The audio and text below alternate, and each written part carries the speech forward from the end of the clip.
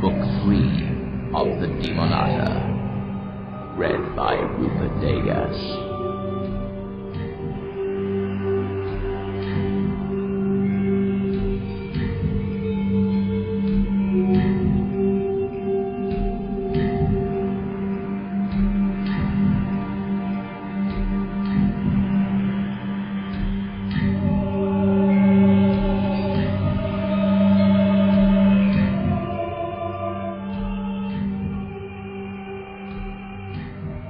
Part 1. Visitors.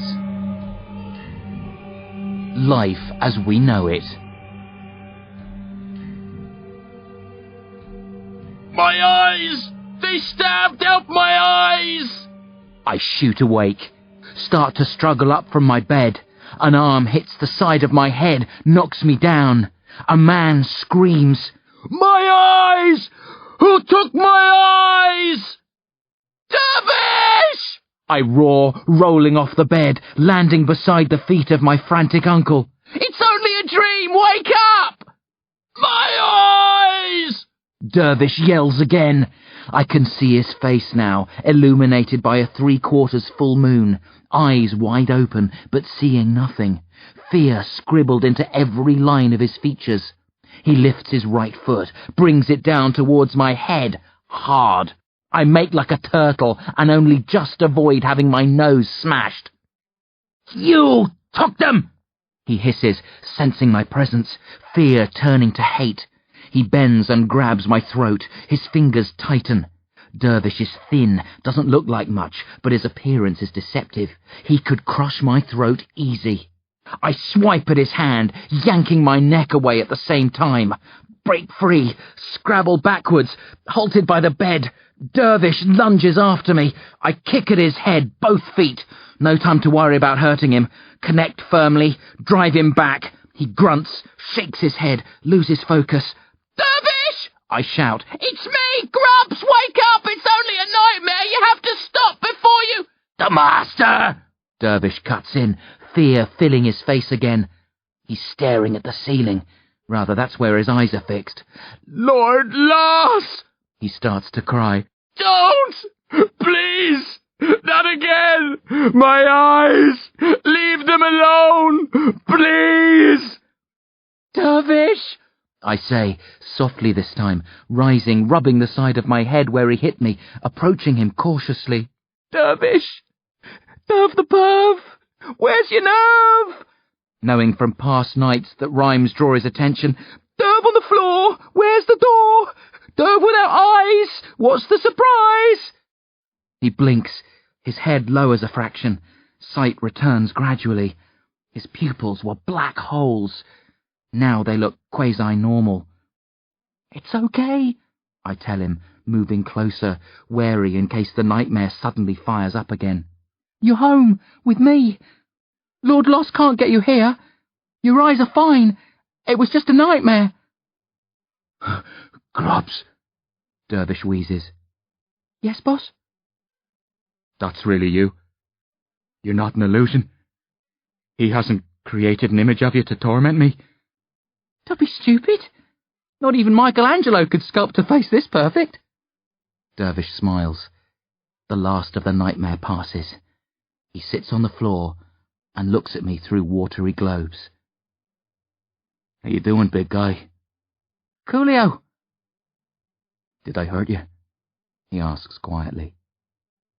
"You couldn't if you tried," I smirk, not telling him about the hit to the head, the hand on my throat, the foot at my face. I sit beside him, drape an arm around his shoulders. He hugs me tight, murmurs, "It was so real. I thought I was back there, And then he weeps, sobbing like a child. And I hold him, talking softly as the moon descends, telling him it's okay. He's home. He's safe. He's no longer in the universe of demons.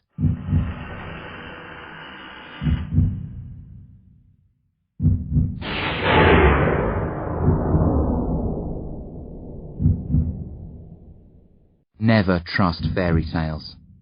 Any story that ends with "they all lived happily ever after" is a crock. There are no happy endings, no endings, full stop. Life goes on. There's always something new around the corner. You can overcome major obstacles, face great danger, look evil in the eye and live to tell the tale, but that's not the end. Life sweeps you forward, swings you round, bruises and batters you, drops some new drama or tragedy in your lap, never lets go until you get to the one true end. Death. As long as you're breathing, your story's still going. If the rules of fairy tales did work, my story would have ended on a high 4 months ago. That's when Dervish regained his senses and everything seemed set to return to normal. But that was a false ending, a misleading happy pause. I had to write a short autobiography for an English assignment recently, a snappy, zappy summing up of my life. I had to discard my first effort. It was too close to the bone, and would have only led to trouble if I'd handed it in. I wrote an edited, watered-down version and submitted that instead. I got a B-, but I kept the original. It's hidden under a pile of clothes in my wardrobe. I dig it out now to read, to pass some time. I've read through it a lot these past few weeks, usually early in the morning, after an interrupted night when I can't sleep. I was born Grubbitch Grady. One sister, Gretelda, Grubbs and Gret for short. Normal, boring lives for a long time. Then Gret turned into a werewolf. There's a genetic flaw in my family. Lots of my ancestors have turned into werewolves. It hits in your teens if you're one of the unlucky ones. You lose your mind, your body alters, you become a blood-crazed beast, and spend the rest of your life locked up in a cage, unless your relatives kill you. There's no cure, except one, but that can be even worse than the curse. See, demons are real, gross, misshapen, magical beings with a hatred of humans matched only by their taste for human flesh. They live in their own universe, but some can cross into our world. One of the demonata, that's the proper term, is called Lord Loss, a real charmer. No nose or heart, a hole in his chest full of snakes, 8 arms, horrible pale red flesh. Lots of cuts on his body from which blood flows in a never-ending stream. He's big on misery, feeds off the unhappiness, terror and grief of humans, moves among us silently when he crosses into our universe, invisible to normal eyes, dropping in on funerals the way you or I would pop into a cafe, dining on our despair, savouring our sorrow. Lord Loss is a powerful demon master. Most masters can't cross from their universe to ours, but he's an exception. He has the power to cure lycanthropy. He can lift the curse from infected Grady teenagers, rid them of their werewolf genes, return them to humanity. Except, he's a demon, so why the hell should he? What are you reading? It's Dervish, standing in the doorway of my room, mug of coffee in one hand, eyes still wide and freaky from his nightmare. My autobiography, I tell him. He frowns. What? I'm going to publish my memoirs. I'm thinking of Life with Demons as a title, or maybe Hairy Boys and Girls of the Grady Clan. What do you think? Dervish stares at me uneasily. You're weird, he mutters, then trudges away. Wonder where I get that from, I retort, then shake my head and return to the autobiography. Luckily for us, Lord Loss is a chess addict. Chess is the one thing he enjoys almost as much as a weeping human, but he doesn't get to play very often. None of his demonic buddies know the rules, and humans aren't inclined to test their skills against him. One of my more cunning ancestors was Bartholomew Garadex, a magician.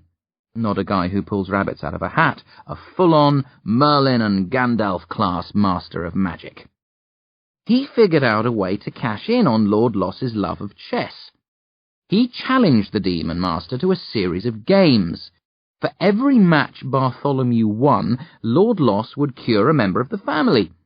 If old Bart lost, Lord Loss would get to torture and kill him. Bartholomew won all their matches, but future members of the family, those with a flair for magic who made contact with Lord Loss, weren't so fortunate. Some triumphed, but most lost. The rules altered over the years. Now, if a parent wants to challenge Lord Loss, they need a partner. The pair face not only the master, but two of his familiars as well. One plays chess with the big guy, while the other battles his servants. If either loses, both are slaughtered, along with the affected teen. If they win, one travels to Lord Loss's realm and fights him there. The other returns home with the cured kid.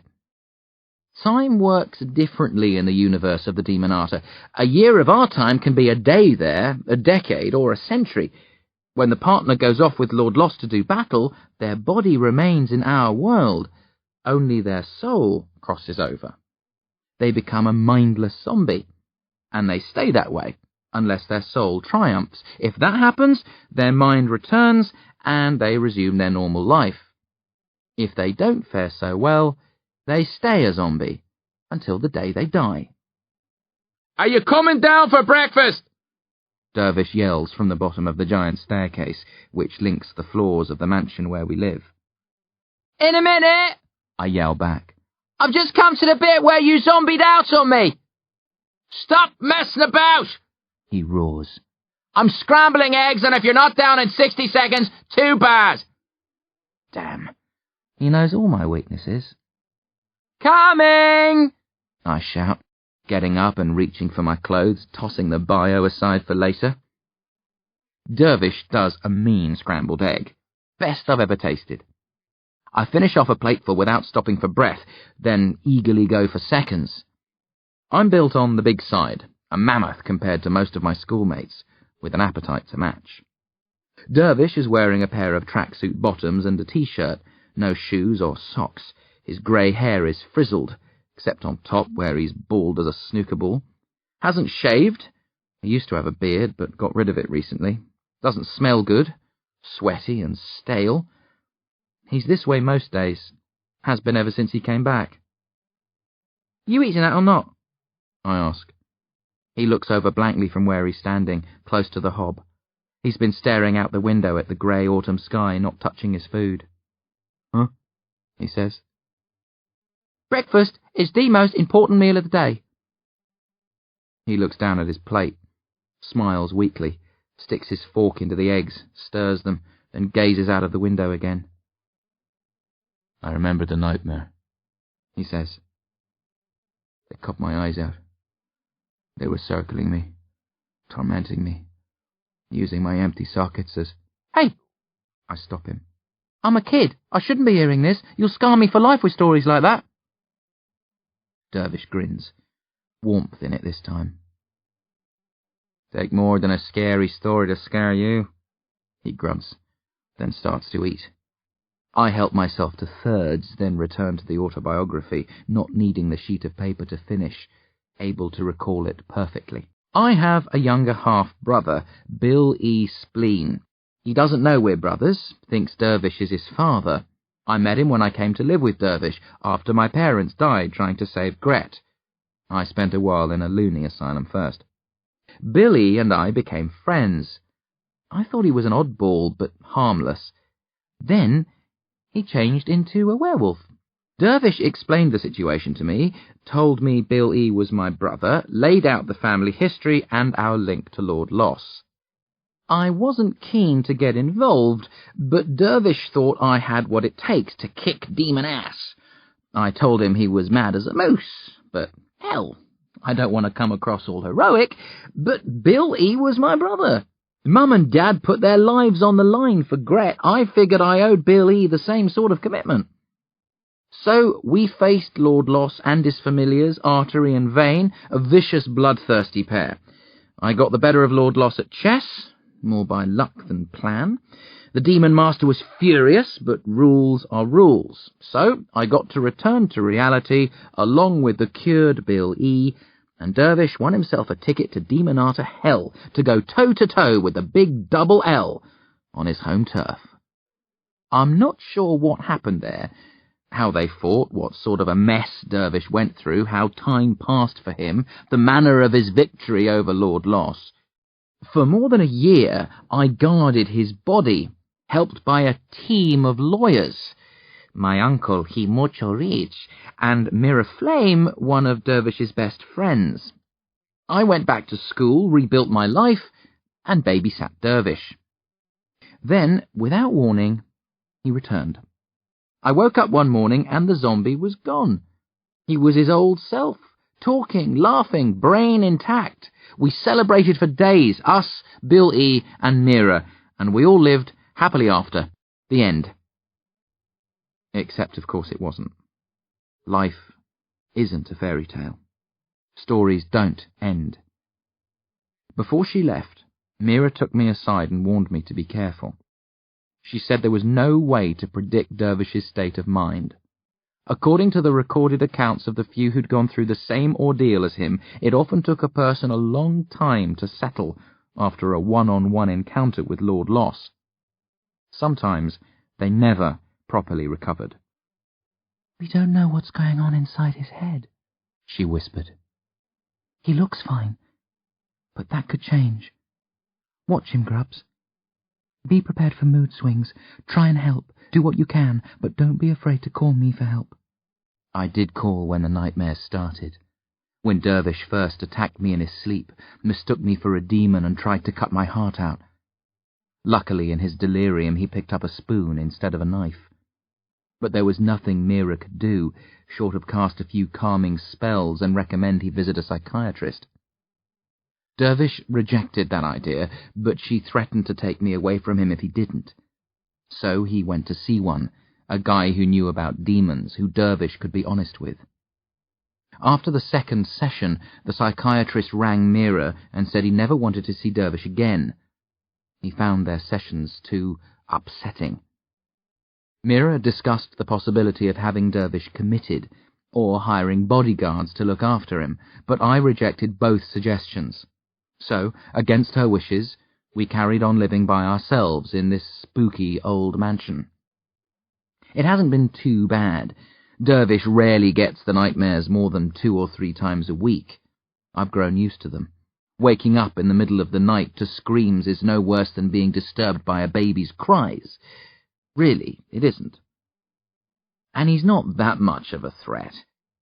We keep the knives locked away and have bolted the other weapons in the mansion — it's dotted with axes, maces, spears, swords, all sorts of cool stuff — to the walls. I usually keep my door locked too, to be safe.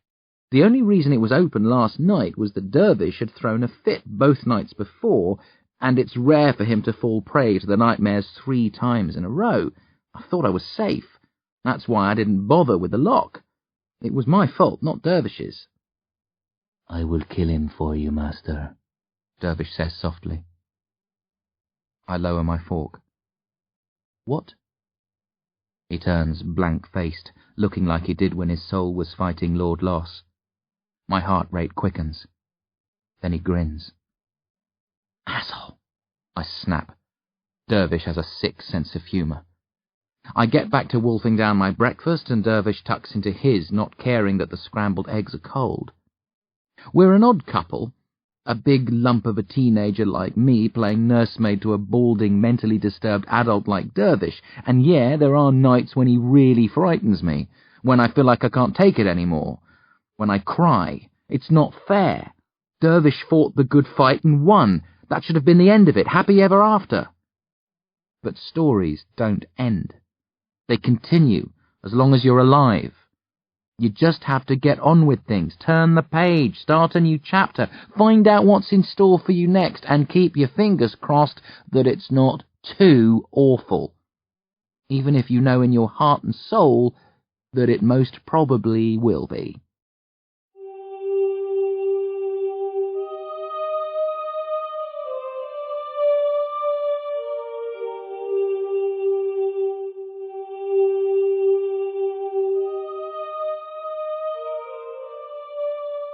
Pray at him. School was strange when I first went back. I'd spent months outside the system, first in the asylum, then in the mansion with Dervish. It took me a while to find my feet. For the first couple of terms, I didn't really speak to anybody except Bill E. and the school counsellor, Mr. Morch, better known as Misery Morch because of his long face. I'd always been popular at my old school, lots of friends, active in several sports teams, Mr. Cool. All that changed at Carshry Vale. I was shy, unsure of myself, reluctant to get involved in conversations or commit to after-school events. On top of the hell I'd been through, there was Dervish to consider. He needed me at home. I became an anonymous kid, one who spent a lot of time by himself, or with a similarly awkward friend. Step forward, Bill E. Spleen. Things are different now. I've come out of my shell a bit. I'm more like the old me, not quiet in class or afraid to speak to other kids. I've always been bigger than most people my age. In the old days, I was a show-off and used my bulk to command respect. At the Vale, I kept my head bent, shoulders hunched, trying to suck my frame in to make myself seem smaller. Not anymore. I'm no longer Mr. Flash, but I'm not hiding now. I don't feel that I have to. I've made new friends. Charlie Rawle, Robbie McCarthy, Mary Hayes, and Loch Gossel. Loch's big, not as massive as me, but closer to my size than anybody else. He wrestles a lot. Real wrestling, not the showbiz stuff you see on TV. He's been trying to get me to join his team since I started school. I resisted for a long time, but now I'm thinking of giving it a go. Loch also has a younger sister, Rainey. She's pretty cute, even if she does have a nose that would put Gonzo to shame. I stare at her a lot, and sometimes she makes eyes back. I think she'd go out with me if I asked. I haven't, not yet, but soon, maybe, if I can work up the nerve. The end of a typical school day. Yawning through classes, desperate for lunchtime, so I could hang out with my friends and chat about movies, music, TV, computer games, whatever. Bill E. joined us for some of it. I don't spend as much time with Bill E. as I used to. He doesn't fit in with my new friends. They think he's geekish. They don't slag him off when I'm around, but I know they do when I'm not. I feel bad about that, and try to help Bill E. relax so they can see his real side. But he gets nervous around the others, acts differently, becomes the butt of their jokes. Thinking about Bill E. as I walk home, I don't want us to stop being friends. He's my brother, and he was really good to me when I first moved here. But it's difficult because I don't want to lose my new friends either. Guess I'll just have to work harder to make him feel like part of the group. Try and be like one of those TV kids who always solve their problems by the end of each show. Dervish is sitting on the stairs when I let myself in. I'm dripping wet. It's been pouring for the last couple of hours. Normally when the weather's bad, he picks me up on his motorbike. When there was no sign of him today, I figured his mood hadn't improved since breakfast. I was right. He's as blank as he was this morning, staring off into space, not registering me until I'm right in front of him. Dervish! Hey, Dervishio! Earth to Dervish! Are you reading me, Captain? He blinks, frowns as if he doesn't know who I am, then smiles. Grobs, you're alive. I thought... His expression clears. Sorry I was miles away. I sit beside him. Bad day? Can't remember, he replies. Why are you home early? I hold up my watch and tap it. Dervish reads the time and sighs. I'm losing it, Grobs. My insides tighten, but I don't let Dervish see my fear. Losing what? Your sanity? You can't lose what you never had. My grip. Dervish looks down at his feet, bare and dirty. I wasn't like this before. I wasn't this distracted and empty. Was I? He looks at me pleadingly. You've been through hell, Derv, I tell him quietly. You can't expect to recover without a few hiccups. I know. But I wasn't this way, right? Some days I can't remember. I feel like it's always been like this. No, I say firmly. It's just a phase. It'll pass. All things must pass, Dervish mutters. Then he looks at me sideways, his cool blue eyes coming into focus. Why are you wet? Took a bath, forgot to strip. I rap his forehead with my knuckles, then point to the windows and the rain battering the panes. Numbnuts? Oh, Dervish says. I should have picked you up. No worries. I rise and stretch, dripping steadily. I'm going up to shower and change into dry clothes. I'll stick this lot into wash. Anything you want me to add? I did all the jobs around the house when Dervish was a vegetable. Hard to break the habit. No, I don't think so. Dervish stares at his left hand. There's a black mark on it. A small D. There was something I meant to tell you. What? He clicks his fingers. I had a phone call, a follow-up to some emails I've been getting recently. Ever heard of someone called, Davida Haim? No, can't say. I pause. Hold on. Not David A. Haim, the movie producer? That's her. I thought that was a guy. Nope. She uses David A. on her movies, but it's Davida. You know about her? Sure! She makes horror movies. Zombie-zest, Witches Weird, Nightmares. That's like nightmares, only 2 words. It's about evil mayors who band together to set up a meat production plant, except the meat they process is human flesh. Win many Oscars? Dervish asks. Swept the board, haha. I chuckle.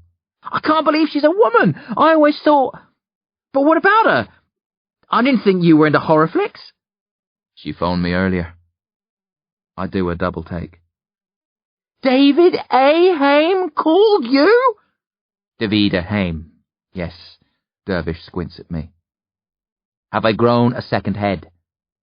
Hell, it's David A. Haim, Dervish. That's like saying Steven Spielberg was on the line, or George Lucas. Okay, not as big as those, but still. I didn't know she was famous, Dervish says. She told me the names of some of her movies, but I don't watch a lot of films. She made it sound like she was a cult director. She is! She doesn't make films with big-name stars, but her movies are great. Anyone who loves horror knows about David A. Haim. Though I'm not sure many know she's a woman. That's a big sticking point for you, isn't it? Dervish grins. You're not turning into a chauvinist, are you? No, I just... I shake my head. Water flies from my ginger hair and splatters the wall. What did she want? She's making a new movie. Asked if she could meet me. She had heard I know a lot about the occult. Wants to pick my brain. He tweaks his chin, forgetting the beard isn't there. I hope she didn't mean that literally. Did you say yes? I ask, excited. Said I'd think about it. Dervish! You've got to! It's David A. Haim! Did she say she'd come here? Can I meet her? Do you think... Easy, Tiger! Dervish laughs. We didn't discuss where we'd meet. But you think I should agree to it? Absolutely! Then meet we shall, Dervish says, getting to his feet and heading up to his office. Anything to please Master Grady. I tramp up the stairs after him, pulling off my clothes, thinking about how cool it would be if I could meet David A. Haim, and also how weird it is that one of the world's premier horror producers is a woman. David A. Haim's a woman! No bloody way! Loch howls. You're having us on! Robbie challenges me. How stupid do you think we are? Charlie huffs. Of course, she's a woman, Mary says. We gawp at her. You didn't know? No, Loch says. You dead? Yes. How long? Mary shrugs. I don't know. Years. And you never told us? Robbie barks. It never came up. Mary laughs. I've no interest in horror movies. I always tune out when you guys start on that rubbish. Then how did you know she's a woman? I ask. There was a feature on her in a magazine my mum reads, Mary explains. I think the headline was, The Horror Producer Chick Who Beats the Boys at Their Own Game. They're nearly as excited as I am. Most of my friends don't know what to make of Dervish. In a way, he's cool. The adult who rides a motorbike, dresses in denim, lets me do pretty much what I like. On the other hand, he sometimes comes across as a complete nutter. Plus, they know he was a veg for more than a year. But now that he's in talks with the slickest, sickest producer of recent horror movies, his cred rises like a helium balloon. They want to know how she knows about him, when she's coming, what the new movie's about. I act mysterious and secretive, giving nothing away, but dropping hints that I'm fully clued in. In truth, I know no more than they do. Dervish wasn't able to get through to her last night. He left a message and was waiting for her to phone back when I left this morning. Did she call? Who? I groan, wishing Dervish wasn't a complete airhead. David A. Haim, of course. Did she? Oh, yeah, she rang. And? I practically shriek as Dervish focuses on getting dinner ready. She'll drop by within the next week. Here? I gasp. Carcery Vale? No, he smirks. Here. This house.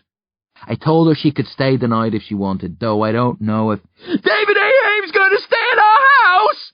I shout. Davida, Dervish corrects me. Dervish! The terrible things I've said about you, the awful names I've called you, I take them all back. Thanks, Dervish laughs, stops and frowns. What awful names? Everyone wants David A. Haim's autograph. They want to meet her, have dinner with us, maybe snag a part in her next movie. Locke auditions for me several times a day, moaning and screaming, pretending bits of his body have been chopped off, quoting lines from Zombie Zest and Nightmares. We elected the devil! That's not my hand on your knee! Mustard or mayo with your brains! Draws curious stares from teachers and kids who haven't heard the big news. Bill E. talks up script ideas, reckons he can pitch to her and become the brains behind her next 5 movies. Writers are getting younger all the time, he insists. Producers want fresh talent, original ideas, guys who can think outside the box.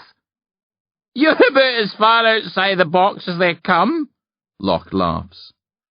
I wouldn't have to write the whole script myself, Bill E. says, ignoring the jibe. I could collaborate. I'm a team player. Yeah, Locke snorts. Trouble is, you're a substitute. I let them scheme and dream, smile smugly as if they're just crazy, dreamy kids. Of course, I'm as full of wild notions as they are. I just prefer to play it cool. Days pass. No sign of Davida Haim. The weekend comes and goes. I bug Dervish constantly, asking if there's been any further contact. Sometimes he pretends he doesn't know what I'm talking about, just to wind me up. By Tuesday, I'm starting to wonder if it's a gag. If Dervish never spoke to David A. Haim at all, it would be a weird, unfunny joke, but Dervish is into weird and unfunny. I'll look a right dope in school if she never shows. I'll have to invent a story, pretend she was called away on an emergency. Thinking about excuses I could use as I'm walking home. Nothing too simple, like a sick relative or having to pick up an award. It needs to be more dramatic. Her house burnt to the ground? She caught bubonic plague and had to go into isolation? Warming to the plague theory. Can people still get it these days? When a car pulls up beside me, a window rolls down. A thin, black-haired woman leans across. "Excuse me," she says. "Do you know where Dervish Grady lives?" "Yeah." I bend down, excitement building. "I'm his nephew, Grubbs Grady, that's me." Can't remember the last time I called myself Grubbitch. What a dork. Grubbs? the woman says, nodding shortly. Yes, I know about you. You do? Unable to hide my delight. Dervish told you about me? Wow, that's great. Yeah, cool. I know about you too, of course. Really? She sounds surprised. Sure. I've been waiting all week for you. You knew I was coming? Sharp this time. Yeah, Dervish told me. She taps the steering wheel with her fingernails. They're cut short, down to the flesh. Well, may I give you a lift home, Grubs? That way you can direct me as we go. Sure. I open the door and slide in, put my seatbelt on. Smile wide at Davida Haim. She smiles back thinly. A narrow, pale face, moody if not downright gloomy. Exactly the way I expected a horror producer to look. Just go straight, I tell her. The road runs by our house. You can't miss it. Only mansion in the neighbourhood. Silence. Davida is focused on the road. I'm trying to think of something to say that's casual and witty, but my mind's a blank. So I check her out.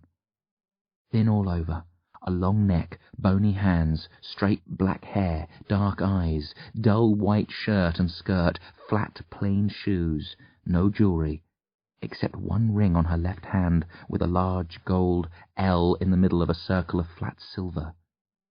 How have you been, Grubs? She asks suddenly. Fine. I know something of your past. What happened last year with Billy Spleen? What do you know about me and Billy? I ask suspiciously, guard rising. I know about the lycanthropy. How you fought it. Dervish told you that? I cry, astonished. How has Billy been? Any recurrences of his old patterns? Of course not. We cured him. He's normal now. And you? She says quietly, and her eyes flick across, cold and calculating. Who the hell are you? I ask, a tremble in my voice. Who do you think I am? She replies. Thought you were David A. Haim. But you're not. Are you? In answer, she raises a finger and points. That must be the mansion. She pulls into our drive. I have a bad feeling in my gut, not sure who this woman is or how she knows about Bill E. She kills the engine and looks at me calmly. Her eyes are really dark, a robot-like expression. No makeup, thin lips almost invisible, a small nose with a wartish mole on the right nostril. Shall we go in together? Or do you want to go on ahead and tell your uncle I'm here? She asks. That depends. What's your name? She only smiles in reply. She looks more normal when she smiles, like a teacher, stern but human. I relax slightly. You can come with me, I decide, not wanting to leave her here in case she's an old friend of Dervish's and I appear rude. Thank you, she says and gets out of the car. She's smoothing her skirt down and studying the mansion when I step out. Nice place, she comments, then raises a thin eyebrow, the signal for me to lead the way. I start ahead of her, whistling, not letting her see that I'm unnerved, acting like she's an ordinary visitor. In through the oversized front doors. The juicy smell of sizzling steak drifts from the kitchen. Goodness, the woman says, looking at the high ceilings, the size of the rooms, the weapons on the walls, the staircase. This way, I tell her, heading for the kitchen. You're just in time for dinner. She follows slowly, absorbing the surroundings. Obviously hasn't been here before.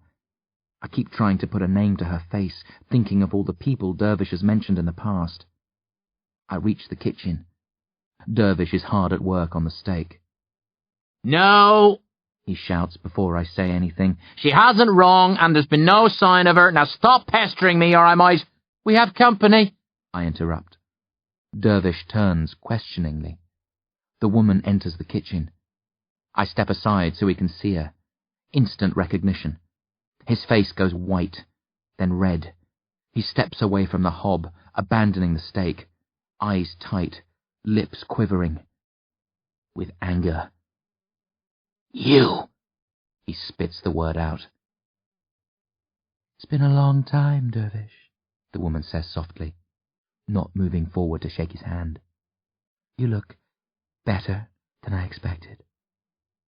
I thought she was David A. Haim, I tell him. "She's not," he barks. "She's Pray at him." Pray at him? I echo. "Pray Atim," the woman says, stressing the syllables. "She's one of the lambs," Dervish says with a sneer, and the fear which was tickling away at me in the car kicks in solid, like a nail being hammered into my gut.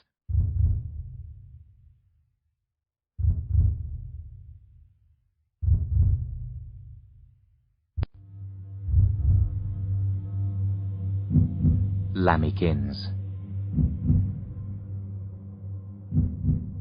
In Dervish's study. Like most of the rooms, it's huge, but whereas the others have bare walls with stone or wood floorboards, the study is carpeted and the walls are covered with leather panels.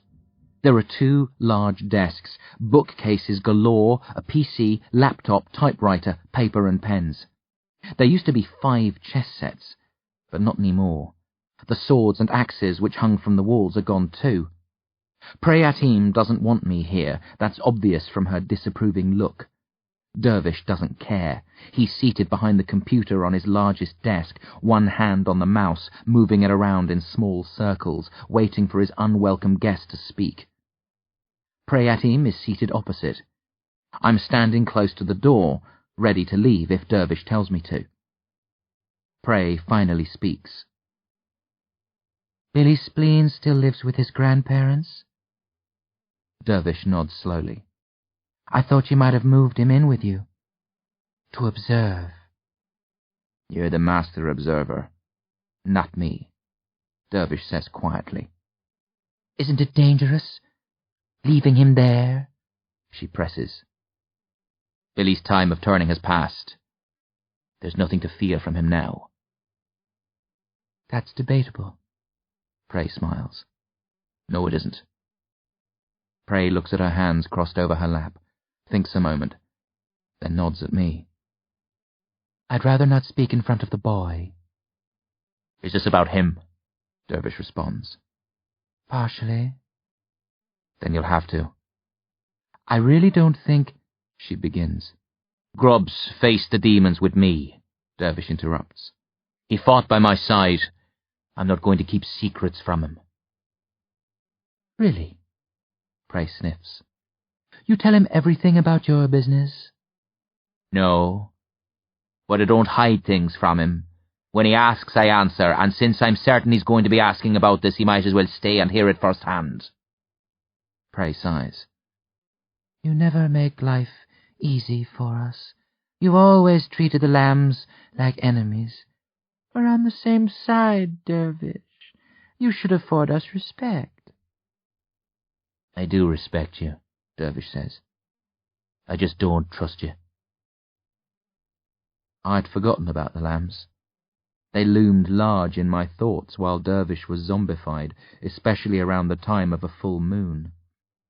If I'd found myself turning into a werewolf, I was going to phone them and ask them to put me out of my misery. But since Dervish returned, I haven't had time to brood about my potentially fatal genes or the family bogeymen. The Gradys and their kin have been cursed for a long time. We're talking a lot of generations. Over the centuries, family members have tried to figure out the cause of the curse, find a cure for it, and develop ways of dealing with the infected children quietly and efficiently. The lambs are the result. A group of scientists, soldiers, and I don't know what else, all focused on the problems and logistics of lycanthropy. They spent a lot of time, money, and effort trying to unlock the secrets of the rogue Grady genes, but they also play the part of executioners when necessary. A lot of parents decide to kill their children if they turn into werewolves, but most can't perform the dirty deed themselves, so they call in the lambs, who take the transformed child away and do what must be. Dervish asks. We keep tabs on all the family children, Prey says. But Billy didn't leave a trail. There was no evidence that he was turning. Prey smiles. You covered up admirably, gathered the bodies of the animals he slaughtered, disposed of them quietly, but you couldn't be expected to find every corpse, and you couldn't do anything about the operative who saw him sneaking out of his house during a full moon. You had him under direct surveillance? Dervish snaps. Sometimes, yes. Dervish's hand goes rigid on the mouse. You had no right to do that. We had every right. Prey disagrees. If a guardian chooses to deal personally with an infected child, it's not our business. But you didn't. You gave him free rein. I was in control, Dervish growls. He wasn't a danger to anyone. I was waiting for the right moment to act. I understand, Prey says. But we couldn't take any chances. We guessed you would handle the matter this way if he turned, so for some years we'd been keeping an eye on the boy. On your brother's children, too. Dervish starts to retort, stops and scowls. Tell me why you've come.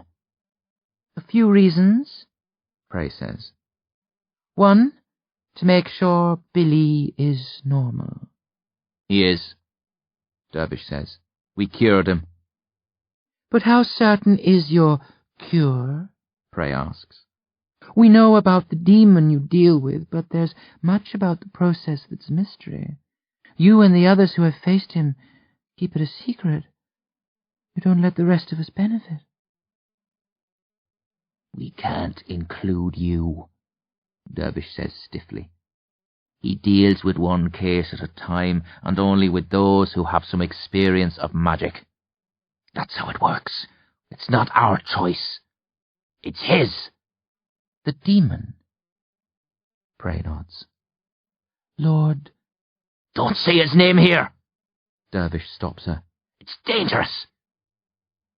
Prey looks around nervously.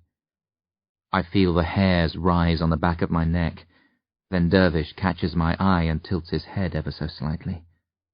It's a gesture I know well. He does that sometimes instead of winking.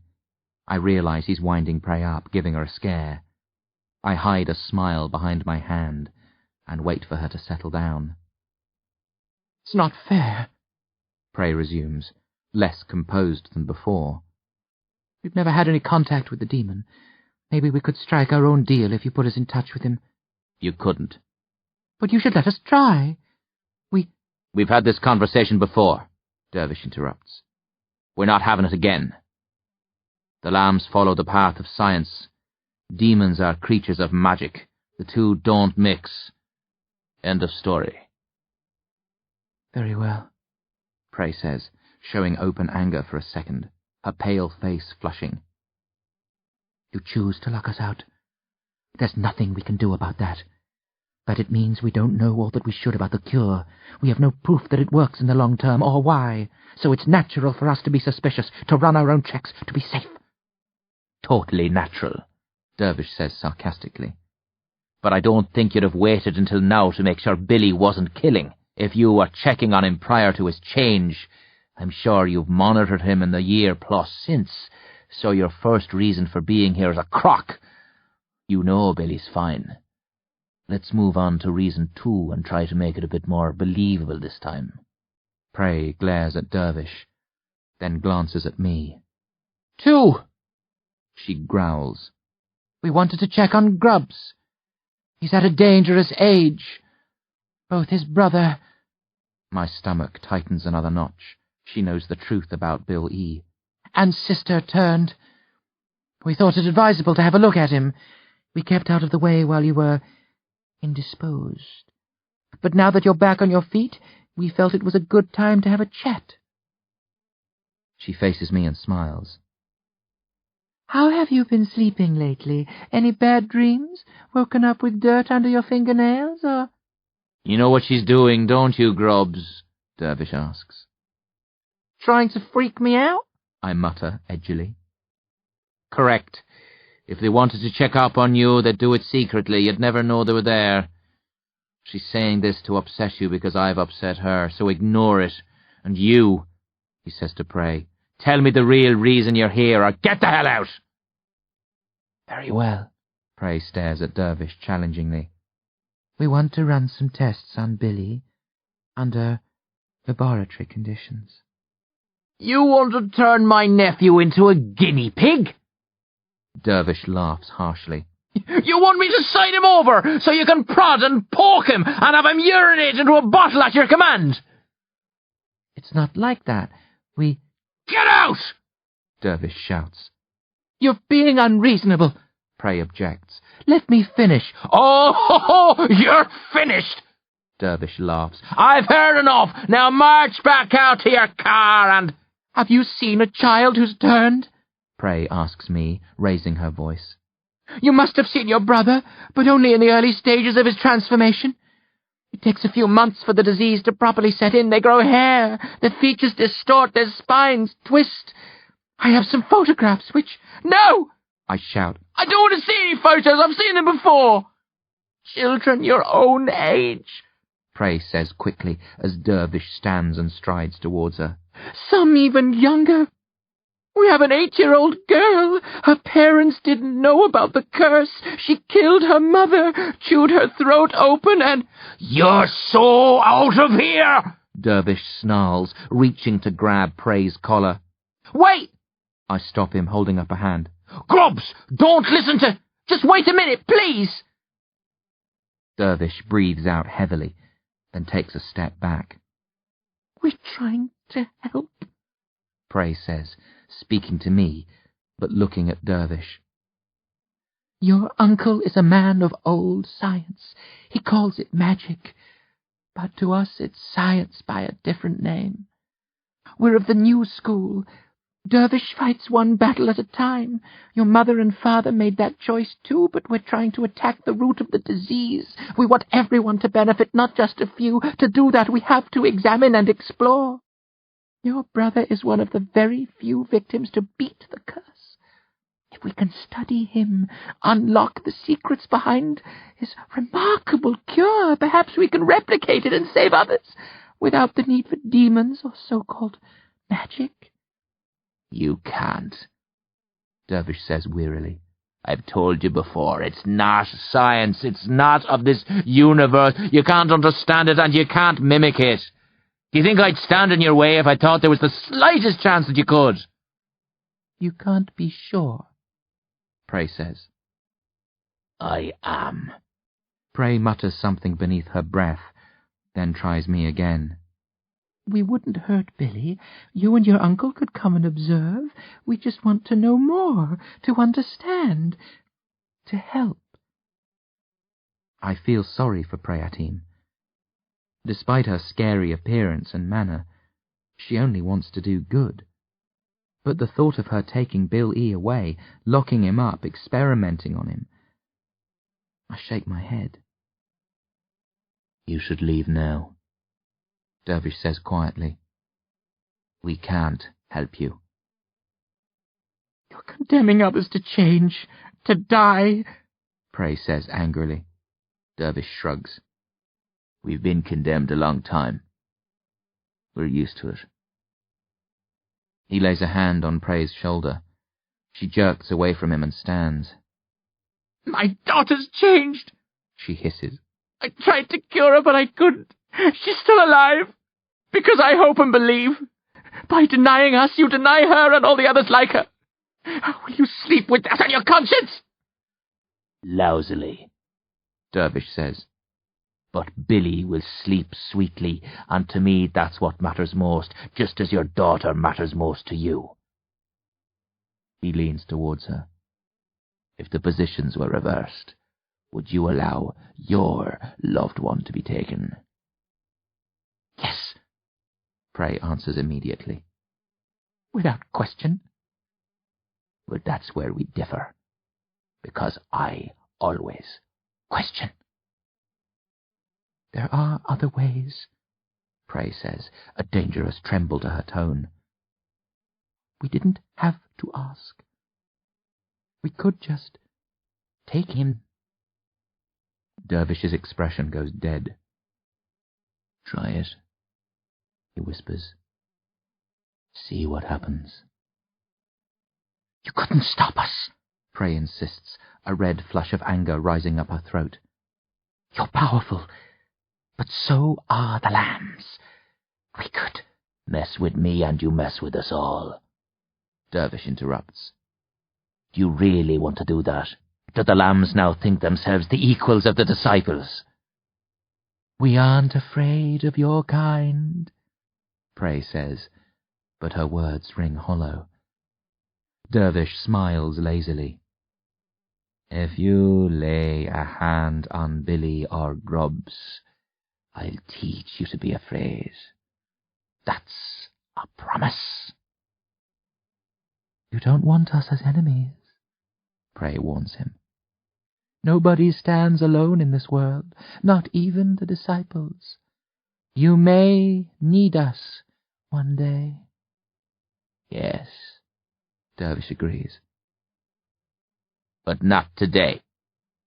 He points at the door. Prey opens her mouth to try again, realizes she'd be wasting her breath, shakes her head with disgust, shoots a look at me. Pray you never turn, because if you do, thanks to people like your uncle, we won't be able to help. All we'll be able to do is kill. She strides to the door, throws it open and marches out. The front doors slam several seconds later, then the faint sound of her engine starting, rising, fading. Dervish stares at me. I stare back. Neither of us says anything. I don't know what my uncle's thinking, but there's only one glaring thought in my head. Who the hell are the disciples?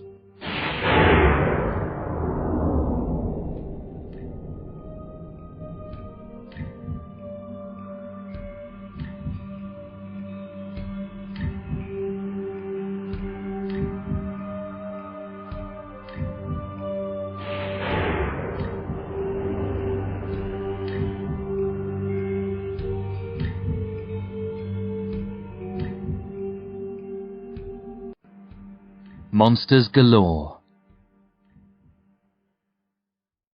Dervish has another nightmare. 4 nights in a row. He must be going for the record. Luckily, I'd been expecting this one. Dervish shut himself off from me after Prayatim left, kept to his study, pacing around, muttering, brooding. I guessed nightmares would follow. Stayed awake after he went to bed, alert, prepared for a long, active night. I catch Dervish in the Hall of Portraits. He snuck past my room without me hearing, even though I'd been listening closely. But a minute ago the screaming started, and it was easy to track him down. The walls of this hall are lined with photographs and paintings of dead family members, mostly teenagers who became werewolves. It's on the first floor, close to my bedroom. When I arrive, Dervish has knocked several photos to the floor and is wrestling with a large portrait, trying to tear it free of its peg. "Leave me alone!" he screams. "It's not my fault!" "Dervish!" I call, hurrying over to him, grabbing his right hand, trying to prise his fingers loose. "Dervishio! Derv on a curve! Don't lose your verve! Don't roar and bawl! Not in this hall!" He ignores the rhymes and jerks free. "Get out of my skull! You're eating my brain!" He collapses to his knees, grips his head hard with both hands, moans with pain and terror. "Dervish! Easy! It's okay! It's coolio! You have to chill! You on the ground! Everything's sound!" His eyes fix on a nearby photograph. His breath catches. "I didn't do it!" he gasps. "I didn't kill you! Leave me alone!" I sweep the photos away, then grab Dervish's hands, pull them down from his head and lock gazes with him. "Wake up, you crazy bald coot! It's only a dream! No need to scream! None of it's real! Fantasy's the deal! You have to snap back! Come on! I know you're in there! I know! His expression clears. He looks like a lost child for a few seconds, pitiful, silently begging me for help. Then the real dervish surfaces, and terror gives way to exhaustion and embarrassment. I release him, nodding slowly and repeatedly to show that everything's okay, no damage done. Dervish looks around at the photos on the floor. Most are ripped, a couple beyond repair. No glass in the frames. We removed all the glass a few months ago, in case something like this happened. Didn't want him hurting himself. Or me. I thought they'd come back to life, Dervish says. They blamed me. Claimed I was the cause of the curse. They wanted revenge. It was just a dream. I know. But still... He shivers. I could have done without Prayatim and the lambs. I didn't need them now. Not in this state. Why the bad things always come at the worst time? Forget about her, I'd tell him. She's gone. You ran her off. Maybe I shouldn't have. Maybe... He coughs, then stands. No, that's the nightmare talking. The lambs can't help. They mean well, but in matters like this they're helpless. Unlike the disciples, I ask, broaching the mysterious subject for the first time, not sure if it's the right moment, but curiosity getting the better of me. Dervish shakes his head. I'll tell you about them later. Not now, okay? I sniff like it doesn't matter. Dervish grows thoughtful. Billy doesn't know about the change. Lord Loss. What we did for him. It's better this way. No point throwing this world into chaos. The lambs are part of the human world. They've no direct experience of the demonata or magic. They couldn't learn anything from Billy. Then don't worry about it, I mutter. Go back to bed, get a good night's sleep, kick the nightmares out the window. Dervish laughs. If only it was that easy. He checks his watch, yawns. But I'll try to snooze, to keep Nurse Grubbage happy. He glances at me. If I drop off, I might go walk about again. You should lock me in. Nah, I smile. You'd wreck the room. Don't worry about it. I'll sleep with one ear open. I'll see you don't come to harm. Dervish reaches over, squeezes my hand, then shuffles off for the stairs and bed. I watch until he turns the corner. Stay for a while, thinking about Bill E., the lambs, demons, the mysterious disciples.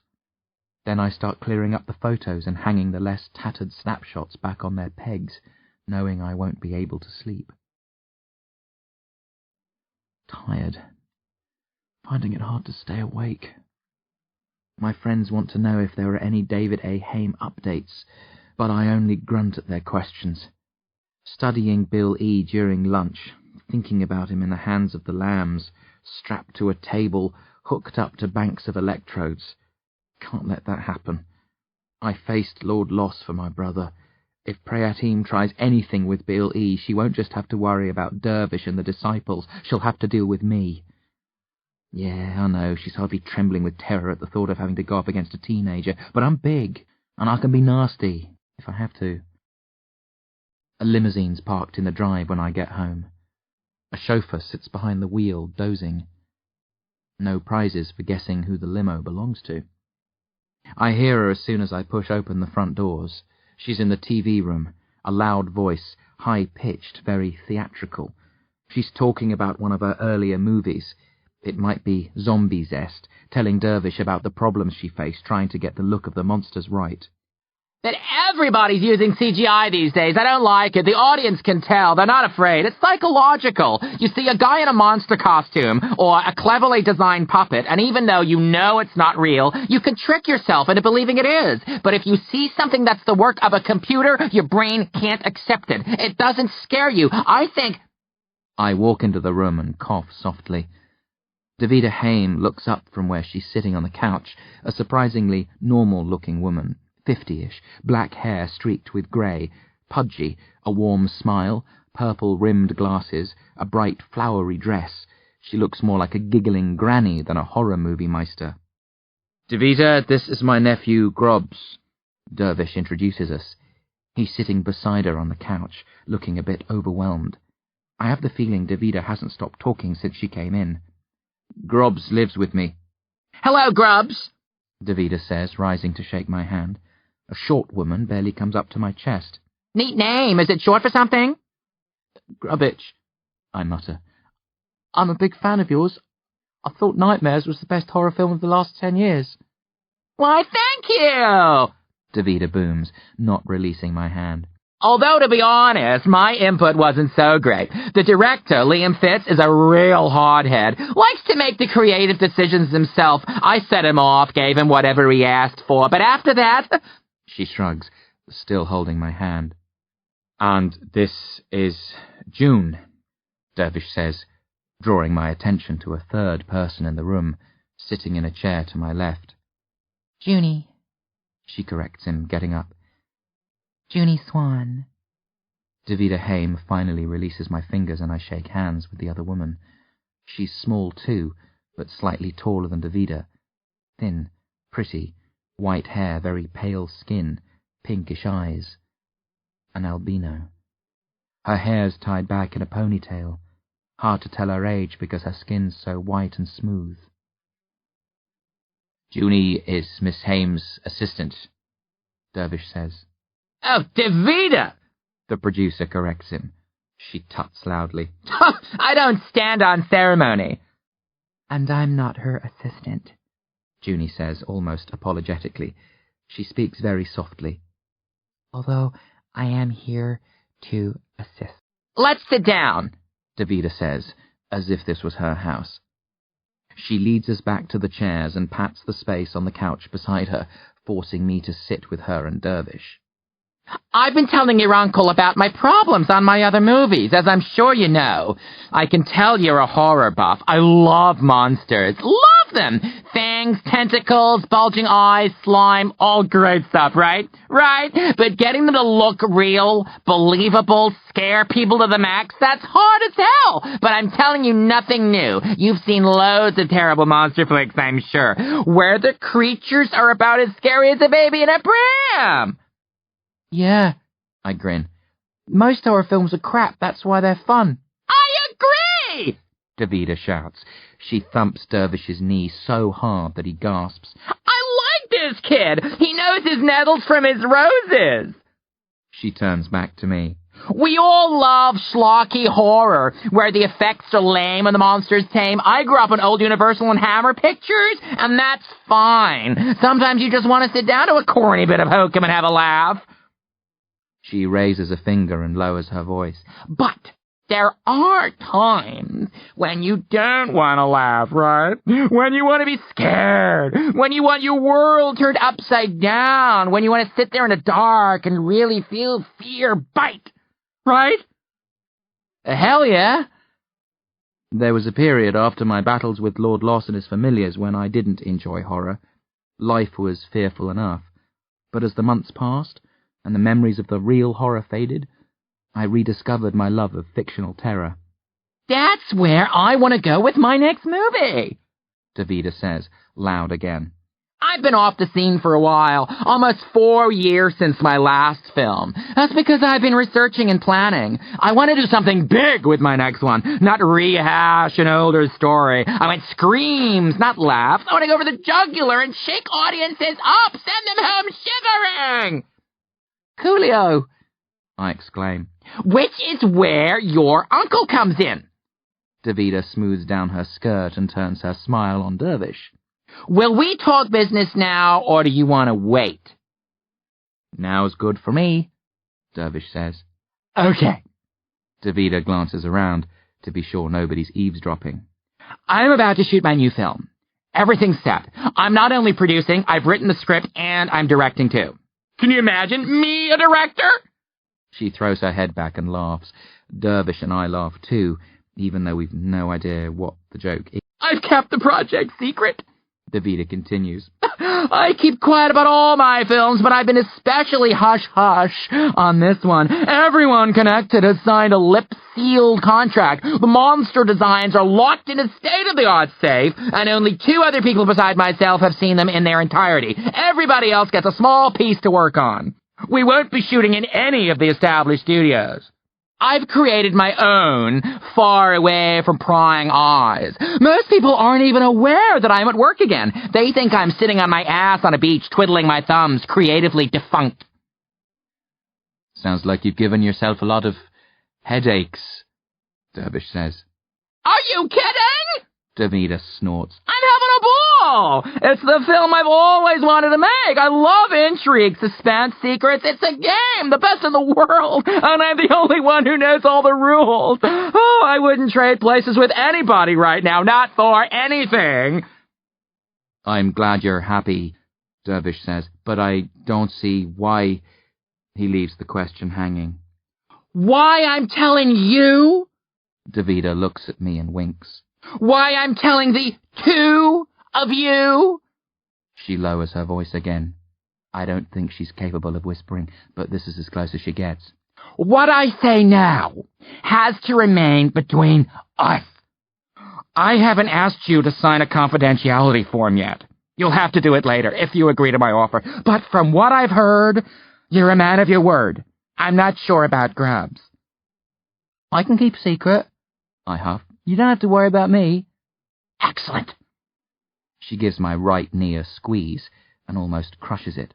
So, when I ask you to keep what I'm about to say to yourselves, not tell anybody, even your best friends, can I trust you?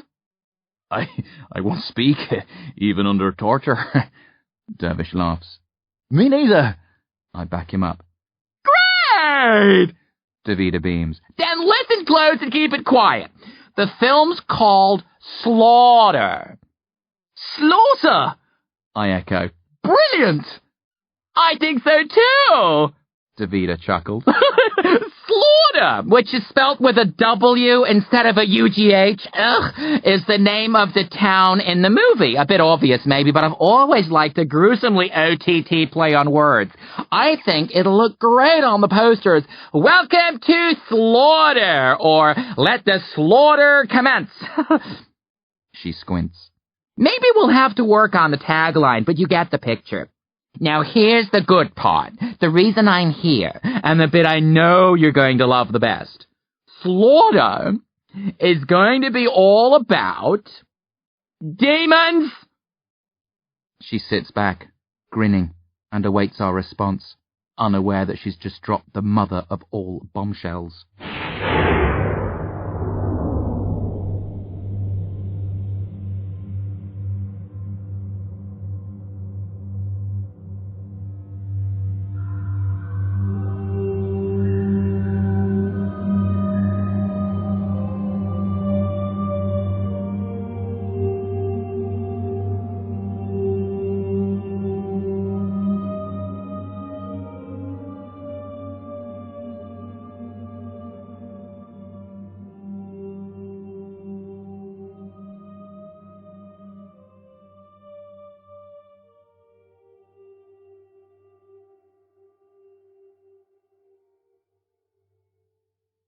End of Disc 1. Disc 2.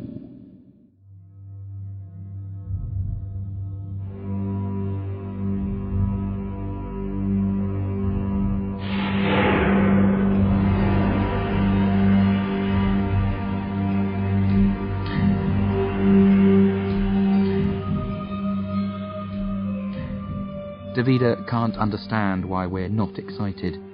Doesn't know what to make of our shifty glances and awkward silence. She keeps talking about the movie, tells us that demons take over the town of Slaughter. She describes some of the characters and scenes. Dervish and I listen stiffly. Okay, Davida finally says. what's wrong? She sniffs at her armpits. Do I stink? Dervish forces a thin smile. There's nothing wrong. It's just, we're not fond of demons, are we, Grubs? No. I grunt. Why not? Davida asks. Demons are the scariest monsters of the lot. Too scary, Dervish mutters, and then laughs edgily. Davida frowns. But you're supposed to be a demon expert. The more I research, the more your name crops up. I've been told you know all about their ways, their habits, their appearance. You're talking about them as if they were real? Junie Swan chuckles. Of course they're not real, Davida snorts. but there have been loads of stories and legends about demons, plenty of descriptions and paintings, and Dervish knows more about them than most. He has some of the hardest to find demonic books and manuscripts in the world, right? I know more than many, not as much as some, Dervish answers cagily. What I can say is, demons aren't to be taken lightly. If you want to make stuff up, go ahead, use your imagination, have fun, but I suspect you want to do more than that. Damn straight! Davida huffs. I want the real deal, the fiercest demons on record. I want this to be believable. I've got most of what I need. As I said, I've been working on this for 4 years. My demons are ready to go, but I want them to behave realistically. I want to get every last detail right, so even the greatest demon scholar won't be able to find fault. Davida points at Dervish. That's where you come in. I want your expertise, your insight, knowledge. I want you to come on set as an advisor. Tell us when we make mistakes, steer us right, help us pin the images down. You've got the wrong guy, Dervish says. I know nothing about movies.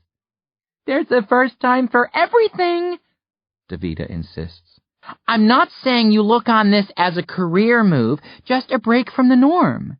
You get to see a film being made, hang out with the actors and crew, tell us what to do when we're messing up, and the money's not bad either. Junie coughs politely. Davida, have you seen this place? I don't think money is an issue. Correct, Dervish? I have to admit I'm not hard up, Dervish says, smiling at the pretty albino. So don't do it for the money. Davida shrugs. Do it for the experience. This is the chance of a lifetime. You could bring Grubs along, too. You'd like to see a movie being made, wouldn't you, Grubs? You bet. I reply enthusiastically, and then I remember what the film's about. The demons... They're... It sounds silly, but... I pull a face. This is incredible! Davida snaps. I thought you guys would be dying to get in on this. There are others I can ask if you're going to be ridiculous about it. I'm not... Davida, Junie interrupts calmly. you won't convince them to get involved by antagonizing them. If they don't want to do it, you'll have to accept their decision and move on. I know. Davida mutters. I just don't get why they're turning me down. It's nothing personal, Dervish says. Then look, what's your role in this, Miss Swan? I'm a psychologist. There are lots of children involved in this movie. I've been hired to look after them on set. Do you do a lot of this type of work? Dervish asks. Junie shakes her head. This is my first time. I brought Junie along because we're going to interview a young actor later, Davida says. I'd like her to be involved with the kids as early as possible. She can spot a problem child a mile off. What about problem adults? Dervish asks. I don't think you'd be any problem. Junie responds with a shy smile. I'm not so sure about that, Davida grumbles. Then she suddenly turns the full force of her smile on Dervish. Hellfire, Grady, I don't care if you're a problem or not. I want you on my team. What can I do to convince you? Dervish starts to say there's nothing she can do, then hesitates, glances at Junie and frowns. Do you have a copy of the script? No, Davida says. and I wouldn't show it to you if I did. But I've got some excerpts on disc, along with a rough plot outline and descriptions of some of the demons. I needed something to grab the interest of potential investors, but I don't like revealing even that much, especially to someone who hasn't signed a contract. I understand, Dervish says, but if I could have a look, I'd be able to tell you whether or not you need me. I don't want to waste your time or mine. If there's no reason for me to be there, nothing I can help you with, then Davida doesn't look happy. I have a few copies of the disc, she says, nodding at a handbag on the floor. They're digitally protected, so you shouldn't be able to copy the material or send it to anyone by email, but... She thinks it over, then reaches into the bag and produces a boxed disc. I don't know why I'm trusting you with this. You're not that important to me. Oh, but you're the first person to turn me down on this movie, and I don't like it. People aren't supposed to say no to the fabulous Davida Haim. She laughs shortly, then rises. You can have it for 24 hours. Junie and I have that interview tonight.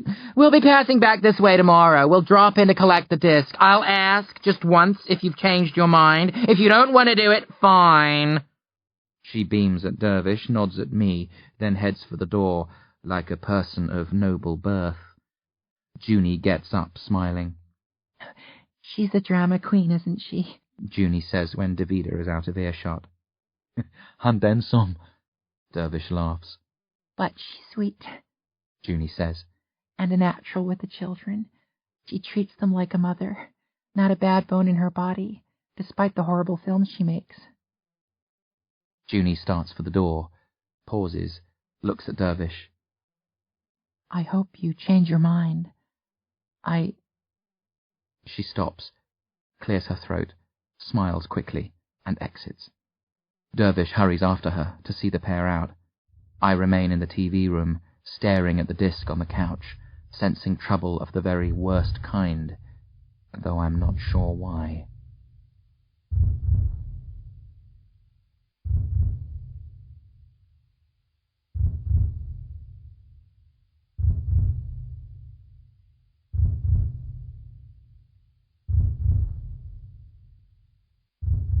Don't go down the cellar. Dervish is humming when he returns. Nice people, he says. Especially Junie, I note dryly. Yes. He picks up the disc and looks at it silently. What made you change your mind?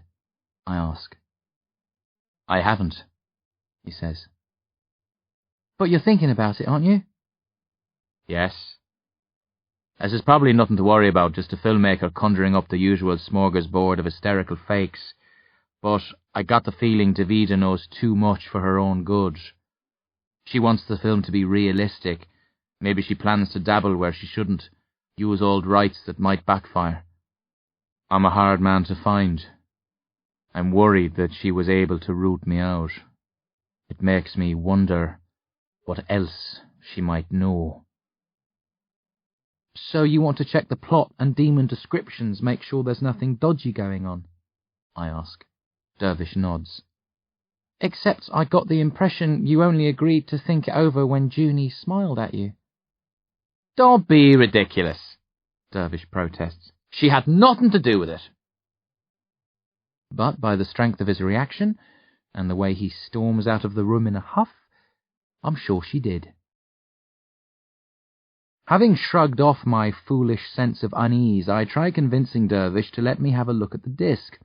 I want to know what a David A. Haim film looks like at this early stage, but he refuses and locks himself in his study. Back downstairs, I fall asleep on the couch, wake sometime during the night, cold, shivering, think about hauling myself up to bed, but I'm too lazy. Instead, I grab a few pillows and stack them around me for warmth, starting to drift off to sleep again when I suddenly snap wide awake. Dervish is in trouble. Not sure how I know. Gut instinct. I slide off the couch, scattering the pillows, and race upstairs. Dervish isn't in his bedroom or study. Nowhere on the second floor, or the first. I wind up back on the ground floor. A quick scout, no sign of him. That means he either went out or down to the cellar. Before descending, I go to the kitchen and make sure Dervish hasn't broken into the cutlery cupboard and stocked up on knives. Then I head down the stairs, automatic lights flickering on as I hit the bottom steps. The cellar's where Dervish stores his wine. I don't come down here much, nothing of interest for me. Listening to the hum of the lights, watching for shadows, trying to pinpoint Dervish's position. After a minute, I take the final step and explore the rows of wine racks, fists clenched, anticipating an attack. I don't find Dervish in the cellar. Search complete, I want to go back upstairs and try the area outside the house, but there's one place still to look. It's the last place I want to try, which makes me suspect that's where Dervish is. One of the walls houses a secret doorway. I make for that now. It's covered by a giant wine rack, mostly containing normal bottles, but one's a fake. I find it and press hard on the cork with a finger. It sinks in. The rack splits in two, and both halves slide away from each other, revealing a dark, narrow corridor. "Dervish!" I call. My voice echoes back to me unanswered. I start down the corridor, breathing raggedly. The halves of the wine rack slide back into place. I'm plunged into darkness. But it's temporary. Moments later, lights flicker on overhead, the glow just strong enough to see by. The corridor runs to a secret underground cellar. It's where Dervish keeps his most magical and dangerous books, where he goes if he wants to practice magic. It's where we fought Lord Loss all those months ago, where I almost died. I come to a thick wooden door with a gold ring for a handle. The door stands ajar, and there's a pale light coming from within. "Dervish!" I call again. No answer. I really don't want to go in, but I must. I push the door all the way open and enter, heart pounding. A large room, wooden beams support the ceiling, many torches set in the walls, but none are lit. A steel cage in one corner, the bones of a deer lying on the floor within, 2 broken tables, a third in good repair, chess pieces, books, charred pages and other bits of debris brushed up against the walls. A stack of weapons close to the rubbish, lined with dust, riddled with cobwebs. And Dervish, squatting in the middle of the room, a candle in one hand, a book in the other.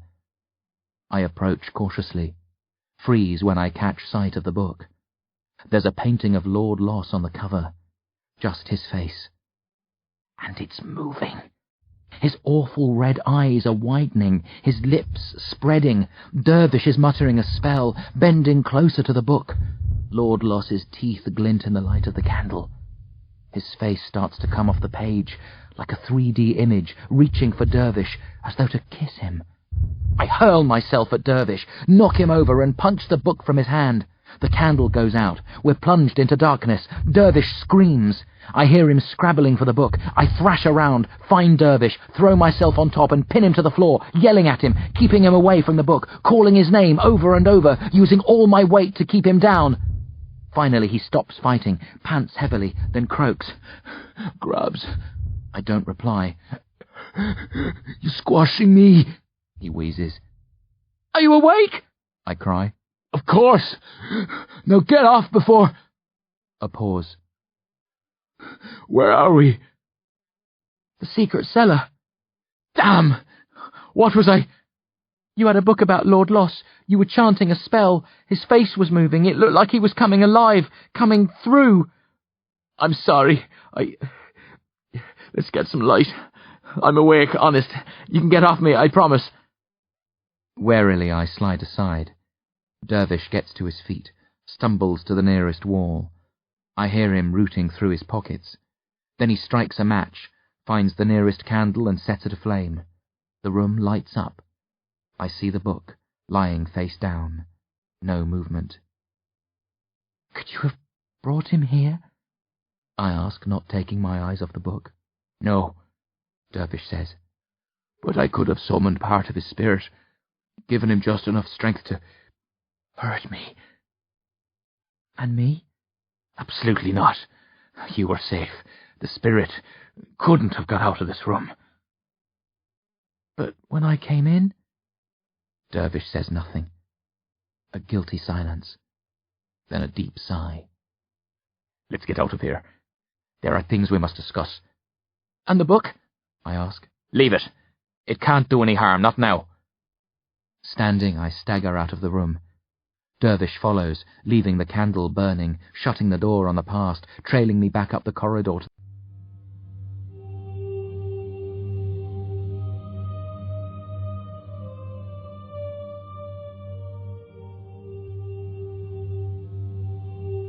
to The disciples fight the demonata and do what we can to keep them out of our universe. We're in Dervish's study. We both have mugs of hot chocolate, sitting facing one another across the main desk. We're all magically inclined, Dervish continues. Not true magicians, but we have talents and abilities. Call us mages, if you like. In an area of magic, the demonata's universe or place where a demon is crossing, our powers are magnified. We can do things you wouldn't believe. No, scratch that. Of course you'd believe. You fought Lord Loss. How many disciples are there? I ask. 25, 30, maybe a few more. Dervish shrugs. We're loose-knit. Our founder's a guy called Barnabas. He is a true magician, but we don't see a lot of him. He spends most of his time among the demonata, waging wars the rest of us couldn't dream of winning. Barnabas sometimes gives orders, sets one or more of us a specific task, but mostly we do our own thing. That's why I'm not sure of our exact number. There's a core group who keep in touch, track the movements of demons and work together to deal with the threats. But there are others we only see occasionally. In an emergency, I guess Barnabas could assemble us all, but in the usual run of things we don't have contact with every member. So that's your real job? I say softly. Fighting demons? He smiles crookedly. Don't misinterpret what I'm telling you. This isn't an organisation of crack magical heroes who battle demons every week. There are a few disciples who fought the demonata several times, but most have never gone up against them, or maybe only once or twice. Then what do they do? I frown. Travel, he says. Tour the world, watch for signs of demonic activity, try to prevent crossings. Demons can't swap between universes at will. They need human assistance. Wicked, power-hungry mages who work with them from this side and help them open windows between their realm and ours. Usually there are signs. If you know what to look for, you can stop it before it happens. That's what we do. Watch for evidence of a forming window, find the person working for the demon, stop them before it gets out of hand. You don't travel around, I know. Is that because of me? No, Dervish smiles. I used to travel a lot, but I do most of my work here now at the command of Barnabas. It's my job to... Well, let's not get into that. It's not relevant. Dervish sips from his mug, looking at me over the rim, awaiting my reaction. What happens when a demon crosses? I ask. It depends on the strength of the demon. Most of the truly powerful demonata can't use windows. They're too big, magically speaking. They need a tunnel to cross, a wider, stronger form of window. They're much more difficult to open. It's been centuries since anyone constructed a tunnel. Lord Loss is a demon master. I know. He crosses. He's an exception. We don't know why he can cross when others like him can't. He just can. There are rules where magic's concerned, but those rules can be bent. Anything's possible with magic. Even the supposedly and logically impossible. The other demons who cross are nowhere near as powerful as Lord Loss, Dervish continues. We drive back the lesser specimens, but we leave the stronger demons alone and try to limit the damage. You let them get away with it? I cry. You let them kill? Dervish lowers the mug. It's not as heartless as it sounds. There's far less magic in our universe than theirs. When they cross, they're nowhere near as powerful as they are in their own realm, and most can only stay here for a few minutes. Occasionally a window will remain open longer, for an hour or two, but that's rare, thankfully, because if they could cross with all their powers intact and stay as long as they liked, we'd have been wiped out long ago. We stop maybe half of all potential crossings, Dervish goes on, which is pretty good when you consider how few of us there are, although we're only talking 6 or 7 attempts to cross in any given year. So 3 or 4 get through? I ask. Approximately. We aren't always there when one crosses. When we are, he sighs. If it's a weaker demon, we try to drive it back. A single disciple will engage it, occasionally a pair. We don't like to risk too many in any single venture. And when you don't think you can stop it? I ask quietly. Dervish looks away. A demon will normally kill no more than 10 or 20 people when it crosses. Still, I protest, 10 people, Dervish, 10 lives? What do you want us to do? He snaps. There are battles we can't win. We do what we can. We can't do any more. We're not bloody superheroes. Sure, I say quickly. Sorry, I didn't mean to sound critical. I know, he mutters. When I first heard about the disciples, I was like you. I didn't want to admit the possibility of defeat or make concessions. But when you see enough people die, you realize life's not like the movies or comics. You can't save everyone. It's not an option. Dervish falls silent. We never talked much about his past. To be honest, with all the problems I faced over the last couple of years, I haven't had time to think about anybody else's troubles. But now that I consider it, I realize my uncle must have seen a lot of bad stuff in his time. We got lucky against Lord Loss. We beat him at his own game and walked away relatively unharmed. But Dervish told me there are more failures than successes when humans battle demons. And if he's been around for even a few failures, seen people die like I saw my parents and sister die, had to stand by and let it happen because he didn't have the power to stop it. I'm telling you, this is because of the Vida Haim, Dervish says, interrupting my thoughts. I went through her disc earlier. From the outline it sounds like fun. Demons run wild and take over a town, but I don't like it. The few demons she described are very realistic. She mentions rituals you can use to summon them. She's gathered information cleverly, but I don't think she knows how dangerous that information is. I'm going to accept her offer to work on set as an advisor. I want to make sure she doesn't accidentally summon a demon or supply others with the means to. The chances of that happening are slim, and in the normal run of things I wouldn't bother with her. But I need to get away from here for a while. His eyes are dark, haunted. I haven't been the same since I came back. The nightmares, fear, confusion. Maybe my brain will never properly recover and I'm doomed to live like this until I die. But I'm hoping I can shrug it off. I've been living the quiet life. Too quiet. I need something to focus my attention. A challenge. Something to sweep away the cobwebs inside my head. But you're protected by spells here, I note. You might not be safe outside Carchery Vale. Lord Loss remembered the book in the cellar, Dervish says. Unless I dig myself out of this hole, I don't think I'm safe anywhere. I nod slowly. How long will you be gone? However long the shoot lasts, Dervish says. I'll ask Mira to keep an eye on things while I'm away. Mira's going to be staying with me?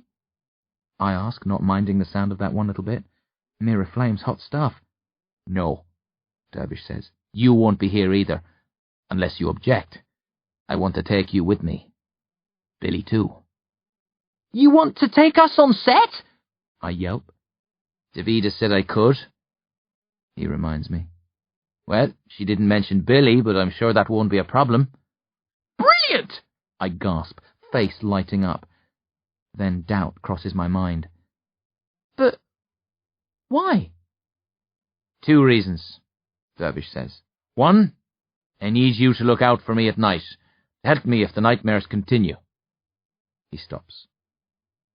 And the second reason? I don't trust Priatim and the lambs. They might pull a fast one if I'm not around. You think they'd kidnap Billy? It's possible. Right now, I want Billy where I can protect him 24/7. I'll rest easier that way. So we're going into the movie business? I laugh. Yep. Dervish laughs too. Crazy, isn't it? He checks his watch.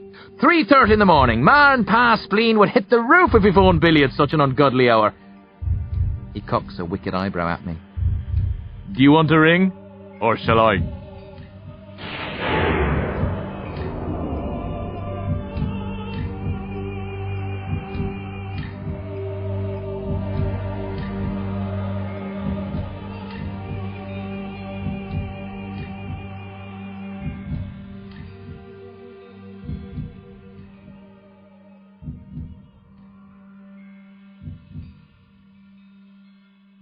Part 2.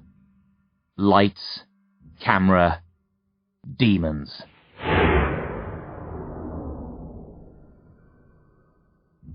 Film folk. I've always wanted to eat human flesh. I mean, it's not an obsession or anything. I wouldn't go out of my way to kill, skin, and cook somebody, but I've always been curious, wondered what it would taste like. So, when the opportunity dropped into me lap, yeah, I took it. Does that make me a bad person? I don't think so. At least not much badder than... Worse than, Billy interrupts. worse, Emmett winces. I keep tripping on that. Not much worse than, not much worse than, not much worse than. I feel sorry for Emmett, watching him struggle to learn his lines. It's not easy to keep a load of words that aren't yours straight inside your head, then trot them out in a seemingly natural fashion. I used to think actors had a great life. Not anymore. Not after a week on the set of Slawter. Slawter, as Davida told us when she visited Carchery Vale, is the title of the movie and the name of the fictional town which features in it. It's also what they've called the huge set which Davida's crew has constructed. It's an amazing place. They found a deserted town in the middle of nowhere, rented the entire area, and set to work restoring the buildings, clearing the streets of rubble, putting in fake lamps, telephone wires, signs for restaurants, hotels, bars, etc. They also erected a lot of fake buildings which look real from the front, but are entirely empty on the other side. Walking down the streets, it's hard to tell the real buildings from the fake ones, until you open a door. There are trailers on the outskirts of Slawter. The movie veterans refer to them as the circus, where many of the cast and crew sleep, but a lot of us are staying in the old, real buildings. Since we're so far from any other town, Davida decided to turn some of the buildings into makeshift hotels, so everyone could stay in one place, in comfort.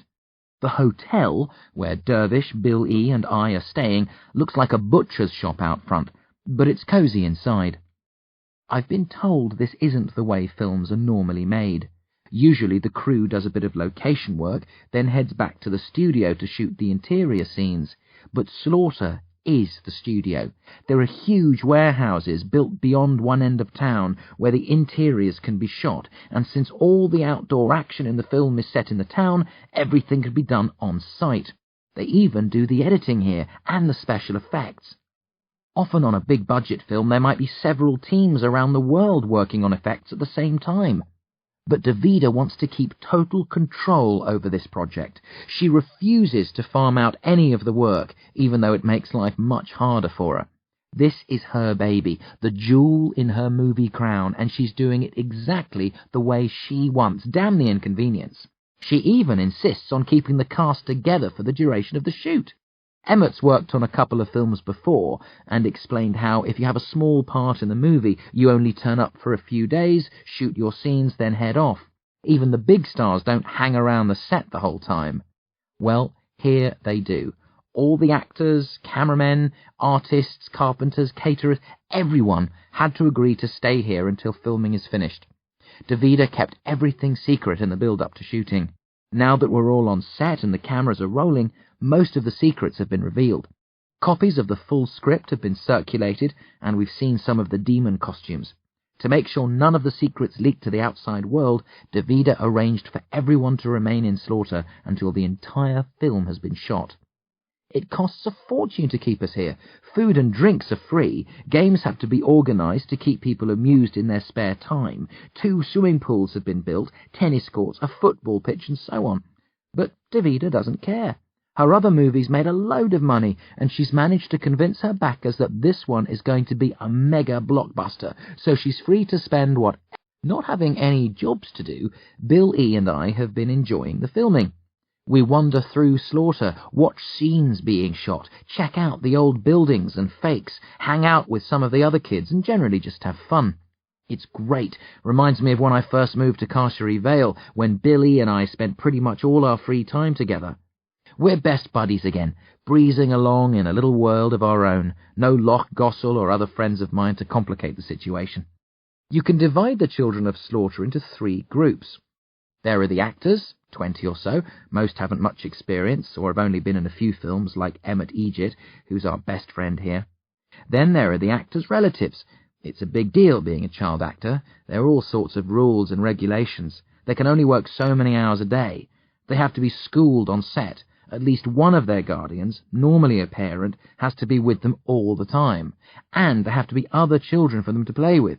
Junie's in charge of that side of things. She makes sure the kids are being looked after, having fun, not feeling the stress of being part of such a costly, risky venture. Finally, there's the likes of Bill E. and me, children of people working on the film. Because everyone involved had to move to Slaughter for the duration of the shoot, at least 3 months, they were allowed to bring their families. Davida likes the relaxed family atmosphere. We don't have much personal contact with Davida Haim, or with Dervish. He's been working closely with Davida since we arrived, advising, censoring, subtly guiding her away from the workings of real demons wherever possible. He's one of the few people to have seen inside the D workshops. That's where the demon costumes are being created. The demons are to be a mix of actors in costumes and mechanized puppets. There will be some CGI effects, but Davida's trying to keep the computer trickery to a minimum. The costumes and puppets are housed in a giant warehouse, the biggest in Slaughter, and access is granted only to a chosen few. Some of the costumes have been given a public airing, but most are still locked up within the D. Dervish said it's a maze of corridors and subsections in there. He's only been allowed into a couple of rooms so far, but he's trying hard to gain access to the rest to check out all the demonic details.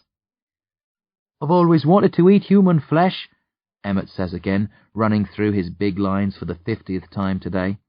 He plays a minor villain in the film, a kid who becomes a cannibal and works for the demons. He dies about a third of the way through, having been discovered by one of the heroes while eating the corpse of their headmaster. Davida is shooting the film in sequence as much as possible, although, as on any movie, certain scenes from later in the script have to be shot early, which means Emmett is getting to die a couple of weeks earlier than he should have. He's super excited about it. "This is my first death scene," he raved yesterday. "Most kids don't get to die on screen. How many films have you seen where a child bites the big one, and it's the first visible killing of the movie?" Later, excitement gave way to nerves. He's been fussing ever since, worried he'll blow his lines or not be able to scream convincingly when the demon turns on him and rips him to pieces. At least not much better than, "Hellfire, I did it again, didn't I?" "Afraid so," I laugh. "Take it cool," Billy advises, mimicking Davida's on-set mannerisms. He's been even more impressed by the whole movie shooting experience than me. He now wants to be a director when he grows up. "Cool?" Emmett snorts. "That's easy for you to say. You're not the one up there on display."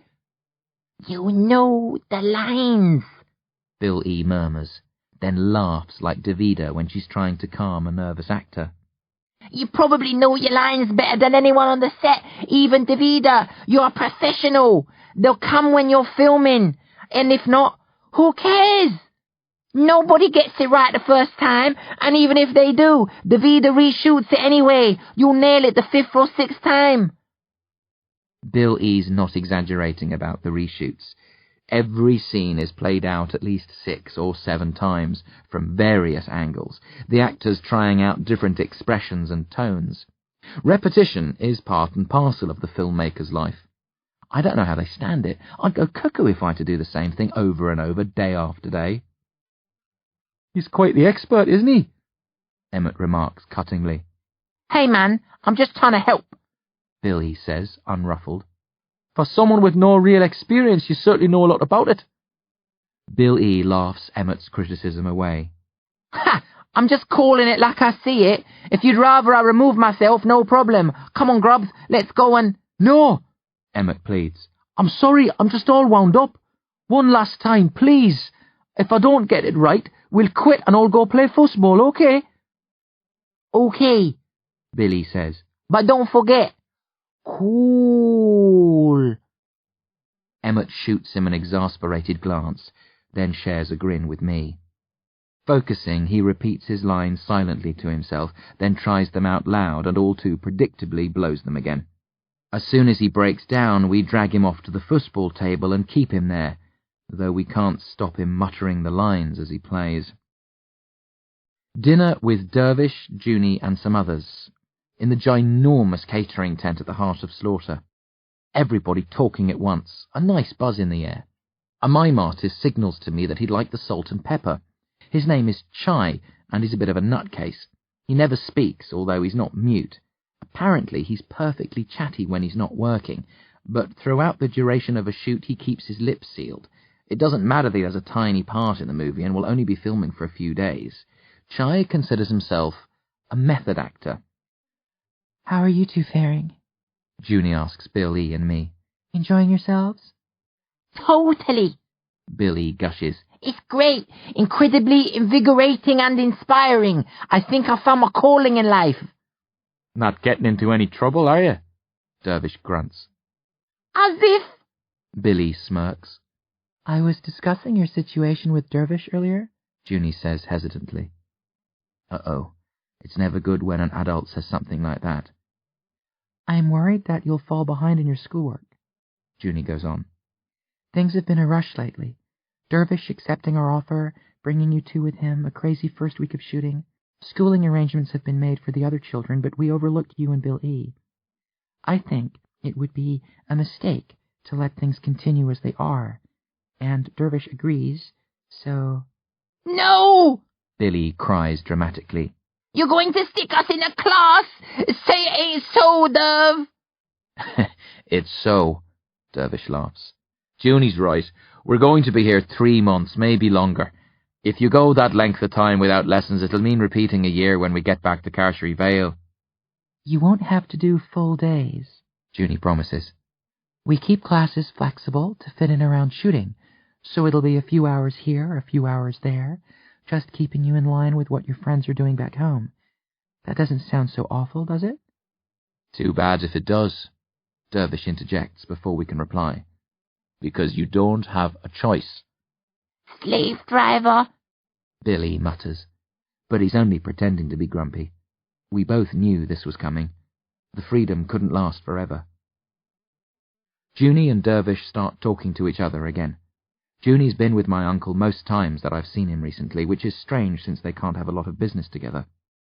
Dervish is part of the inner technical circle, whereas Junie's job revolves around the children. There must be another reason why he's sticking to her like superglue, and I think I know what it is. Good old-fashioned physical attraction. It seems incredible.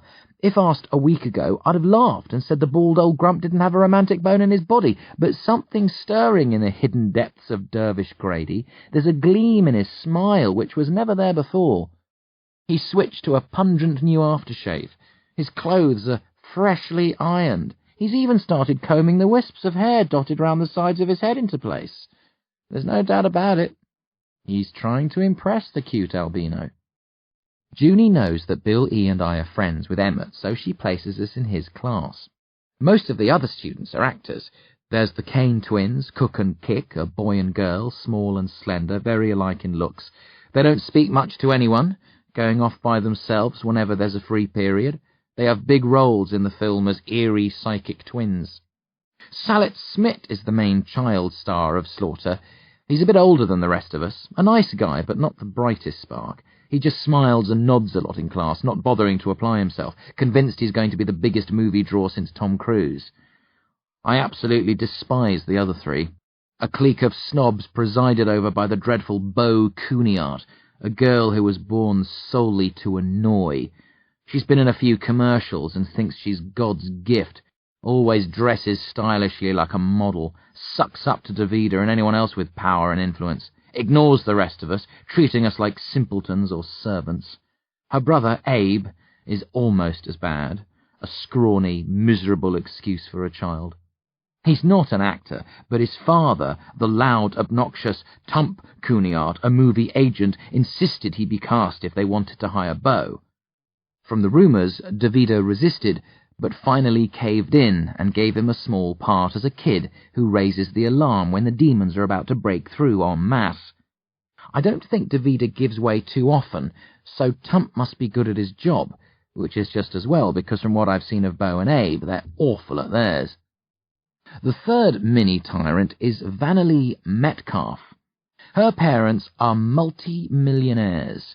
too busy to waste time with their daughter on set, so she came equipped with her own bodyguard cum servant who glares at anyone who doesn't grovel at her feet.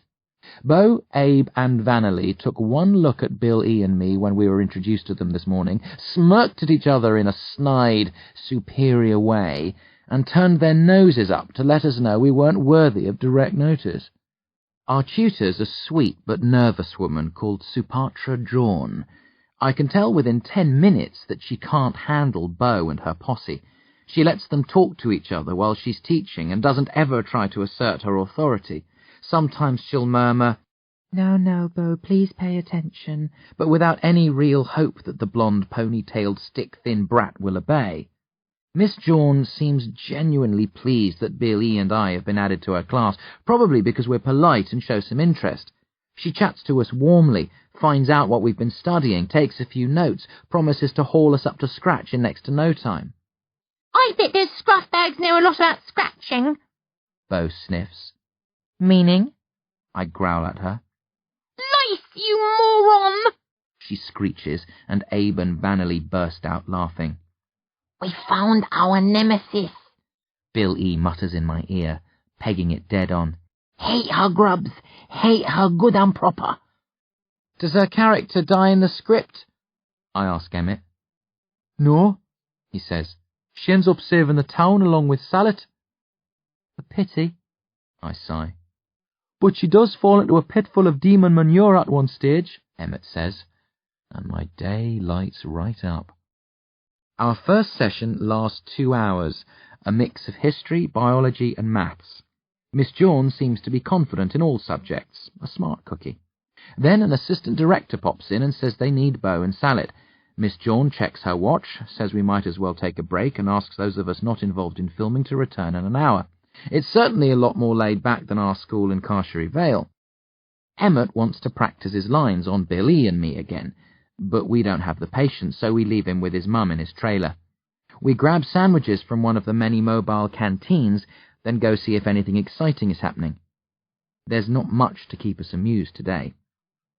Davida and her crew are setting up a tracking shot on a street, trying to get lots of actors in place and working in sync with each other. Fairly boring to watch. A lot of filming is. I still can't believe we're here, Billy says as we go for a wander. Maybe this will become Dervish's full-time job and we'll travel round the world on film shoots with him. Ha! I doubt it. I laugh.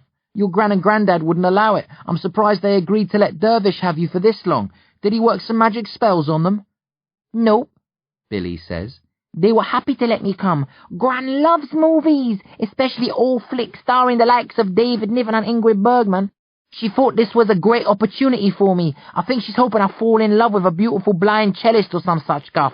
She believes a lot of those old films are based on true stories, that the world's really like that. Mind you, a girl would have to be blind to fall in love with you, I comment. Your face, Billy snorts. My flabby nether regions. Spot the similarity? I get Billy in a headlock and rub my knuckles into his skull, but it's all in fun. He has no idea of the real reason why he's here. He thinks Dervish is his father, that he didn't want to spend a few months parted from his darling son. He doesn't know about Dervish wanting to make sure Davida doesn't raise hell, or about Preya Tim's interest in experimenting on him. I can't wait to see the demon tomorrow, or it might even be tonight, Billy enthuses once I've released him. Emmett says it depends on how shooting goes today. If they finish that shot on the street in time, they'll do his scene later. It'll be coolio. I say neutrally. What you moaning about, Goliath? Billy frowns. Then, studying me carefully, his expression clears. Oh, I'd forgotten. Your parents and sister. He trails off into silence. Although Bill E. doesn't know about his lycanthropic genes, or the battle Dervish and I fought with Lord Loss, he knows demons killed my family. Are you going to be okay with all this? Bill E. asks awkwardly. Sympathy isn't something that he does well.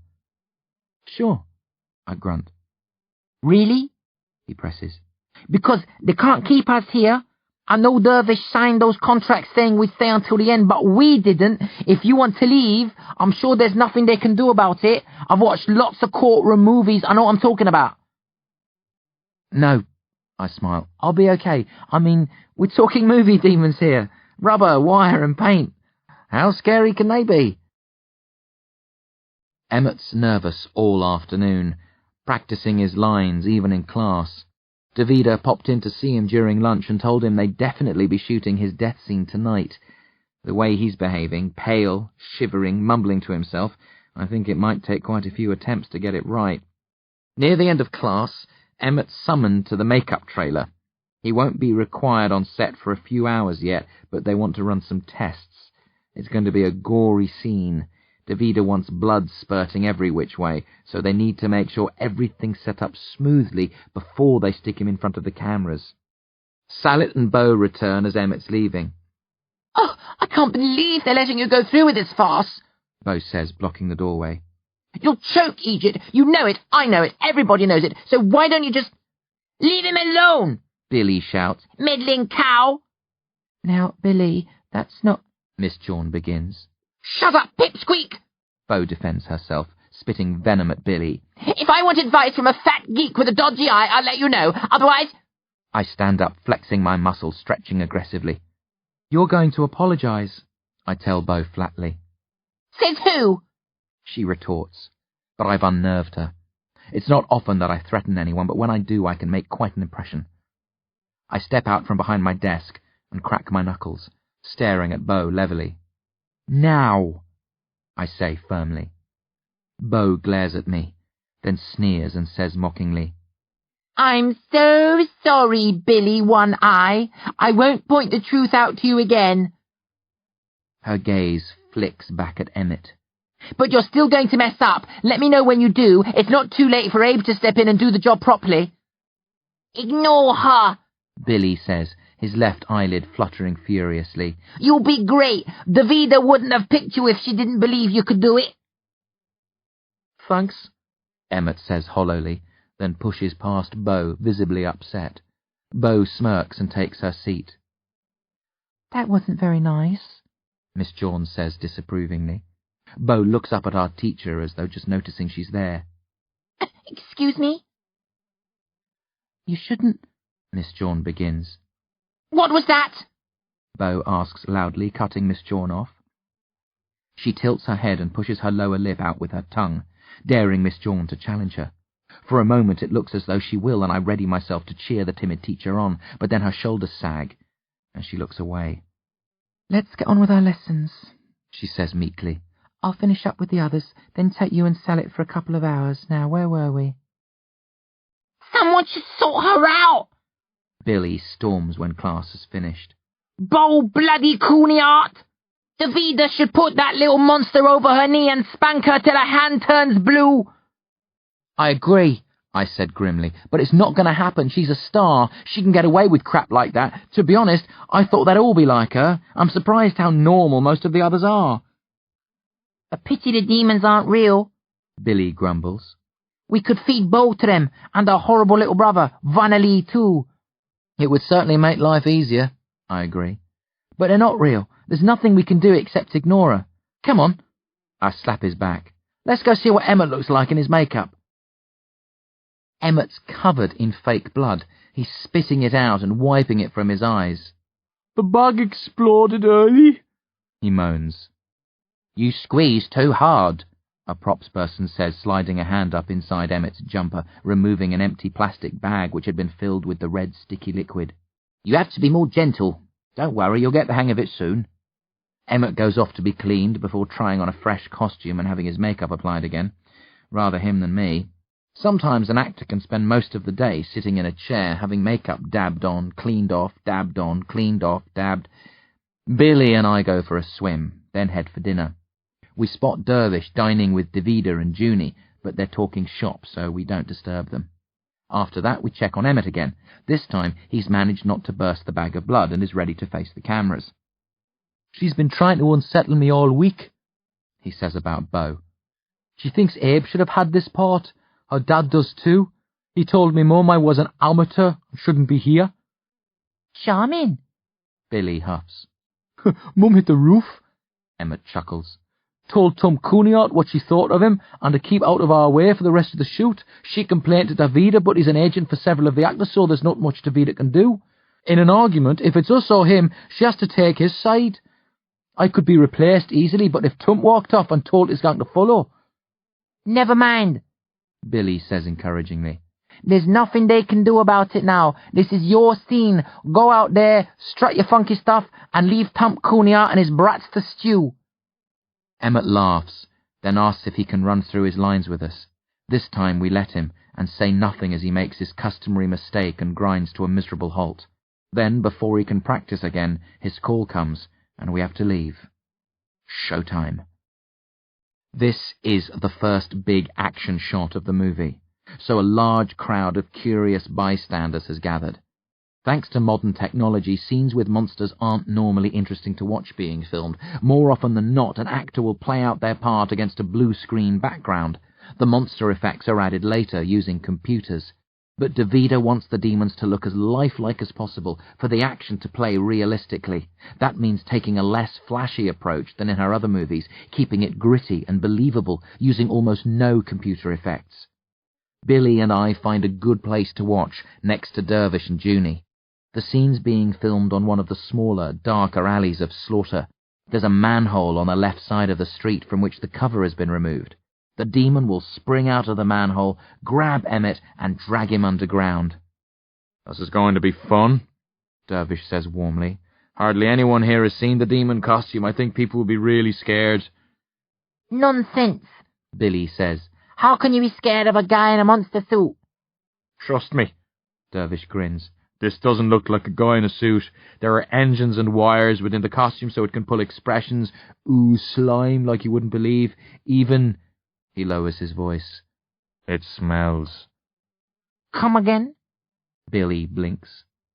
Emmett doesn't know this, so don't say anything, but Davida wants to wring as much genuine terror out of him as she can, so she created a demon-type stench to throw him off guard.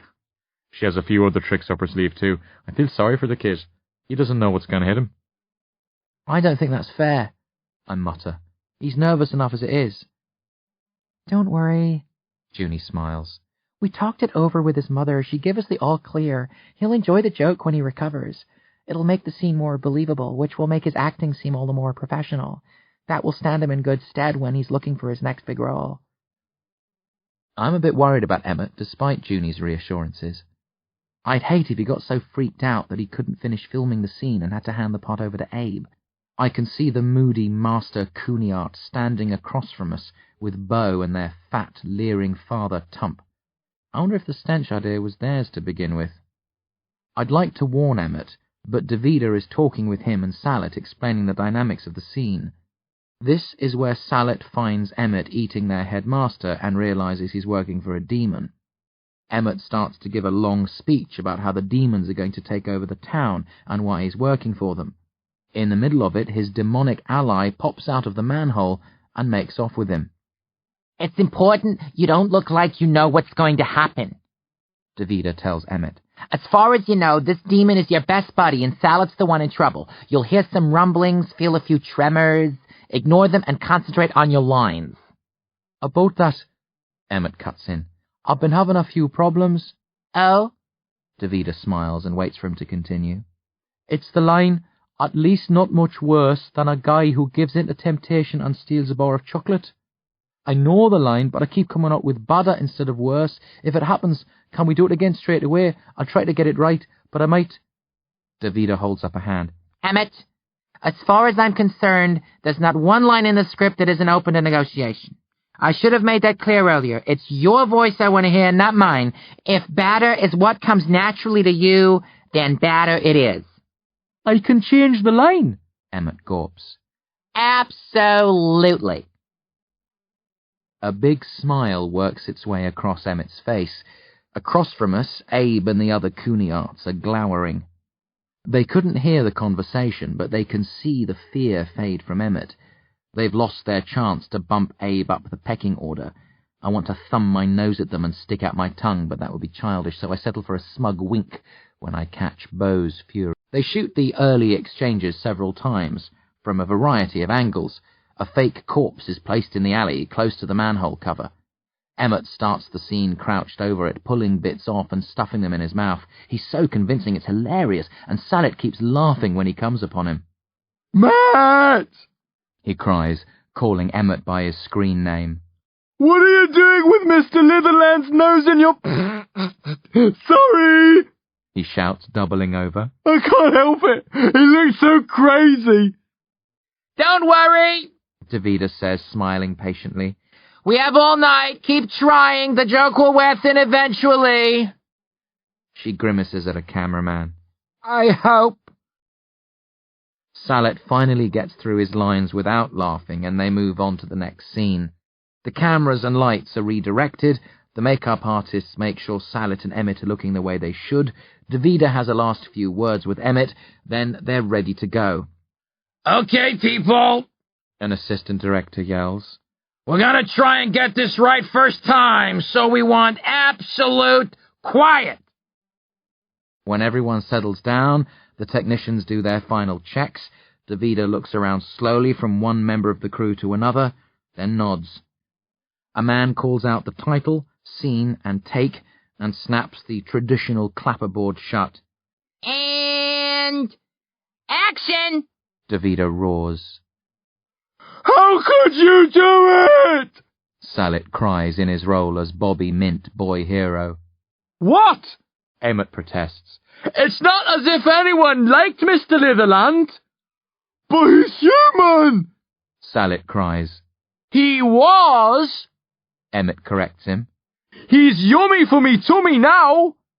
Emmett rubs his stomach with a sick laugh. "I've always wanted to eat human flesh. I mean, it's not an obsession or anything. I wouldn't go out of me way to kill, skin and cook somebody, but I've always been curious, wondered what it would taste like. So when the opportunity dropped into me lap, yeah, I took it. Does that make me a bad person? I don't think so. At least not much better than a guy who gives in to temptation and steals a bar of chocolate. It's not like I killed him myself." "But you let it happen!" Sallet cries. "You knew about the demon!" Emmett shrugs. "What's done is done. No point crying over spilt milk, or a butchered headmaster." He holds out a severed, bloodied arm to Sallet. "You should try some, Bobby. You might like it." The ground begins to rumble. A foul stench fills the air. For a second, Emmett falters, and his gaze flicks to the open manhole.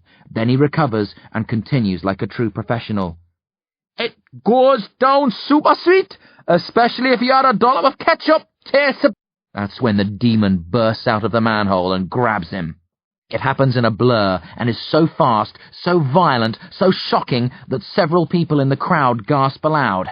The demon is green, slimy, with fierce yellow eyes, 4 long arms with claws at the ends, a mouth full of fangs. There's something wolfish about his face, long and lean, with patches of hair here and there. The demon whips Emmett off the ground. He screams, not having to fake it, caught off guard. Sallet falls backwards, yelling with genuine horror. My world goes red with fear. I'm thrown back in time. That night in the cellar. Earlier, my old home, walking into my parents' bedroom to find Lord Loss, vein and artery at work, feeling the exact same thing in my gut now as I did then. The demon screeches and vanishes back underground, carrying Emmett with it. There's a moment of hush. Then Emmett's face appears, sheer terror in his expression. "Help!" he cries. "For the love of..." Blood erupts around him, shooting up through the hole like a geyser. The howl of the demon drowns out his final words. His eyes go wide, then dead. As his head slumps, the demon pulls and Emmett disappears again, this time forever. It all happens so swiftly, I'm in a state of shock. So's everybody else. Stunned silence, people with hands over their mouths and disbelief in their eyes. I sense screams building in a dozen throats, ready to erupt at once. A chorus of terror. Now that's what I call a death scene! Davida Haim roars triumphantly, shattering the spell of fear.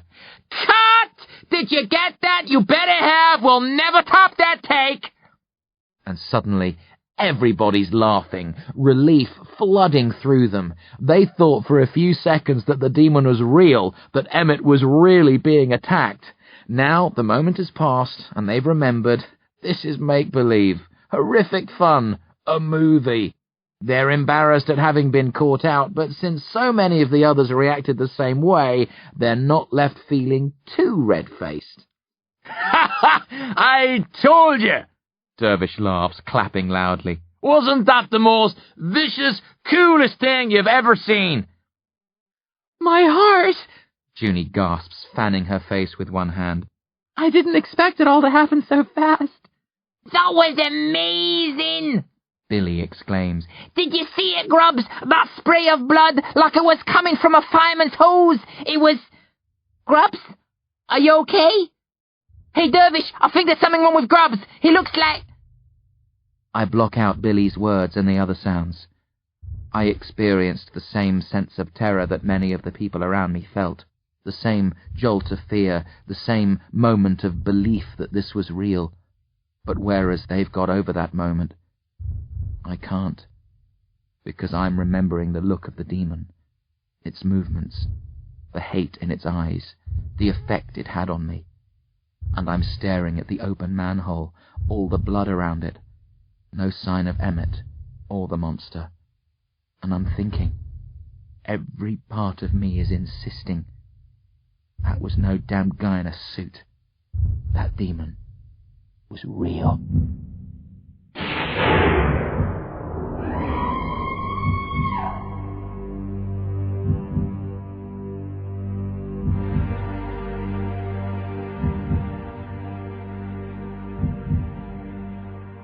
The laughing stock. It was just a movie, monster, Dervish says.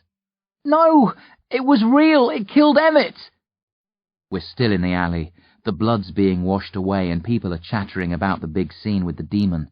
I grabbed Dervish as soon as I could move, told him what I thought. He thinks differently. Grubs, come on. I said it was going to be realistic. I know what I saw, I retort, voice rising. That was a demon like Lord Loss. It killed Emmett.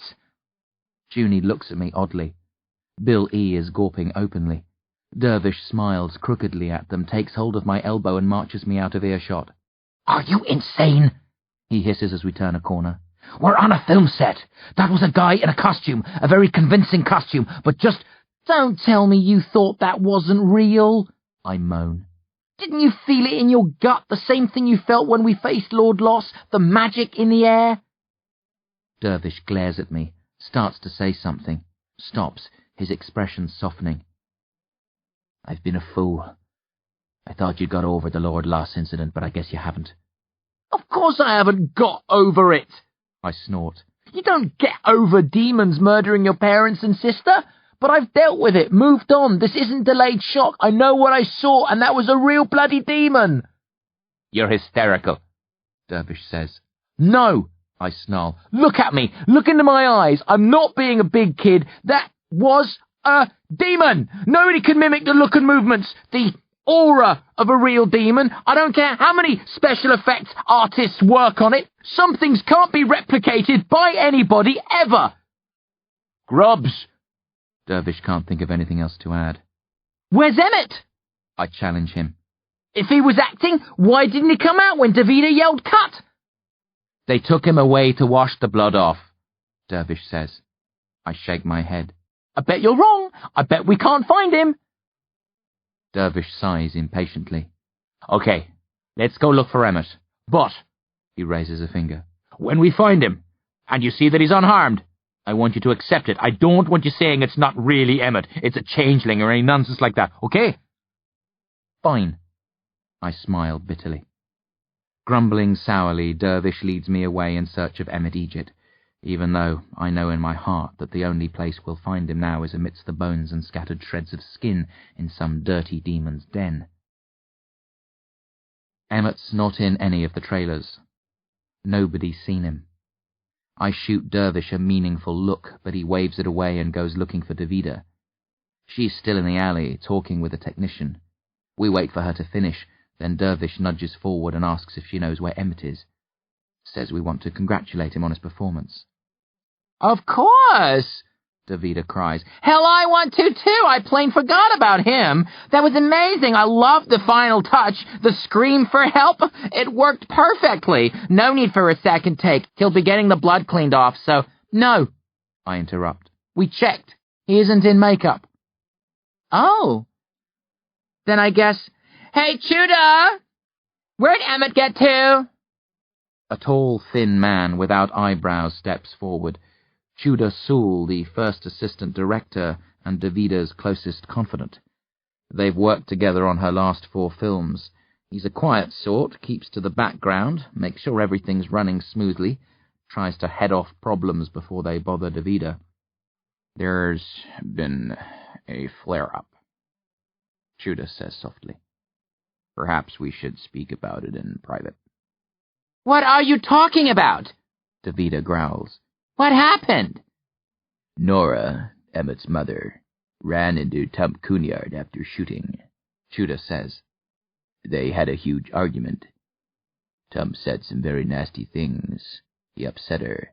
Nora grabbed Emmett, demanded a car, collected their belongings, and... Tudor shrugs. They left? Davida barks. Are you mad? Nobody leaves until shooting finishes. It's in their contract. Get them back. I can't, Tudor says. When Nora calms down, maybe we can convince her to return, but... She has no choice, Davida insists. She signed a contract. They have to stay on set for the duration.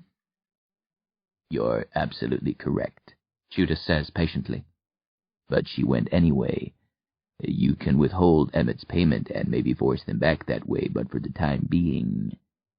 He shrugs. Told you, I mutter, glancing up at Dervish. Then I turn and walk off, not wanting to waste my time on more ridiculous excuses. Emmett's dead, slaughtered by a demon, and if his mum's missing, that means she was probably killed too. Time for Grubbs Grady to make an ultra-quick exit from Slaughter. You can't just walk off, Dervish argues as I pack my bag. Watch me! I turn to Bill E., who's standing by his bed, blinking like a startled owl. You're coming too. I'm not leaving you to end up like Emmett. It looks bad, especially as there's no sign of Emmett, Dervish says. But we need to make sure. Tudor could have been telling the truth. Emmett's mother... Bull! I snort. There was no argument with Tump Cunard. Tudor made that story up. Emmett was killed by a demon. His mum's dead too, I guess. Tudor must be working for the demon since he lied to cover up the truth, and I doubt if he's the only one. Wait a minute, Billy splutters. You believe that was a real demon? You think Emmett was really killed? Are you mad? Maybe. I laugh shortly.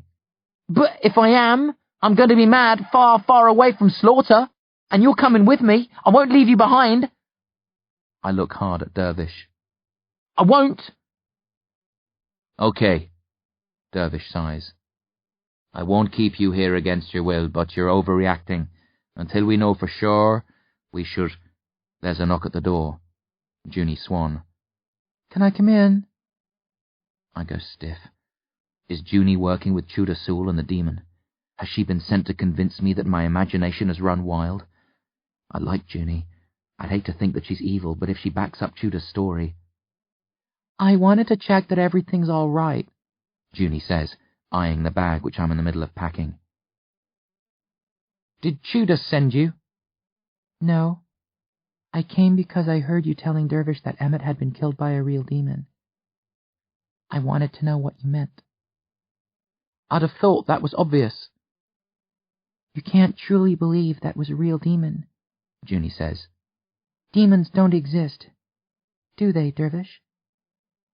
Dervish clears his throat. Well, I wouldn't say that exactly. But we're making a film about demons. That was just an act. Emmett has mysteriously disappeared, I cut in. Junie frowns. Excuse me? Nora had a fight with Tump Cunard, Dervish explains. The way we heard it, she lost her temper, grabbed Emmett, demanded a car, and took off. But she can't have, Junie says. Their contract. They tore it up, Dervish says softly. Allegedly. Junie's frown deepens. Then she looks at me, expression clearing. That explains the bag. You think this confirms what you suspected. You're getting out before the demons kill you, too. Damn straight. Junie nods slowly. And if I try to convince you that Emmett hasn't been killed, that demons aren't real, would you think I was part of a conspiracy? I hesitate, not wanting to offend her if she's innocent. I don't know anything about a fight between Nora and Tump, or why Nora would have been allowed to leave, Junie says steadily. And it's strange that it happened so quickly, without them saying goodbye to anyone. You might be right. The demon could have been real. Maybe it did kill Emmett. Junie reaches inside the light jacket that she's wearing and pulls a pink mobile phone out of her pocket. She holds it towards me. As I take it, suspicious, she says, I have contact numbers for everyone connected to the children working on this film. Nora's number is in there. I'd like you to call her. I glance up sharply. No tricks, Junie says. I don't know what will happen when you dial that number. I'm making no promises. I think Nora will answer, or if she doesn't, you can leave a message and she'll phone back shortly. But short of us getting a car and tearing after them in hot pursuit, I think this is the only way to determine the truth. I stare at the buttons. I don't want to do this. I want to pass the phone back to Junie, finish packing and get the hell out. But I can't. Because maybe, just maybe, I called this wrong. Maybe the fear dates back to my fight with Lord Loss and my mind's playing tricks on me. I'm pretty sure it isn't, but if I refuse to dial, I look like a crackpot. I unlock the phone, thumb up the list of names. Is it under E or N? I ask. N for Nora, Junie says. I search for the N's. There's a lot of them. I scroll down. There it is, Nora Egypt. I hit the dial button. It rings. Once. Twice. 3 times. 4. 5. I don't want to talk about it, A woman's voice snaps. Cuneyard can fry in the fires of hell. You tell him. Mrs. Egypt. I interrupt. A pause. Who's this? Grubbs Grady, Emmett's friend. Oh, I'm sorry. I saw Junie's name come up, so I assumed. I'm ringing from her phone. I see. Do you want to speak to Emmett? Yes, please. Speaking mechanically, figuring this could be any woman. I don't know Mrs. Egypt's voice well enough to make a definite identification. Waiting for the kicker, for her to say he's asleep, or he doesn't want to talk to me, or... I'll pass you over. The sound of her phone being handed across. The noise of a car engine in the background. Then, Emmett. Hi, Grubbs, he says quietly, miserably. Hi. I reply weakly. I can't talk now. I'm sorry I split without saying goodbye. I'm hoping we can come back later when... No way! Emmett's mum shrieks. Not unless that fat fool Cuneyard gets down on his knees and... I'll have to call you back, Emmett says quickly and disconnects. I look at the little red button on Junie's phone. Slowly, reluctantly, I press it, hand the phone back to Junie, raise my eyes, and smile like a fool, silently admitting to Junie and the others that I was wrong, even though inside part of me still insists the demon was real. I can't believe you thought Emmett had been killed. Billy chuckles. It's the morning after. We're on our way to class. I don't want to talk about it, I mutter. I just don't see how you could... Enough! I snap. Then softly. Remember what I told you about my parents? How they died? Oh, yeah. Billy's face drops. Grubbs, I didn't mean... It's okay. Just don't say anything about it, please, to the others. Of course not. Billy smiles. This stays between us.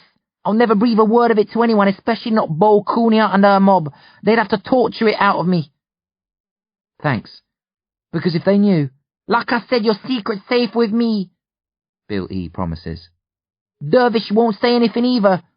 Or Junie. Nobody will ever find out. It will be coolio. Look out! Bo screams as we walk into class. It's a demon! Bo, Abe, Vanelli, Sallet, even cook and kick, howl theatrically, then burst out laughing. Miss Jawn blinks at them astonished. I groan and raise my eyebrows at Bill E., who can only shrug, bewildered. My dad was in the corridor outside your room, Bo says smugly. He heard you talking. He heard everything. Ha ha ha ha ha ha! She laughs again, and I know I'm in for a long few months.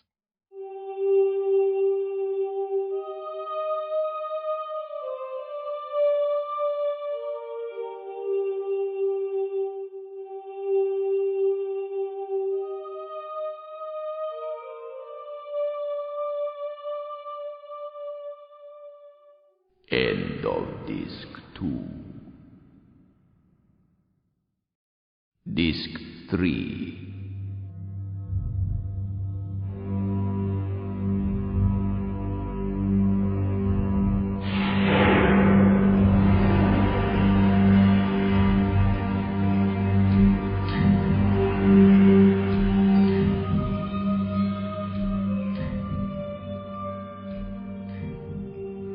Missing. The joke doesn't wear thin for Bo. Every day she drags it out, mocking and ridiculing me, keeping the story of my hysterics alive. She tells anyone who'll listen, the other actors, the crew, Davida. Most smile and dismiss it, too busy to bother about such trivial matters, but knowing they know causes me to blush fiercely every time somebody even glances at me. Emmett never rang back, and I'm too shamefaced to call him. I doubt if he'll have heard about my panic attack, but there's no telling how far Bo might have decided to spread the joke.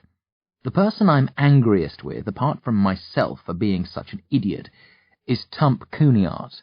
I can't blame Bo for wringing such wicked pleasure out of my embarrassment. It would be hard for any kid to ignore such a juicy bit of bait if it fell into their lap. But why was her father sneaking around outside our room, and why didn't he keep his big mouth shut?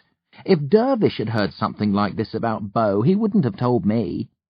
Tump Cooneyart should have kept quiet. He didn't. So now it's payback time.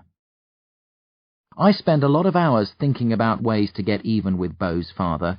Itching powder in his clothes, rat droppings in his soup, human droppings in his stew or chocolate ice cream. Shave him bald or glue his lips together while he sleeps. All good stuff, but basic. I want something that'll give him a fright that I can use to humiliate him, like if he's scared of rats, borrow one of the trained rats which are being used in the film, drop it down the back of his shirt when there's a crowd around, laugh my head off as he writhes and screams. But to do that, I'll have to find out more about him and what he's scared of. So, I start shadowing him. I do it when I'm not in class. I don't tell Bill E. He'd happily join in if he knew what I was up to, but I don't want him getting into trouble if this backfires. Tump Cooneyart's a powerful player. If I humble him in public, I might end up being booted off the set. I don't mind that, but there's no need for Bill E. to suffer too. Tump's easy to follow. Tall and wide, always dressed in a drab brown suit. He walks with a slow waddle, mopping sweat from his forehead with a handkerchief which rarely leaves his hand. He usually talks loudly as he strolls, to himself if no one's with him. He doesn't seem to be able to keep silent, except when a scene is being filmed. I bet he even talks in his sleep. If I was blind, I could probably follow him by sound alone. I don't learn much about Tump, except he loves to talk and eat. He has a trailer on the western edge of Slawter, separate trailers beside it for Bo and Abe, 3 of the biggest trailers on the set. When he's not on the prowl, making sure his actors are happy, or pigging out in one of the canteens, he spends most of his time in the trailer. He makes lots of phone calls. There are no personal computers allowed in Slawter, no video mobiles either, so he has to work from a huge filofax, in which he keeps all his contact details and other info. I think about stealing the filofax and burning it, but that's hardly going to leave him a trembling wreck. Close to Tump's trailer, nearly a week after I began shadowing him, waiting for him to emerge, sitting in the shade of another trailer, reading a movie magazine, always plenty of those around. Starting to tire of the detective work. Bo's still annoying me, but her insults have grown stale. Nobody really laughs at her jokes anymore. Maybe I should quit this game and forget about vengeance. Someone knocks on Tump's door. I look up and spot Tudor Sewell entering the trailer.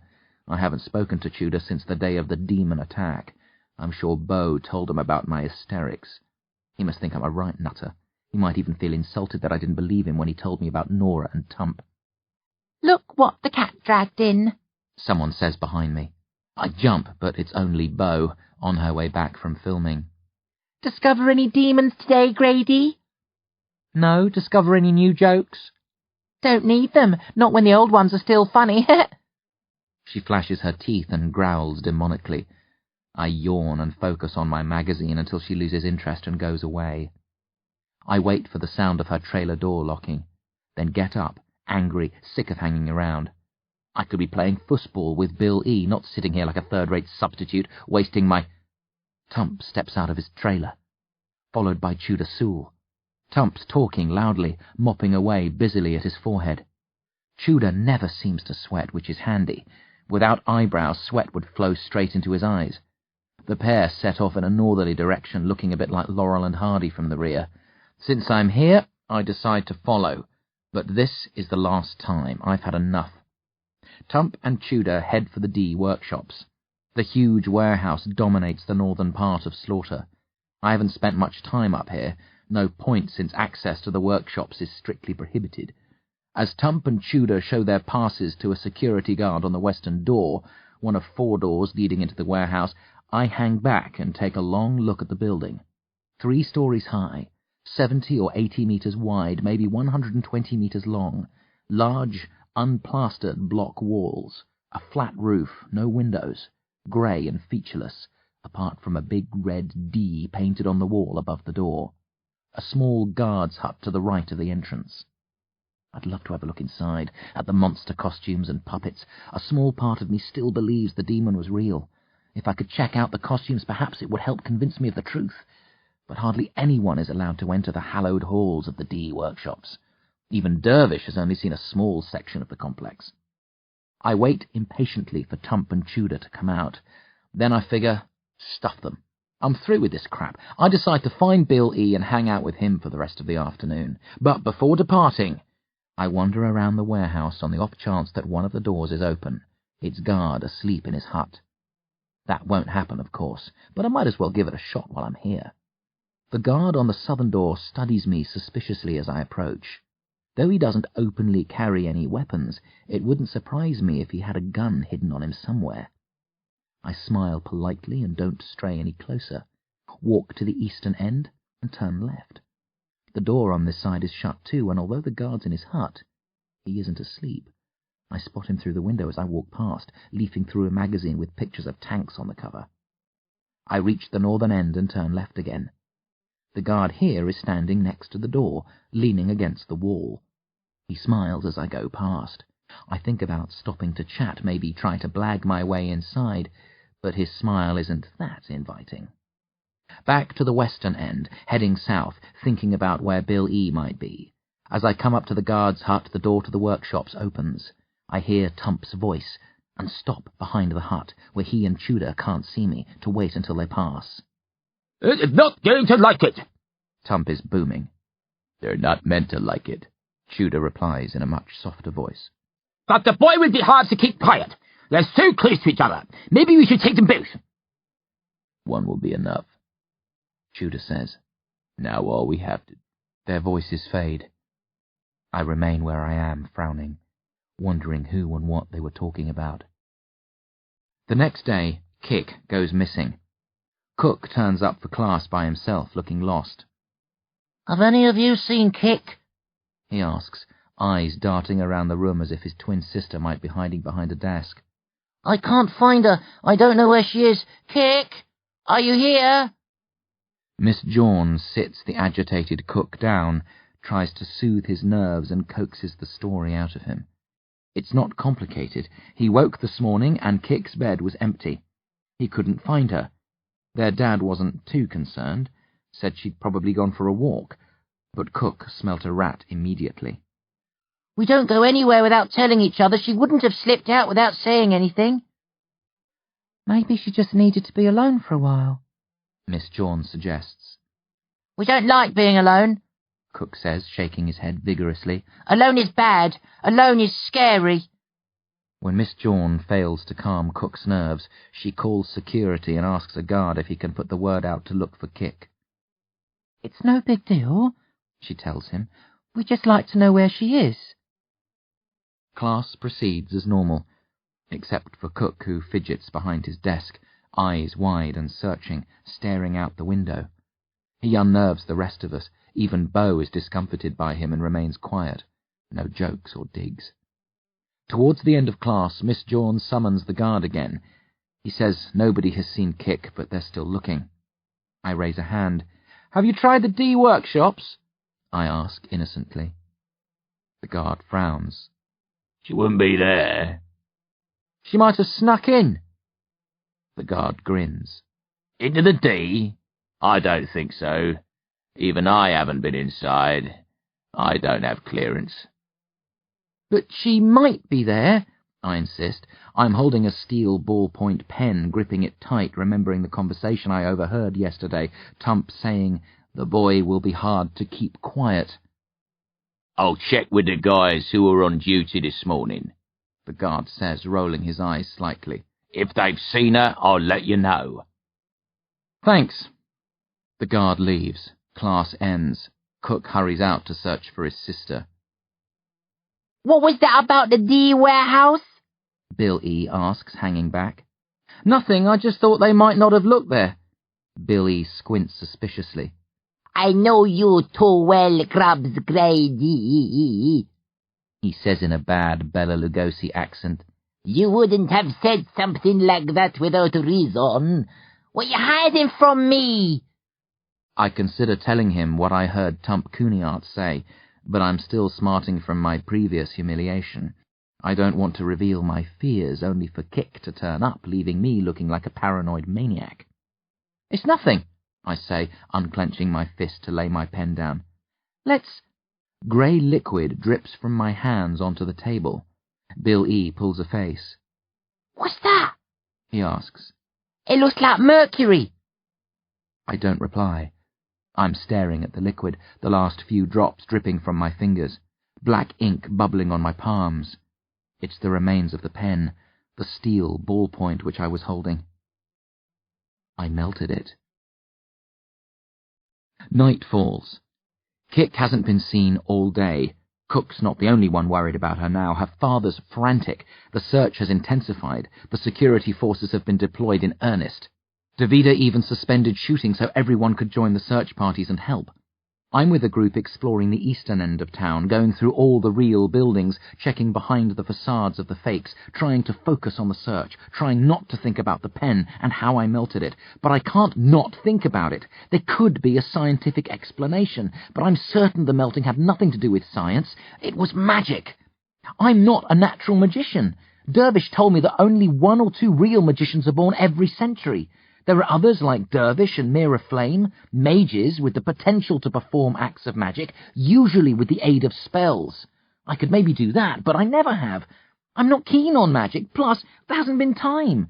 Dervish was a zombie for more than a year, and he's not been up for teaching duty since he recovered, so how did I melt the pen?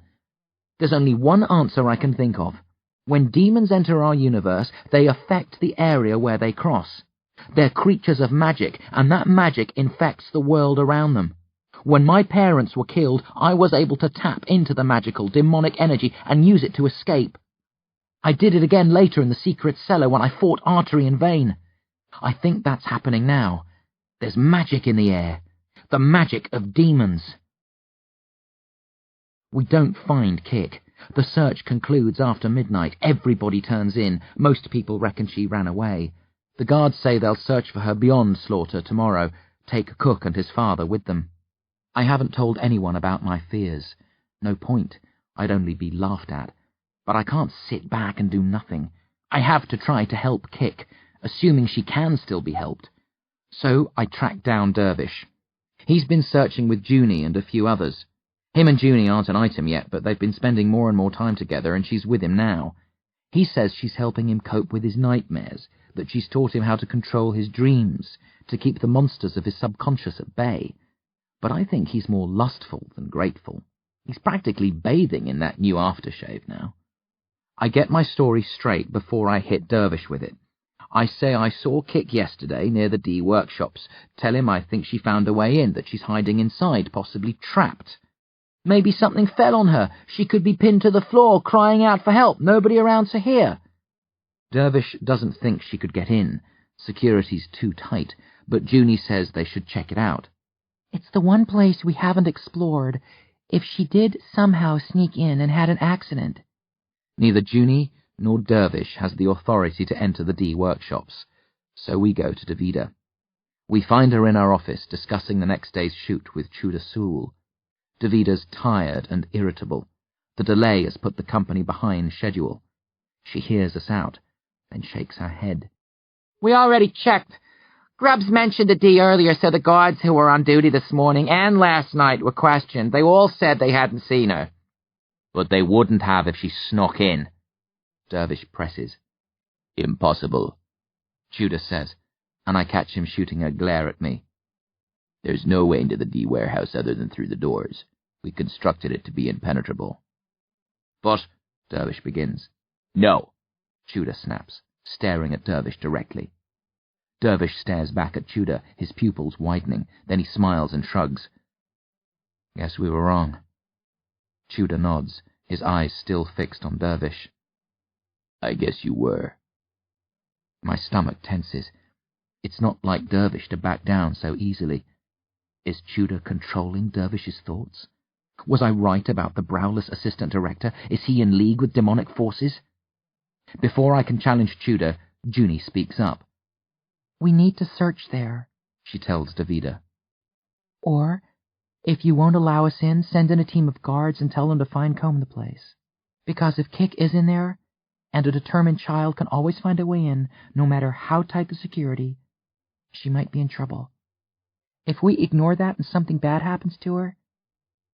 Davida sighs. Chuda, assemble a team of guards and...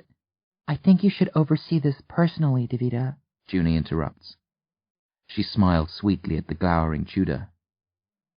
No offense, Mr. Sool, but you're too convinced the girl isn't there.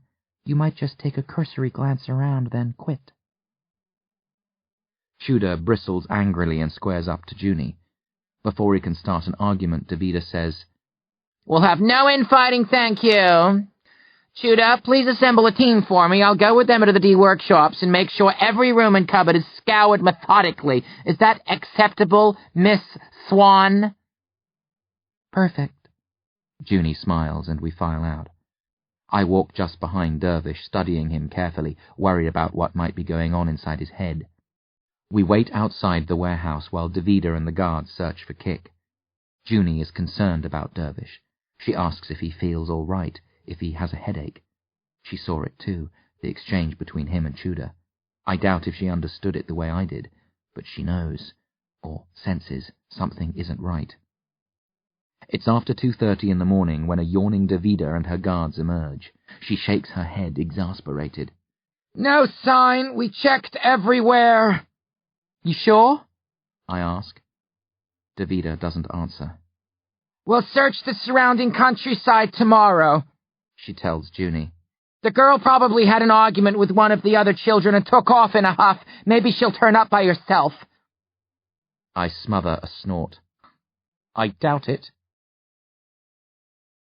I set the alarm back an hour and sleep in late, stare at the ceiling when I wake, tired and grumpy, finding it hard to get out of bed, wondering what to do about Kik. Ideally, I'd like to tell Dervish what I heard Tump Kuniart and Chuda Sool saying, insist that Emmett was butchered by a demon, and Kik... But I spoke to Emmett, he wasn't killed. Unless... You can do just about anything with movie technology or magic. Maybe Chuda Sool was also eavesdropping with Tump Kuniart when I told Dervish and Junie my fears. Perhaps he intercepted the call and faked Emmett's voice, using either a mechanical or magical vocal distorter. Difficult, but not impossible. I grab my trousers from the chair at the foot of my bed, dig my mobile out of the pocket and dial Emmett's number. There's no dial tone at his end. His phone's turned off, or he's somewhere without a signal. I get up, dress, and head for class. I think about asking Junie for alternate phone numbers for Emmett and his mum, but she'd probably want to know why I was looking for them now. I don't want to reveal my suspicions to anyone in case I end up a laughingstock again. So, at the end of lessons, I casually ask Miss Jawn if she has Mrs. Egypt's number. I say I've been trying to contact Emmett on his mobile but haven't been able to get through. Miss Jawn searches her list of names, then calls the number out to me. I thank her and dial it as I head for lunch. Dead, like Emmett's. I try his number again. The same as earlier. It might not mean anything. Then again, it might. I try the two numbers several times over the course of the day, not a peep out of either. I dial directory inquiries and get their home number, ring it, only to find that the line has been disconnected. One last try. I remember Emmett telling us about his local school. Again I use directory inquiries, then call and ask if I can speak with Emmett Egypt. I say I found his mobile phone and want to return it. The secretary says Emmett's not at school, he's making a film. I say I thought he'd finished and returned. No, she says he hasn't. I ask if she's sure, if maybe he's back home, just not at school. She says definitely not, she knows his mother. I stare at my phone a long time after that, certain I've been tricked. Emmett and his mum are still here, along with Kick, but not necessarily alive. Night. Kick hasn't been found. The search teams return at 7. Cook and his father aren't with them. The searchers say Mr. Kane and his son have gone home in case Kick heads there. I groan when I hear that. I hope it's true. I pray that it is. Not just because I don't want Cook and his dad to be dead, but because if it's a lie, it means the guards who are with them are part of a cover-up. It means it isn't just Tudor Sewell and one or two others I have to be wary of. I might not be able to trust anybody in the entire cast and crew. Filming resumes in the morning. Davida's still worried about the missing Kick, or claims to be. Who can I trust? But life must go on. A film costs a fortune to make. Every day is vital. She can't afford to have her team sitting around idle. So, while a selection of guards took off to search the land around Slaughter as the sun rose, the cameras rolled as normal. They're filming the second big demon scene tonight. No carnage or loss of life this time. It's a scene from the third act, in which a demon appears to Bobby Mint and his friends. It predicts doom, warns them of the destruction to come, then tells them they can't leave, it's too late, they're destined to die, along with everyone they care about and love. I've lost interest in filming, but I have to go watch tonight's shoot to check out the demon. I've heard it's different to the one that killed Emmett. I wonder if this creature will be real or a model. I know what I'd put my money on. A large crowd gathers for the shoot, but not as many as at the first demon show. This scene's being shot outside a church, one of the fake buildings in Slaughter. In the script, the heroes have gathered inside to discuss the demons and what they can do to alert others to the danger. Those scenes have been filmed, or will be, on an interior set. This scene is set at the end of their debate. They've just come out. As they're heading down the steps, the demon appears out of the church behind them, laughing, saying it's overheard their entire plan. Davida sets the scene, runs the actors through their paces, makes sure all the cameras and lights are correctly positioned, then takes her seat. Action. I watch nervously, holding my breath, as Salit Smith and the others spill out of the church, faces bright and determined. There are 8 steps down from the doors. As they hit the second from bottom step, laughter echoes from within. "Oh, foolish humans," the demon crows. Salit and his crew whirl, gasping. "You think you know so much, but like all mortals, your knowledge of the world is pitiful. It would be amusing were it not so sad." I start to shiver at the first syllable. There's no mistaking that voice, the low, mournful tone. I know what's coming next. I'd give anything to be wrong, but I know I'm not. The demon appears, gliding out of the shadows. He's lit perfectly. I hear murmurs of approval from the people around me. They were caught by surprise with Emmett, but they're ready this time, in control of their emotions. Besides, although this demon is more horrific in appearance than the first, he moves so fluidly and gracefully that they have time to appreciate his design, the months of hard work which must have gone into creating him.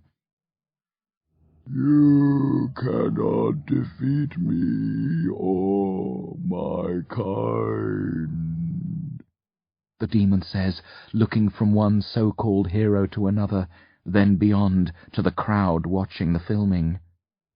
We can go anywhere you can, and to places where you can't. We see all, hear all, know all, and we will kill all. A tall demon, pale red skin with lots of cracks in it from which blood continually oozes, dark red eyes, no hair or nose, grey teeth and tongue, a hole where his heart should be, filled with dozens of tiny snakes, mangled hands at the ends of 8 arms, no feet, just fleshy strips dangling from his waist, giving the appearance of thin, misshapen legs. He doesn't touch the floor, but hovers a few centimetres above the ground all the time.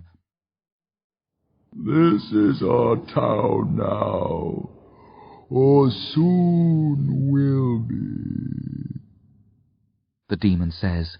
There is nothing you can do to stop us. His eyes fall on me, and he smiles widely. There is nothing any of you can do except be slaughtered. Then he laughs and drifts back into the church. The doors slam shut. A boy in the group of heroes screams. Davida yells, "Cut!" Everyone pours forward, cheering, congratulating the actors, remarking on how realistic and creepy the demon was, questioning how the effects team got it to hover so believably, what mechanics were involved. But there were no strings or engines. It wasn't a model or costume. The few doubts I had up to this point vanish. We're in seriously deep trouble. The demon wasn't speaking from a script. His words weren't meant for the fictional characters, but for those of us watching. There are real demons here.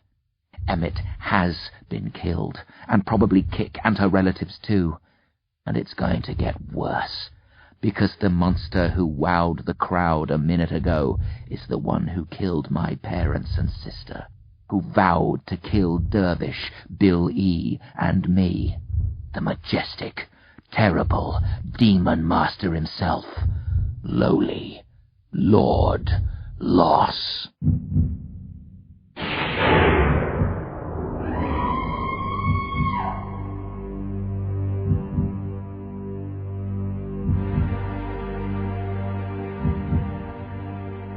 D.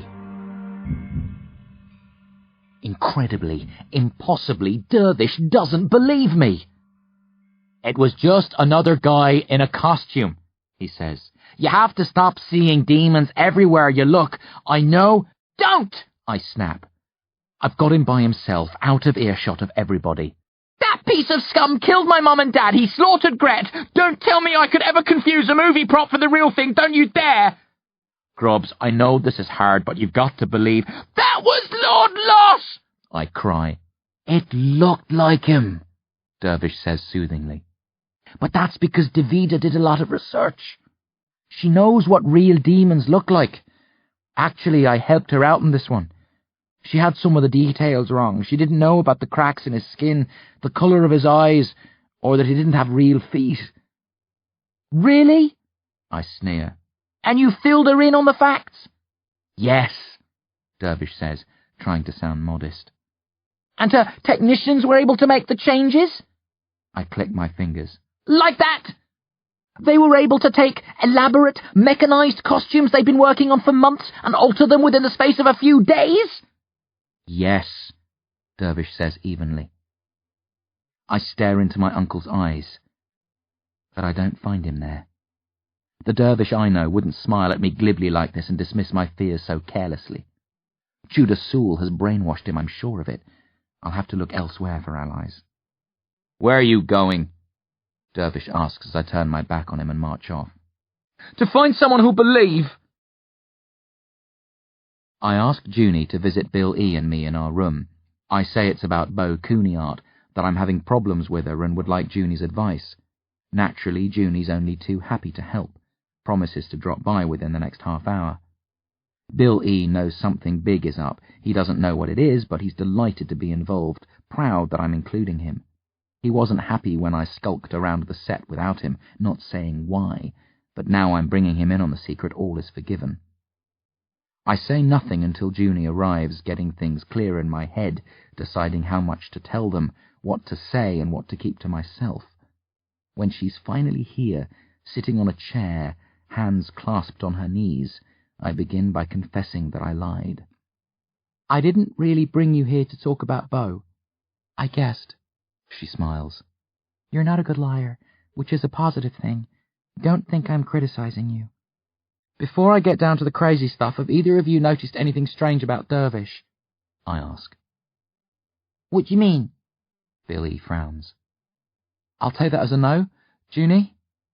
She pauses. I don't know your uncle very well, but he seemed a little unfocused recently. You saw it when he was talking with Tudor about the search for Kick, didn't you? I saw something, Junie says cagily. Dervish has been through a lot these last 2 years. The responsibility of having to look after you, the temporary loss of his mind, trying to readjust to normal life, the nightmares. Nightmares? Bill E. asks. We never told him about Dervish's bad dreams. He's had trouble sleeping recently, Junie explains. That's the first I've heard of it. Bill E. grumbles. He finds it easy to share his secrets and fears with me, Junie says. He's able to tell me things he finds hard to discuss with others. I've been trying to help him sort through his problems. We were making good progress, but now he seems to have regressed. Tudor's messing with his mind, I tell her, controlling his thoughts. You can't be serious, Junie laughs, but her laughter dies away when she sees that I am. I'm going to tell you something that will sound insane, I begin. Bill E. knows some of it, but not all. I need you to hear me out and at least try to believe me. Of course, Junie says, leaning forward, intrigued. I take a deep breath, glance at Bill E., knowing what I say is going to hurt him, then launch straight in. Demons killed my parents and sister. I fill them in on most of the details. My early encounter with Lord Loss, escape, madness, recovery, moving to Carchery Vale, the curse of the Gradys. Then the big one, Bill E. turning into a werewolf. So that's it! Billy cries. He's trembling, his lazy eyelid quivering wildly. I never bought your story that Dervish locked me up to protect me. I knew there was something you weren't telling. He glares at me accusingly. You lied to me. We didn't want to hurt you. I sigh. I can take hurt, not lies. You should have told me. Maybe, I mutter miserably. So, am I cured? Bill E. snarls. Yes. For real? Forever? I nod glumly, then outline the deal which certain members of our family had going with Lord Loss, the chess matches, the battles with his familiars. I tell them how Dervish and I challenged Lord Loss on Bill E.'s behalf. The only part I leave out is the truth about Bill E.'s father. I don't tell him we had the same dad. This isn't the time to open that can of worms. Bill E.'s rage dwindles as he hears what Dervish and I risked to save him. He's staring at me with awe now, tears trickling down his cheeks. I find that more unsettling than his anger. He's gawping at me as if I'm some kind of hero, but I'm not. I only did it because he's my brother, but I can't tell him that, not now. He thinks Dervish is his dad. If I told him the truth, I'd be hitting him with the news that his real father's dead. I finish quickly with the last few months, Dervish defeating Lord Loss in his demonic realm and regaining his senses, the nightmares, coming here to try and sort himself out, the demon which killed Emmett, overhearing Tump Cooneyart and Tudor Sewell talking, the appearance of Lord Loss. It was definitely him, I tell them. I wasn't 100% sure before, but now I am. There are real demons in Slaughter. Tudor and Tump are working for them, along with some of the crew. Davida might be one of their allies, too. Lord Loss swore revenge on me, Dervish and Bill E., so the three of us are for the chop, no doubt about it, probably the rest of you as well. Silence. Bill E. is staring at me, torn between hero worship, terror, and doubt. Junie doesn't know what to think or say. She's probably heard all sorts in her time, but nothing like this. She's trying to think of a gentle way of denying what I'm saying without insulting or enraging me. It's okay, I smile. You can say I'm crazy, I won't mind. People roll out that word too swiftly, Junie objects. It's an easy fallback. I try never to make such gross generalizations. But in this case you'll make an exception. I finish for her. She grins shakily. I wasn't going to say that. But you were thinking it, right? She tilts her head uncertainly. We have a lot to discuss. This goes back a long way. You have deep-rooted issues which we'll have to work through one at a time. To begin with, do you believe in magic? I interrupt. No, Junie says plainly. What if I could convince you? How? I've been thinking a lot about this. I knew words alone wouldn't be enough. I haven't done anything magical since melting the pen, but I'm sure magic is still in the air, surrounding me, waiting to be channeled. It had better be, or else I really will look like a loon. Is that worth a lot? I ask, pointing at the watch on her wrist. No, she frowns. Does it matter to you? Would you miss it if you lost it? Not really. Where is this going, Grubs? You'll see. I fix my gaze on the watch, willing it to melt. I'm anticipating a struggle, but almost as soon as I focus, the watch liquidizes and drips off Junie's hand. Ow! Junie yelps, leaping to her feet and rubbing her wrist. It's hot! Sorry. I jump up too. Are you okay? Do you want me to get some ice, or...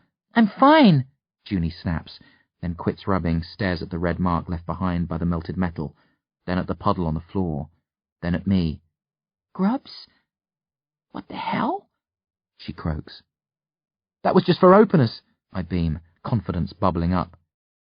Have you ever wanted to fly? In the end, we don't fly. Junie isn't ready to open the window and soar over the buildings of Slaughter. I'm not either, really, but we levitate a bit to prove that the melting watch wasn't a hoax, that this is real magic, not some stage trick. Oh, this is incredible! Junie laughs as I make the light switch on and off just by looking at it, while juggling 6 pairs of balled-up socks without touching them. Bloody amazing is what it is! Billy gasps. Could I do that too? Maybe, I say, flicking the light on and off a few more times, then letting the socks drop. Dervish said lots of people have magical potential. They just don't know it. The magic's thick in the air around us here, but you and the others aren't aware of it. I am because I fought demons, and part of my mind, the part that's magic, opened up. If you could open up that part of your mind, I bet you could do everything I can. I need to get me a demon to whoop, Billy mutters. Of course, it could all be in my head, Junie says. You could have slipped me hallucinogenic substances. I might be imagining the watch, floating the socks. Billy wrinkles his nose. You couldn't hallucinate the smell of grub socks, he says, and we all laugh. You don't really believe that, do you? I ask Junie. No, she sighs. But I want to keep an open mind, like you advised. That means not accepting your story about demons, even if the magic is real. She looks at me earnestly. One doesn't verify the other. I haven't seen any evidence of demons yet. You don't need to, I groan. If demons aren't real, where am I getting my power from? I have no idea, Junie says. You might be generating it naturally, subconsciously. The demons might simply be your way of rationalizing your powers. She holds up a hand as I start to argue. I'm not saying that is the case, just that it might be. Junie sits back, a troubled look on her face. Actually, I can't tell you how much I hope that the demons are a product of your imagination. For Emmett's sake, Kix, and the others. I know, I mutter. I wish they weren't real too, but they are. She licks her lips, frowning deeply, trying to get her head around what I'm telling her. I need proof, she finally says. I'm not sure what you want me to do, but I can't do anything until I've seen direct evidence. I want you to help Dervish, I tell her. Tudor Soul has some sort of mind lock on him. I want you to help me break it. You can do that without believing in demons, can't you? Perhaps, she says, but I don't want to go anywhere near your uncle's mind until I know for sure what I'm dealing with. I think I can prove it, I say softly, lowering my gaze. But it could be dangerous. The sort of dangerous where we all die horribly if things go wrong. I'm prepared to take that risk, Junie says evenly. Me too, Billy pipes up bravely, though the squeak in his voice betrays his fear. I nod reluctantly. Demons don't appear out of thin air. They have to be summoned. Their universe has to merge with ours. A window or tunnel between worlds has to be opened. If Lord Loss and the other demon were real, there has to be a place where they crossed. A secret place. A place where nobody but their human partners can get into. the D workshops. Bill E. and Junie say at the exact same time. Got it in one, I chuckle bleakly. Junie keeps saying she must be crazy for going along with this. It's a mad plan. She should have her head examined. But the magic unnerved her. She's confused, not in complete control. I should give her a day to think things over and clear her head, but she might not play ball if I did. She might start rationalizing and analyzing and decide nobody in her position should break into a building. Worse, she might tell Davida what I believe and tip our enemies off. So I rush her along, allowing her no time to think. It's impossible to sneak up on the D warehouse, no matter what time you come. Large, powerful lamps are trained on all sides of the building at night. You can't approach it without your shadow preceding you, growing like a giant's the closer you get. But I've got magic on my side. I could have performed any number of miracles in our room to convince Junie of my power. I didn't randomly choose to experiment on the light bulb. Studying the lamps from the shelter of the closest building to the warehouse, Junie and Bill E. are quiet behind me. I can't see all the lights from here, but I can imagine them. Not sure if I have the strength to do this. Just have to try and hope for the best. Focusing, I close my eyes, keeping the picture of the lamps vivid in my thoughts. I visualize the lamps flaring and going out all at once, like a flashbulb on a camera. Call on the magic, try to extend it to the lights, doubting if I can really... Bloody hell! Billy gasps. Then a chuckle. Coolio! I open my eyes to darkness. Let's go, I hiss, starting forward, not sure how much time we'll have. Oh my, Junie says breathlessly. But she runs after me with Bill E. along for the ride, even if she doesn't truly want to be. The guards come out of their hut with strong torches. We drop to our stomachs as their beams sweep the surrounding area. I think about quenching the torches, but that would really stir up their suspicions. Lying on the cool ground, head down. I hear one of the guards on his walkie-talkie, checking if the lamps are out all over. He doesn't sound worried. The guards sweep the area a few more times with their torches, then return to the hut. One keeps his torch beam trained on the door of the D. There's no way we could get in through it without being seen, so it's just as well I didn't plan on entering that way. Rising, I hurry forward, trying not to make any noise, heading for a point about 3/4 of the way along the side of the warehouse, where it's nice and dark, where we can't be easily seen by the guards. I rest when I get to the wall, panting heavily, more from fear than the run. Junie and Bill E. arrive moments later. Bill E.'s puffing hard. He's not as fit as me. I can see their faces in the light of the moon and stars. Bill E. looks scared but excited. Junie's just scared. Funny, but I feel like the... What now? Bill E. asks when he gets his breath back. The Indian rope trick, I grin, then try to make a length of rope appear, dangling from the roof. Nothing happens. I try again, this time demanding the rope to simply appear on the ground. Nothing. I frown, wondering if I used up all my magic quenching the lights. But then I recall my fight with artery and vein. Dervish supplied the weapons, laid them on the floor of the secret cellar, axes, swords, etc. He wouldn't have gone to all that effort if we could have simply made weapons appear. Maybe magic doesn't work that way, and objects can't be created out of thin air. So the roof's out. Fine. Time for plan B. I focus on the wall. Bare blocks, cemented tightly together. No chinks. Can't tell how thick they are, but I imagine the wall's more than a single block deep. I place my left hand on the nearest block and concentrate. Not sure if I can melt stone like metal, but I give it a go. The block doesn't melt. I try again, but still it holds. I sigh. Looks like I've run out of ideas. But as I lean forward, trying to think of some other way in, my fingers gouge into the stone. It's like putting my hand in mud. I make a half fist and scoop out a handful of mushy material. I smile at the muck, then at Junie and Billy. "You two clear the mess away," I tell them. "I'll get to work on the rest of the blocks." Be careful, Billy whispers. we don't want the wall collapsing. "No worries," I snort. "Grub's grade is on top of the situation." This is madness, Junie mutters, but digs her fingers into the semi-melted block and begins scooping it out. It takes 15 minutes to gouge a hole big enough for us to fit through. It feels like hours. All the time I'm aware of the threat of the lamp snapping back on, the guards sighting us, everything coming undone. But the darkness holds, and at last I melt through the third and final layer of blocks. I poke my head through the gap and switch on the torch I brought with me.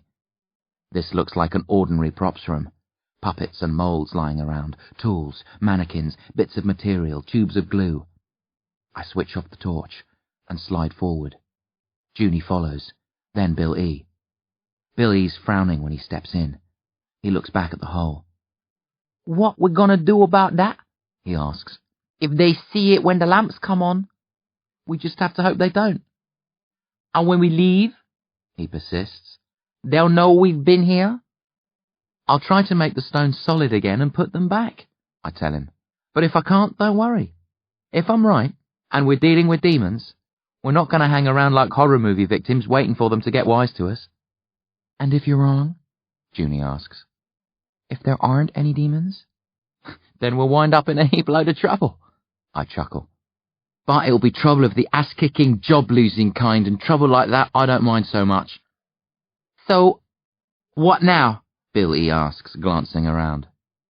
We wonder. Explore as much of the building as we can. Keep going until we find something strange or run out of rooms. Perhaps one of us should remain here to alert the others if the guards find the hole, Bill E. suggests. How? I grunt. Phone. He roots out his mobile, flicks it on, frowns, shakes it, then scowls. No signal, damn. It's probably better if we stay together anyway, Junie says, then lets out an uneasy breath. I've never done anything like this. I never even stole sweets from shops when I was a child. I've always respected the law. Welcome to the underworld, baby, Billy chortles, trying to sound like a 1930s gangster. No more talking, I whisper. We advance.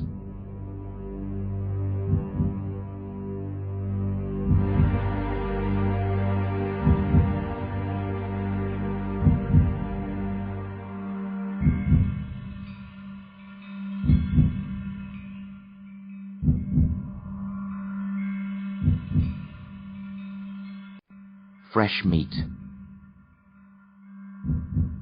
We don't spot any security cameras. I guess Tudor Sewell or his superiors thought the armed guards outside would provide enough protection, or there are hidden cameras which we can't see, or they didn't think anyone who found their way in would be able to get out. Winding through the building, one ordinary room giving way to another, lots of weird, demon-shaped puppets on display, but the work of human hands. Cleverly constructed, but hardly hewn in the fires of hell, plastic, metal, rubber, not flesh, bone, blood. I try not to lose confidence as we push further into the warehouse. It's logical that they'd have an outer ring of genuine workshops, While this place is off limits, some of the crew, like Dervish, have been allowed into parts of it. This is camouflage. Things will be different further in. I hope. I fear. We come to a massive steel door, unlike any of the others we've encountered, the full height of the ceiling and 3 meters wide. There's a small digital screen on the right-hand side, the outline of a hand printed on it. Fingerprint controlled, Bill E. notes, rapping the door with his knuckles. He reaches out to press his hand on the screen. Wait! I stop him. It might sound an alarm if an intruder touches it. Bill E. lowers his hand. We're gonna melt our way through the wall, boss? Reckon so, Kemosabe. I lay my fingers on the blocks to the right of the door, focus my magic, and tell the stone to melt. Push forward to scoop out the first handful of molten rock. It's solid. I try again. No joy. Rubbing my fingers together, trying to figure it out. It can't be that I'm running low on juice. There's more magic in the air here than outside. I can feel it practically crackling around me. Just to be sure, I make myself rise 1/2 meter off the ground. No problem. Something wrong? Junie asks, eyeing me nervously as I float in the air. The wall's protected, I tell her, smoothly descending.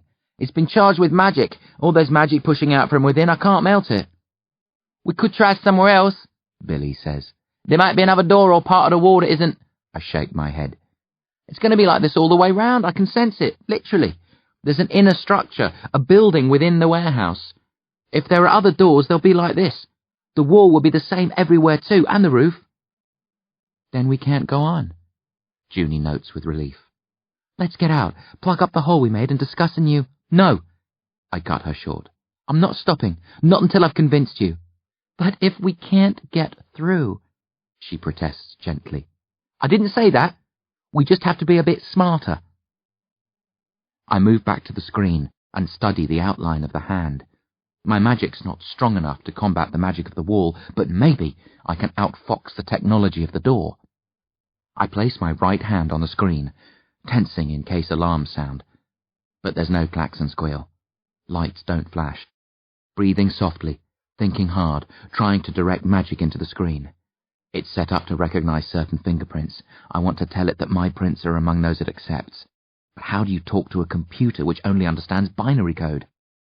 I ignore the complications, send a simple message over and over, letting magic flow all the time. You know me. My prints are in your database. Open. Nothing happens. Bill E. and Junie keep quiet, but I sense their lack of belief. Ignoring them, I keep talking to the computer, trying to trick it. I don't acknowledge the possibility of failure. Change tack. Start telling it I'm Chudasul. You will open. I'm Chudasul. You must open. I'm Chudasul. Picturing his long, thin face, his browless eyes and cold gaze. There's a click. Another. A whole series of clickings and whirrings. The door opens inwards, silent as you please. I remove my hand and glance back smugly at the astonished faces of Junie and Bill E. Oh, ye of little faith, I murmur. We enter. Darkness. The other rooms were dark too, but I was able to light them with my torch. This room's too big. The beam is like a pin, showing us almost nothing of the space around us. We can tell that it's huge, but no more than that. This feels wrong, Junie says as we stand a few meters from the open doorway, reluctant to press ahead any further. It's like we're surrounded, Billy agrees, squinting into the darkness. I flash the torch left, then right. We can't see anyone, but that doesn't mean that people, or other creatures, aren't there, or that they can't see us. Maybe we should come back with stronger torches, Junie says. If we quit now, we'll never return, I mutter. But we can't see anything. Give me a minute, let me think. I can't make objects appear out of nothing, but magic is a form of energy. Maybe I can convert that energy into a different form. Concentrating, speaking to the magic within me. In a weird way, it feels like I'm two people, the one I've always been. And Grubbs Grady, magician. I want to make light, I tell my magical half. I'd like a big ball of light to appear just above my head. Is that possible? In response, I feel energy stream from my hands. It gathers overhead, pulses a couple of times, then transforms into a ball of blinding white light. I gasp with pain, covering my eyes with an arm. Not so bright, I hiss, then squint with one eye over the top of my arm. The light has dulled slightly, but is still painful to look at. Keep dimming. More. Stop. I remove my arm. Bill E. and Junie have both covered their eyes. It's okay, I tell them. You can look now. Their eyes are watering when they lower their hands. Junie looks like she's going to be sick. How did you do that? She whispers. Easy peasy, I grin. You're a freak, Bill E. says, but a useful one to have around. Thanks. Now let's see what we've walked into. I send the ball of light forward, letting it brighten the further away from us it moves, until it lights up the entire room. Only, it's not really a room. It's a huge, single, cavernous chamber, a bare earth floor, brick walls which rise up the full height of the building, all 3 stories of it, no props, furniture, nothing, except a tall stone in the centre, and lots of shapes around it. Bodies. This isn't good, Bill E. says nervously. Those look like... Junie croaks, then starts forward. Wait, I cry. Junie shakes her head. I have to be sure. They could be old bags or mannequins. I must check. We don't know what's in here with us, I say, losing my nerve slightly. Junie pauses, looks around, then shrugs. There's nothing. We're alone. Except for them. She carries on. Bill E. and I glance at each other. We can't be outdone by a woman. The shame would be too much to bear, so we set off after her, away from the door and the possibility of a quick retreat. Junie sinks to her knees a few meters from the bodies, staring hopelessly, jaw slack, disbelief in her pinkish eyes. There are 20 or 25 of them encircling the stone, the head of one body lying on or under the feet of the next. Emmett's one of the dead. His mother, Kick and Cook Kane, their father, others I don't recognize. Some of the bodies have chunks ripped out of them or limbs torn loose. Others have cut throats. A few look like they're asleep, but I'm sure if we turn them over we discover fatal wounds. Bill E. reels away and vomits, groaning over the mess, shaking his head, trying to deny the reality of this dreadful scene. This is the first time my brother's seen anything like this. It's hard. Not like what you see in the movies. On the silver screen, corpses mean nothing. You know they're not real, just models or actors faking death. You can admire the staging, the special effects, the pools of blood.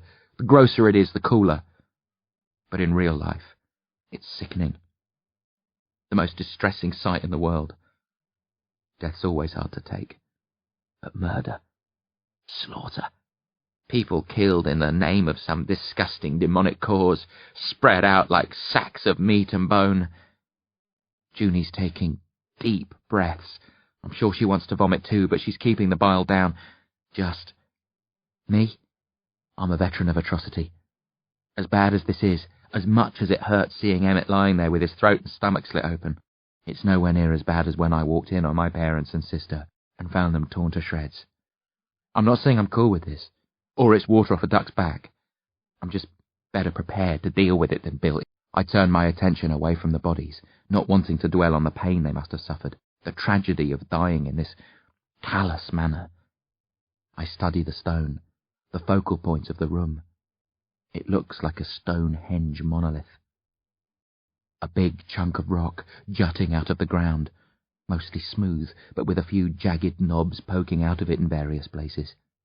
No writing, at least not on this side, but several gouges run across the middle and near the top, different lengths and depths. Some of the bodies have been here a long time, Junie says. She points to a couple of corpses in an especially bad state, flesh rotting, inner organs dried up, bones jutting through the dry and brittle skin. This hasn't all happened in the last few weeks. No, I agree. I think this goes back months, maybe longer. Junie looks around at me. What the hell's happening? She sobs. Why? Before I can think of an answer, there's a scratching noise behind the rock, then a sniffing sound, followed by a raspy chuckling. Something sticks its head out, studies us, then steps into view. It's a demon. 5 long, spindly legs, the body of a giant ant, a long neck, and the head of some sort of rabid monkey. No arms, but several small mouths in addition to its main one sticking out of its body, set on mushroom-like stalks. The mouths are filled with blood-red, dagger-sharp teeth. The demon gurgles at us. I can read its thoughts. Fresh meat. Junie and Billy scream. I scream too, but there's magic in my cry. It hits the demon like a cannonball, knocks it backwards, clear of the stone and bodies, sends it tumbling across the floor. Run! I roar. Bill E. and Junie don't need to be told twice. They race for the door, howling, terror overriding their other senses. I want to run too. I try to, but the magic stops me. Not yet, a voice within me whispers. You can't let it attack from behind. You'll die if you turn your back on it. The demon finds its feet and snarls. It has several bright green eyes set above and under its main mouth. Some look at the light overhead. The others stay pinned on me. The demon's lips move fast, inhuman mutterings. I sense magic and prepare myself for an assault, teeth chattering, inching away from the monster, keeping it in sight the whole time. The ball of light dims, then is quenched, plunging us into blackness. Bill E. and Junie's screams get louder. The demon shrieks triumphantly, the sound of scampering feet. My first instinct, turn and run for dear life. But my magic half holds me in place, makes me listen. The scampering sounds come closer, closer. Any second now, those teeth will be ripping into my flesh and tearing off chunks of... Sudden silence. Down! The voice barks. I drop instinctively, and in response to a second command, stick my legs up in the air. I force magic down to my feet, transforming them, directed by my voice. The demon hits, a wet stabbing sound. My knees buckle, but I hold them straight. There's weight pressing down on me, more than I could naturally bear. I use magic to steady my legs and support the heavy load. The demon's struggling, screeching. Something splashes over my face and neck, blood or bile, maybe both. I scream with fear and hate, then force my feet up higher. The demon chokes, writhes a few more times, then goes still. I hold my position, wary, in case the demon's faking. But when, after several long seconds, there's no movement, I allow myself to relax a bit and summon a fresh ball. My legs are rigid above me. The demon's impaled on them. I can see 2 grey metallic prongs sticking out of the monster's back. My feet transformed into blades. How cool is that? Grubs! Billy yells. I tilt my head and look behind me. Billy and Junie are standing in the doorway. I see panic in Billy's face. He can't see the blades from there. He thinks the demon's feasting on me. It's okay, I call, lowering my legs, using my hands to try and push the demon off. When that fails, I use magic to propel it clear, then turn my legs back to their normal form. I stand. Grubs! Billy says softly this time, uncertain. I smile at him and Junie. She looks suspicious too. I killed it! Billy takes a step forward. I increase the brightness of the light so he and Junie can see me clearly, as well as the motionless demon. You killed it! Bill E. echoes, walking cautiously towards me, staring at the dead monster. How? Magic! I feel weird. I've never killed anything before, apart from flies and other insects. I know this is a demon, and it was trying to kill me, but it's still a strange sensation. I don't feel guilty. I'm glad as hell that I'm not the one lying dead, but I'm not thrilled either. Junie steps up beside Bill E. She's trembling, brushes strands of white hair out of her eyes. I've never seen anything like that before, she mumbles, takes a step towards it, stops. Are you certain it's dead? Yes, but others might come. We can't afford to hang around. I have to examine it, she says. This isn't the time for an autopsy, I snap. I have to make sure there are no wires or engines inside. You think that thing's a fake? Bill E. exclaims. Are you insane? No, Junie says, to both questions. But I have to be sure. If this is real, It changes the entire way I think about the world. Before I accept that, I have to be certain this isn't a clever movie prop that got out of control. Junie crouches next to the demon, studies it closely, hands raised defensively in case it leaps back to life and attacks. I move up behind her, also worried about the demon, no longer positive that I killed it, remembering when I fought Vein and Artery. I could cut them up into bits, but I wasn't able to kill them. This might be a lesser demon, or I might be more powerful than I was before, or it might only be wounded, faking death to lure us closer. Junie kicks one of the demon's legs. No response. She kicks a mouth stalk. It wobbles from side to side, but only from the force of her blow. Slowly, carefully, she prizes its main mouth open and peers down its throat. I tense. If the demon's faking, this is the perfect moment to strike. I see the teeth start to come together and prepare a ball of energy to hurl. But I'm stressing for nothing. The mouth's only moving because Junie is fiddling with the demon's neck. I need a knife, Junie mutters, running her hands over the demon's ant-like shell. She looks up. Either of you? Bill E. fishes in a pocket and passes her a small Swiss Army knife. Junie pauses, grimacing, then cuts into the demon's flesh. It's softer than it looks, or else Junie's stronger than she appears, because the blade plunges in up to her hand. She shudders, then carves downwards along the length of the demon's side. Worm-like guts ooze out as she slices, as well as a greyish substance which might be blood. Remembering the spray I caught earlier, I wipe a hand across my face, and it comes away wet and sticky with the same grey liquid. "I'll kill for a shower," I mutter, chuckling darkly at the sick joke.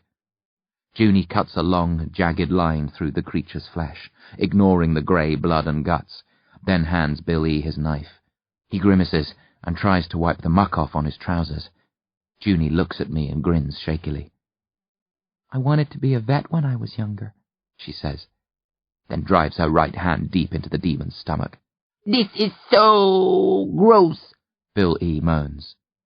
"It hasn't put you in the mood for liver and kidneys for breakfast?" I ask. Bill E.'s face goes green and he almost throws up again. Junie searches with her fingers for a minute, then draws her hand out. All sorts of horrible bits and pieces come with it, fleshy and slimy, no wires or mechanisms. Junie stares at her fingers, rubs them together, then tries to clean them by digging her hand into the earth. "Convinced?" I ask. "It's impossible," she sighs. "Demons are creatures of myth, the phantasmagorical creations of primitive superstition." "They're the demonata," I correct her. "Mankind's greatest enemies. They've existed since before the dawn of our species. They hate us and love to kill. Sometimes they break through into our universe and the bloodshed starts. That's what happened here." I lock gazes with her. "They've already killed some of us. If we don't warn the others, they'll slaughter us all." Junie nods slowly. "I thought I was so clever," she whispers. "I knew so much about the mind, people, behavior. Now..." Her eyes clear, and she gets up, businesslike. "Who can we trust?" she asks. "Dervish," I answer promptly. "But he won't believe us." "He'll believe me," Junie growls, and her face is beautifully stern.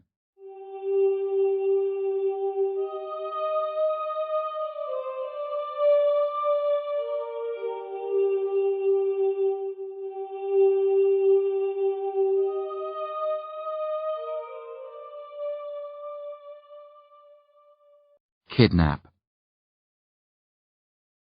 I keep expecting the worst as we reel back through the warehouse, anxiously retracting our steps, making mistakes and having to backtrack.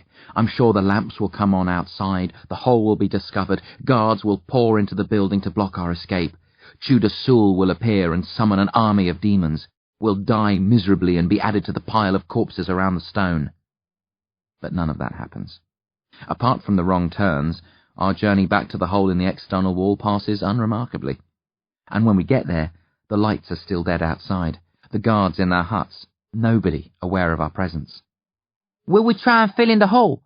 Billy asks. "That would take too much time," Junie says. We should just... I point at the mud-like mess on the ground, draw upon the magic, snap my fingers. Upsaka grubsa, I quip, and the molten rocks flow upwards, defying gravity. They fill the gap, solidifying within seconds. It's not perfect. There are no individual bricks now, just one large patch of unbroken block. But it should only be noticeable if one of the guards passes up close. Nice work, Bill E. says. You're growing more powerful by the minute, Junie notes. Let's not waste time on compliments, I grunt, then lead the way through the welcome nighttime darkness of Slaughter in search of my uncle. Even though I'm soaked from head to toe in demon blood, Dervish doesn't believe us. Rather, he doesn't want to believe. This is a movie set, he insists. The D-workshops are full of amazing demon facsimiles. It wasn't real, just a... Junie curses crudely, surprising us all, then points a finger at the startled Dervish. Don't give me that rot, she snarls. You weren't there. I was. You didn't see it. I did. It was no piece of movie magic. It was a demon. It would have killed us all if not for Grubs. I feel pride welling up inside. Bill E. gives me a dig in the ribs and sticks his tongue out, making sure my head doesn't get too big. Dervish stares uncertainly at Junie, finding it harder to dismiss her protest than mine. That's a positive sign. Chudasul hasn't fried Dervish's brain completely. It was a real demon, Junie says slowly, keeping her eyes on Dervish's. I don't know how these things can be real, but they are. It killed Emmett, Cook, and Kick. A lot of others. No, I cut in.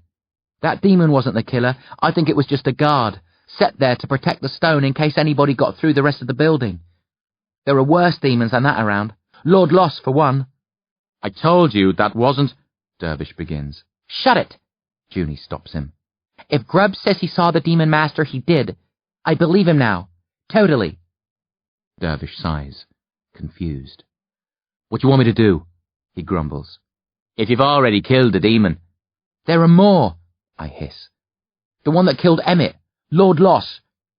I glance at Junie and Bill E. That was an awfully large room. Why make a room that big for just a few demons? I think more are planning to cross, a lot more. I face Dervish again. You have to stop them. Call the disciples. Destroy that stone and get all the actors and crew out of here. Who are the disciples? Junie asks, but I wave the question away, glaring at my bemused-looking uncle. I still think it was only... Dervish mutters, then pulls a face. But I'm not going to argue with all three of you. Let's go back to the warehouse. Show me the demon. If you're right, we'll... If you think we're going back inside that place, you're certifiable, Junie says, beating Bill E. and me to the punch. Run the risk again? Give them another chance to discover what we're up to, so they can trap and murder us? No way. She points to the door. We're out of here. We'll get to safety, call in help, soldiers, police, whoever the disciples are, then have this place evacuated. I'm not happy leaving the others behind, but it will be safer to help them from the outside. That's the sort of plan I like, Billy beams. Run for the hills, tail between our legs. Excellent. You're asking me to believe this and flee with you, breaking our contracts, by the way, without any proof, purely on the strength of your word? Dervish asks sullenly. Junie stares at him straight. Precisely. That's crazy and insulting, Dervish says coolly, then winks, looking like my real uncle for the first time in weeks. Last one to civilization's a rotten egg. We take Junie's car. She and Dervish sit up front, me and Bill E. in the back. We drive through the heart of Slaughter, heading for the connecting road to the motorway. Everybody's silent, staring out the windows. We've seen enough movies to know that this is the part where the bad guys are supposed to rumble us, block off the road, stop us from leaving. But we see nobody, except a few technicians working on the sets, and they pay no attention to us. Moments later, we pass the last building, an old hat store that's been designed to look like it did 100 years ago, and are on the road to freedom. I bet they'll come after us, Bill E. whispers, gazing out the back window. No, I say. By the time they realise we're gone, it will be morning and we'll be too far away for them to catch up. A pity, Billy sighs. I always wanted to be part of a high-speed car chase. Junie accelerates once we're in sight of the motorway, then slows to a stop, though she leaves the engine running. She and Dervish are staring hard ahead. "What's wrong?" I ask, peering over Dervish's shoulder. "There's something in the middle of the road," Junie says. "It might be rubbish sacks." "Or a body," Dervish murmurs. I squint, but I can't see anything. "Are you sure?" Dervish nods slowly, then looks at Junie. "Can we circle around?" "Yes," she licks her lips. "But if it's a person in trouble—" No way, Billy gasps. You can't even be thinking about getting out. "It doesn't sound like the best of moves," Dervish agrees. "I know," Junie says. "It feels like a trap. But I can't see anybody else. And if there are demons lurking, why wait for us to get out of the car? If they meant to attack, they'd have hit us as soon as we slowed." Dervish stares out the windows, then checks the rear-view mirrors. "I'll go," he decides. "Keep the engine running. If anything happens, slam your foot down on the accelerator and forget about me. Do not play the hero. Grubs," he glances at me, trusting me to know about life and death situations and how to deal with them. We'll do what we have to, I tell him. "Wish me luck," Dervish mutters, and opens his door.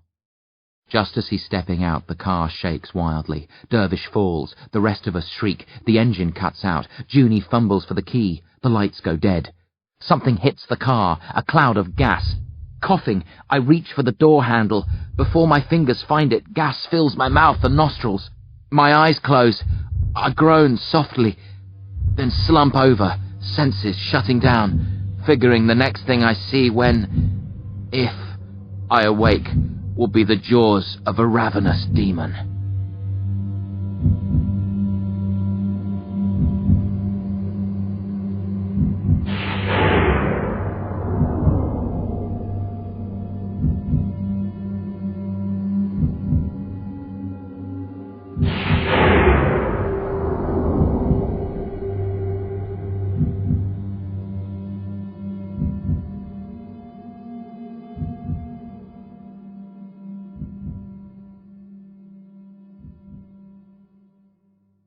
End of Disc 3. Disc 4.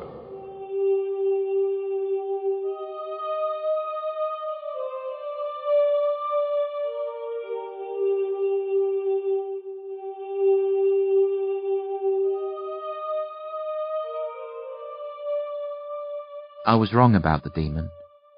Instead, I wake to Junie slapping my cheeks and calling my name.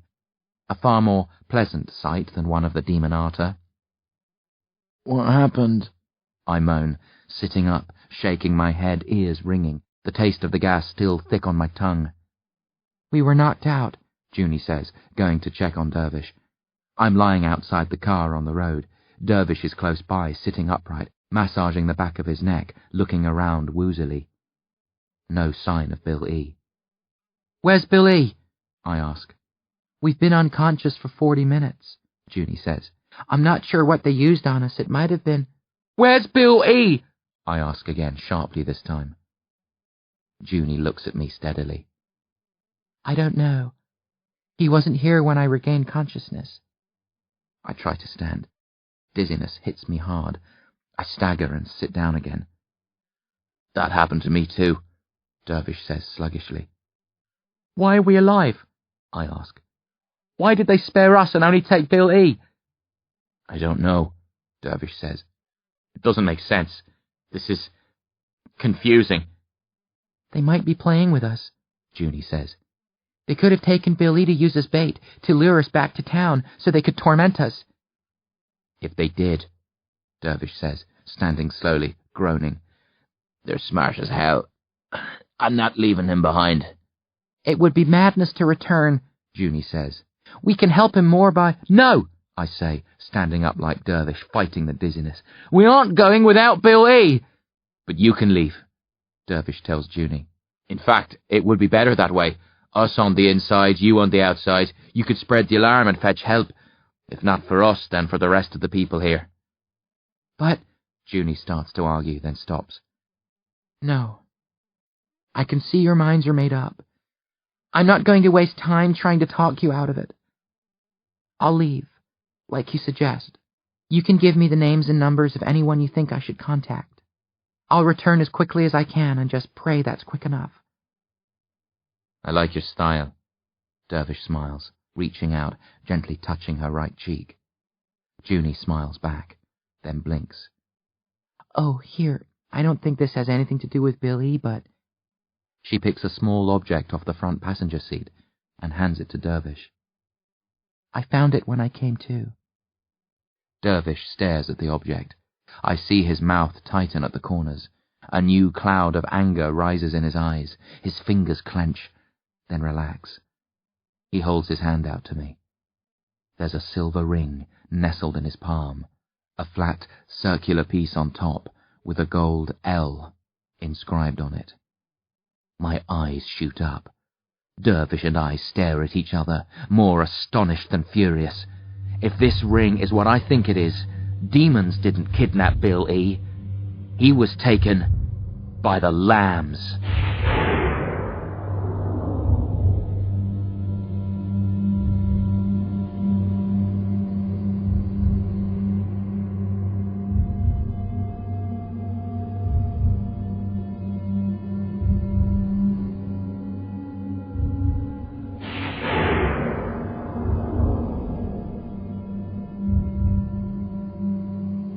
Part 3.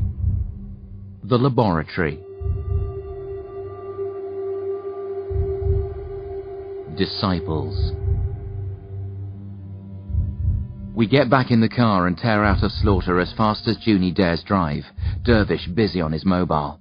He makes a series of calls and speaks with 6 or 7 different people.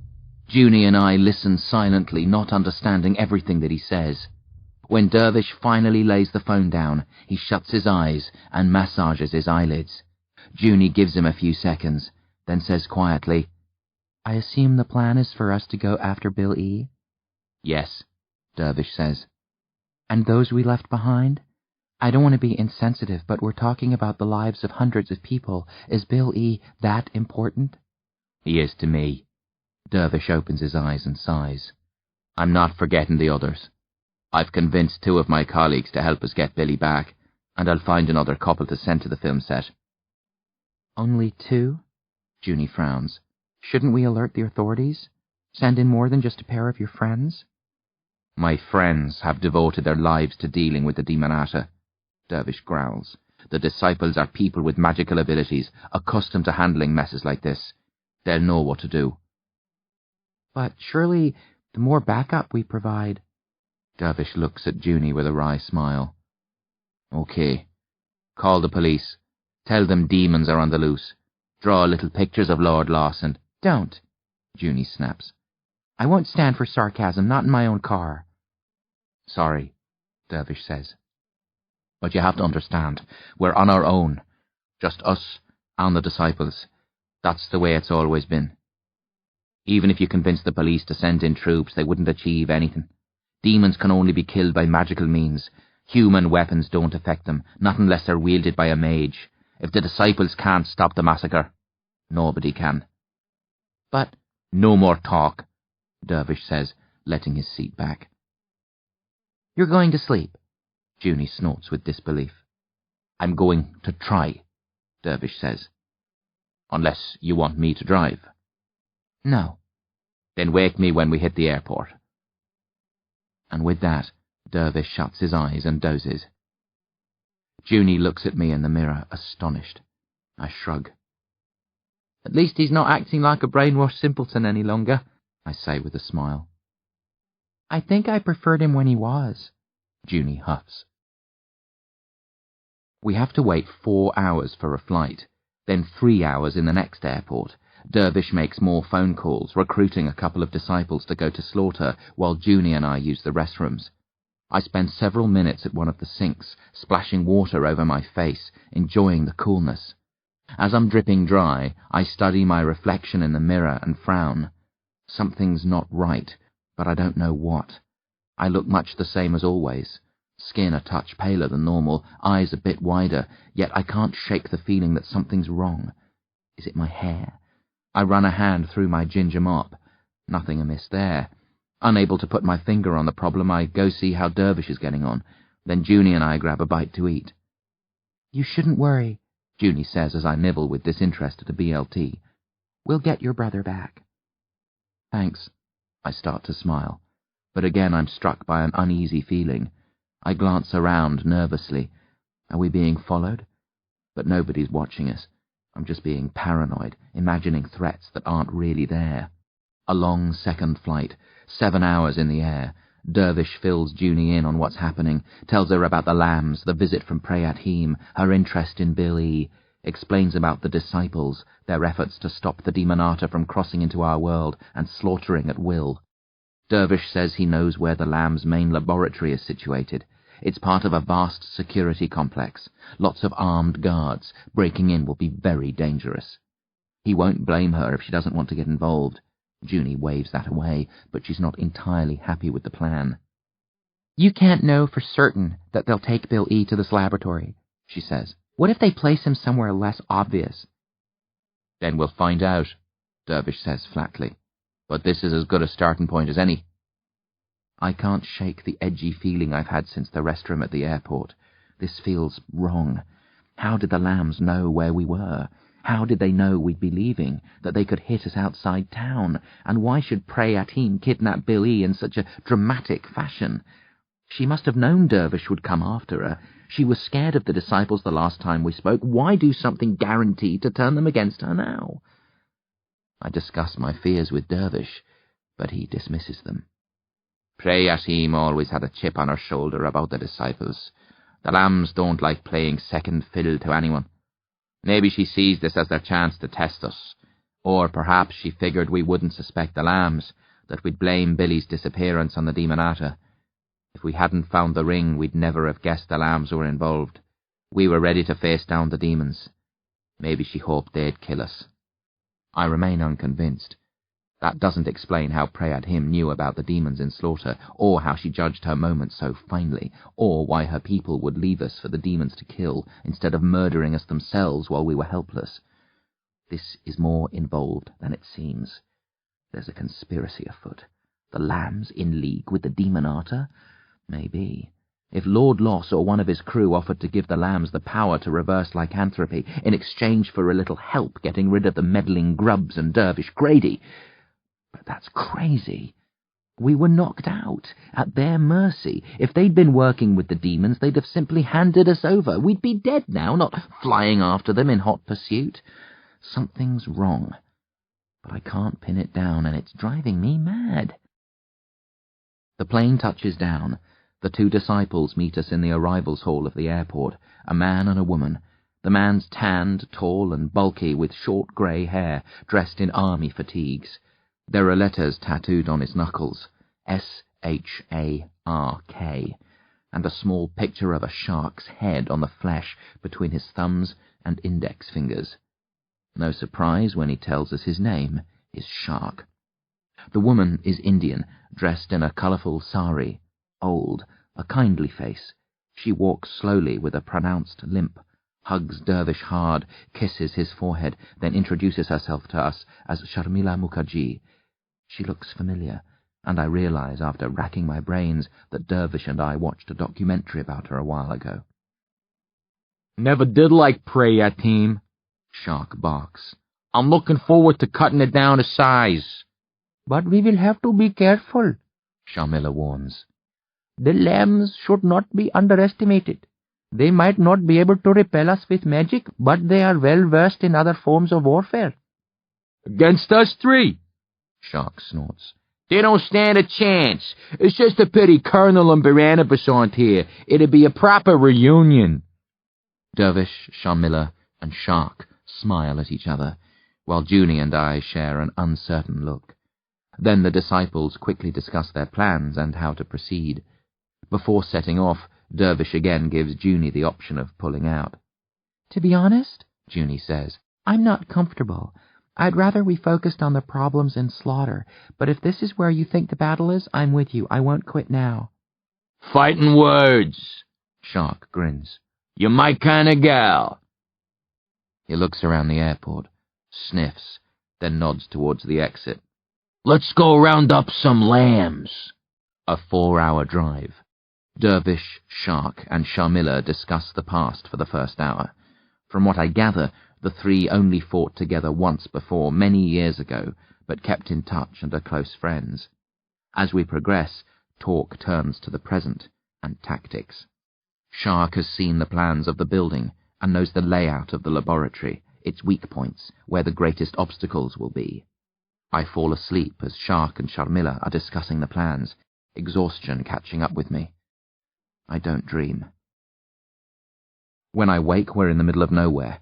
Dry, arid land stretches out in all directions. A huge metal and glass building stands ahead of us, ringed by a security fence, dotted with armed guards, sporting a massive antenna on the roof.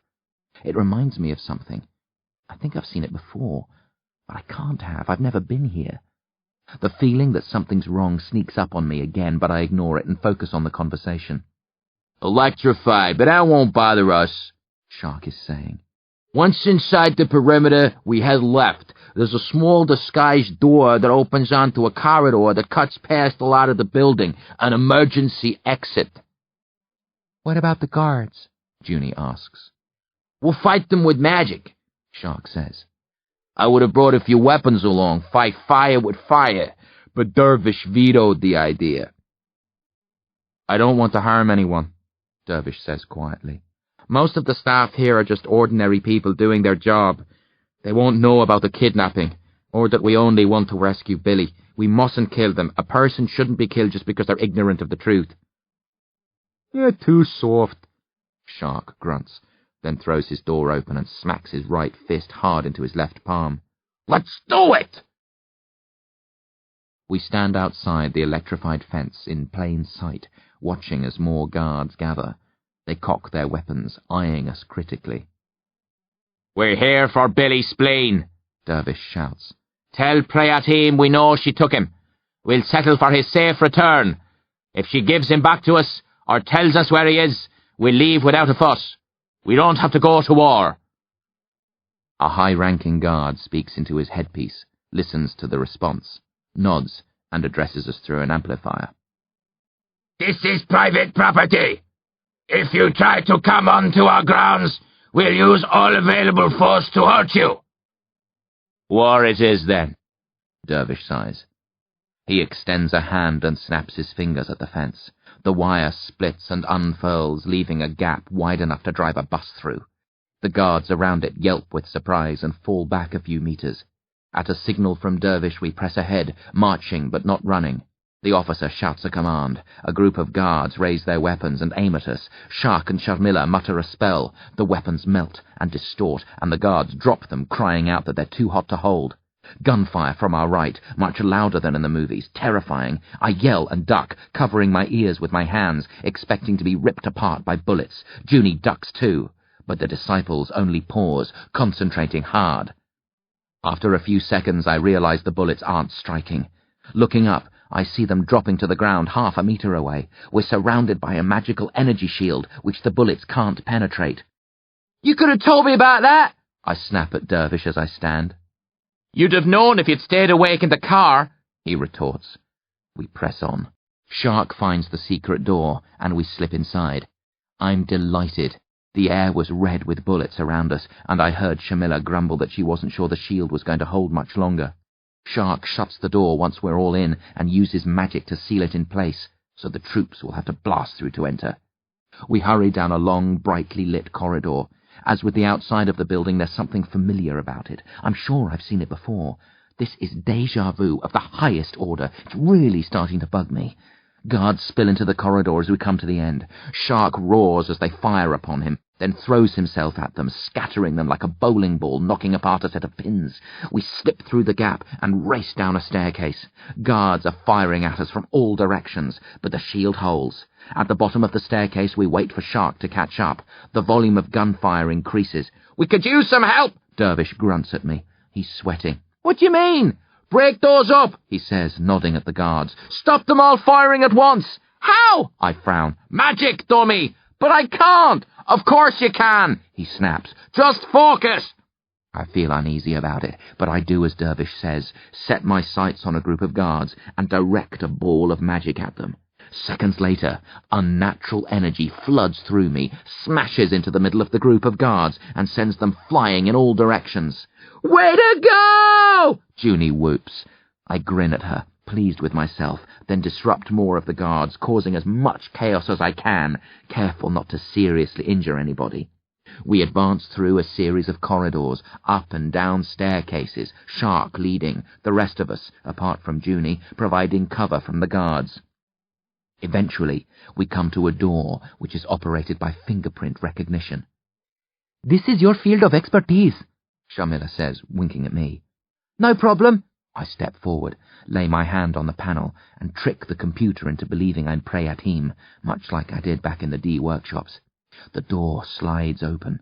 We enter a large, dimly lit room, grim brick walls, lots of cells cased off by hard glass panels, like those in the movie The Silence of the Lambs. Several lab technicians in white jackets, a handful of guards, and Preatim. The scientist is scowling at us, her dark eyes like a couple of drill bits. You're trespassing on private property, she growls. Dervish laughs.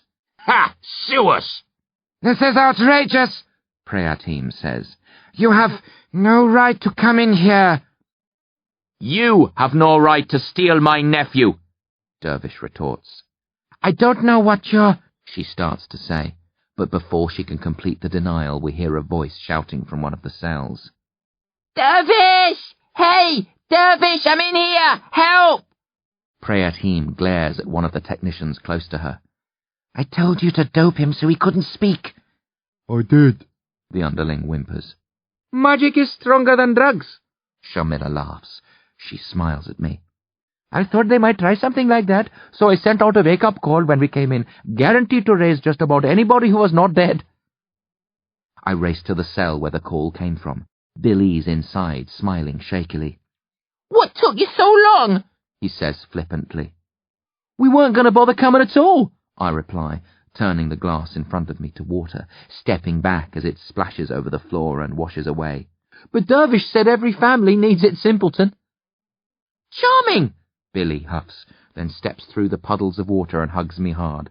Thanks for not leaving me here, he whispers. I can hear tears in his voice.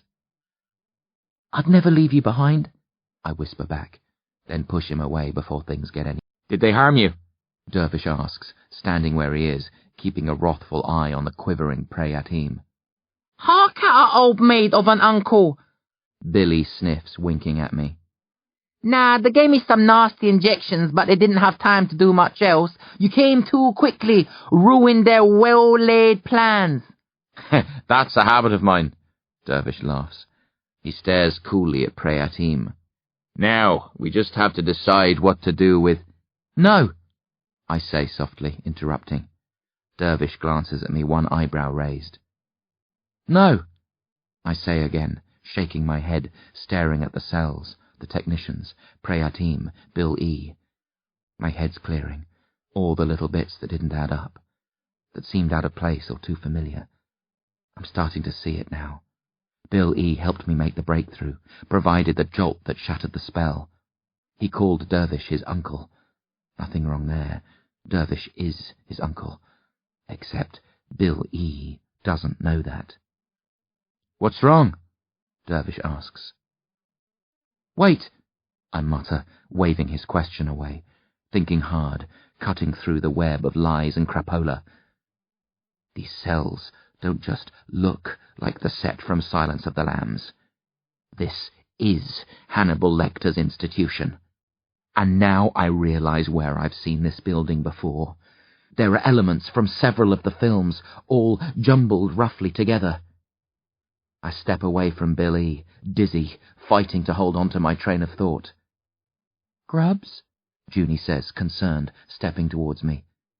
Are you okay? Can I help? Is there... Shut up! I shout, breaking through the labyrinth of untruths, rapidly, one lie falling after another, mental dominoes toppling quickly. I'm a mage, not a true magician. I was only able to draw upon my potential in Slaughter because of all the magic in the air. There's no magic in this laboratory, so how come I'm able to unleash great energy bursts and turn glass into water? The same goes for the disciples. They shouldn't have so much power here. All the logical hiccups and flaws reveal themselves in quick succession, the lambs turning up at just the right moment to knock us out and kidnap Billy, Dervish handily knowing the location of the main laboratory, prayer team taking Bill E there, Shark so conveniently having seen the plans of the building. Sharmila knew that I'd opened the fingerprint-operated door in the D workshops, but we hadn't told her about that. In the second airport, Junie referred to Bill E as my brother, but she doesn't know we're related. And in the restroom, the first time I became aware that something was wrong. I get it now. What I saw but couldn't make connect. My reflection was clean. It had been all the time, even before I washed my face. Clean skin, hair, clothes, no grey demon blood. But I got soaked in the D chamber. I never washed the blood off. It should have been caked on at the airport, just as it should be now, but it wasn't, and it isn't, because... None of this is real! I scream, startling everyone around me. Grubs, Junie says softly. Calm down, you're losing control. You're not real! I shout. None of you are! What's wrong with him? Dervish snaps at Junie. I don't know. Maybe he... The magic part of me whispers something. It's been quiet all this time, even while I thought I was working magic, but now it breaks its silence and tells me what to say. Ignoring the chatterings of the figures around me, I bellow out loud, words of magic and power. Prayer Team's face contorts with hatred. Demon eyes glare at me. She shrieks, as do all the scientists and guards. But it's too late. The walls of the cells bubble. The human lambs turn into demons, then fade. A red haze comes down around Dervish and the others. Magic phrases trip off my tongue. Pain washes over me. I fall to my knees, but keep on shouting, ripping the vision to pieces. The redness thickens, fills the room, blocking out everything. Humans, demons, all. I utter the final words of the spell and wearily close my eyes. Everything goes silent.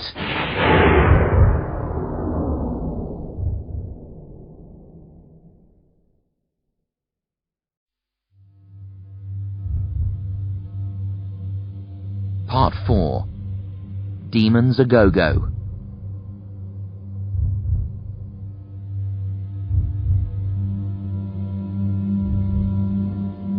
Wakey, wakey.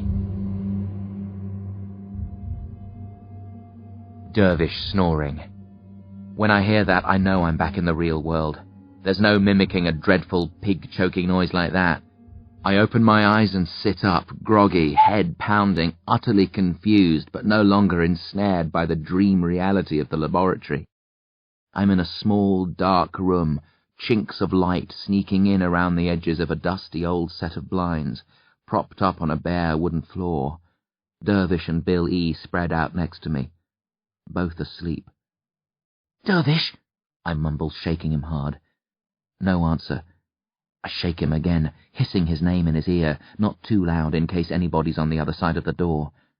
Still no response. I roll up his eyelids with one hand and snap my fingers in front of his eyes with the other. He carries on snoring. "You are all dreaming the same thing," the magic part of me whispers. "They're still trapped inside it. They can't wake themselves. You'll have to use magic to bring them back." It tells me the words to use. I murmur them softly, feeling magic flow out of me into my uncle and brother. They stir. Bill E. moans. Dervish grunts something about an armadillo. Their eyelids flicker, and they struggle awake. "What's happening?" Bill E. groans. "Where are we?" Dervish asks. "Where's Prayatim, Sharmila, Shark, That was Bull," I cut in, steadying him as he tries to stand. "Easy, don't make any noise. We're probably under guard." I don't understand. What? He stares around, forehead creased. It was a dream. The kidnapping, meeting up with the disciples, the lab, none of that was real. It was all fantasy. Don't be crazy, Dervish snaps. I know the difference between... He stops, thinks about it. His jaw drops. Bloody hell. It had me fooled completely.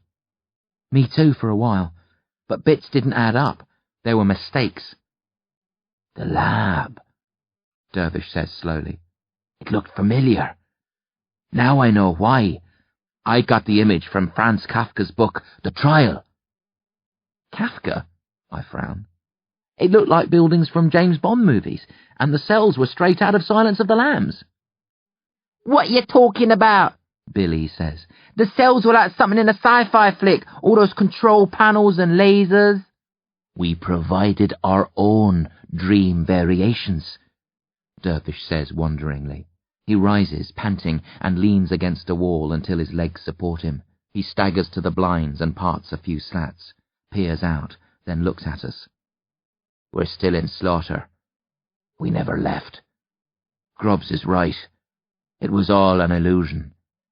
Dervish walks around the room, giving his head time to clear, flexing his legs and arms.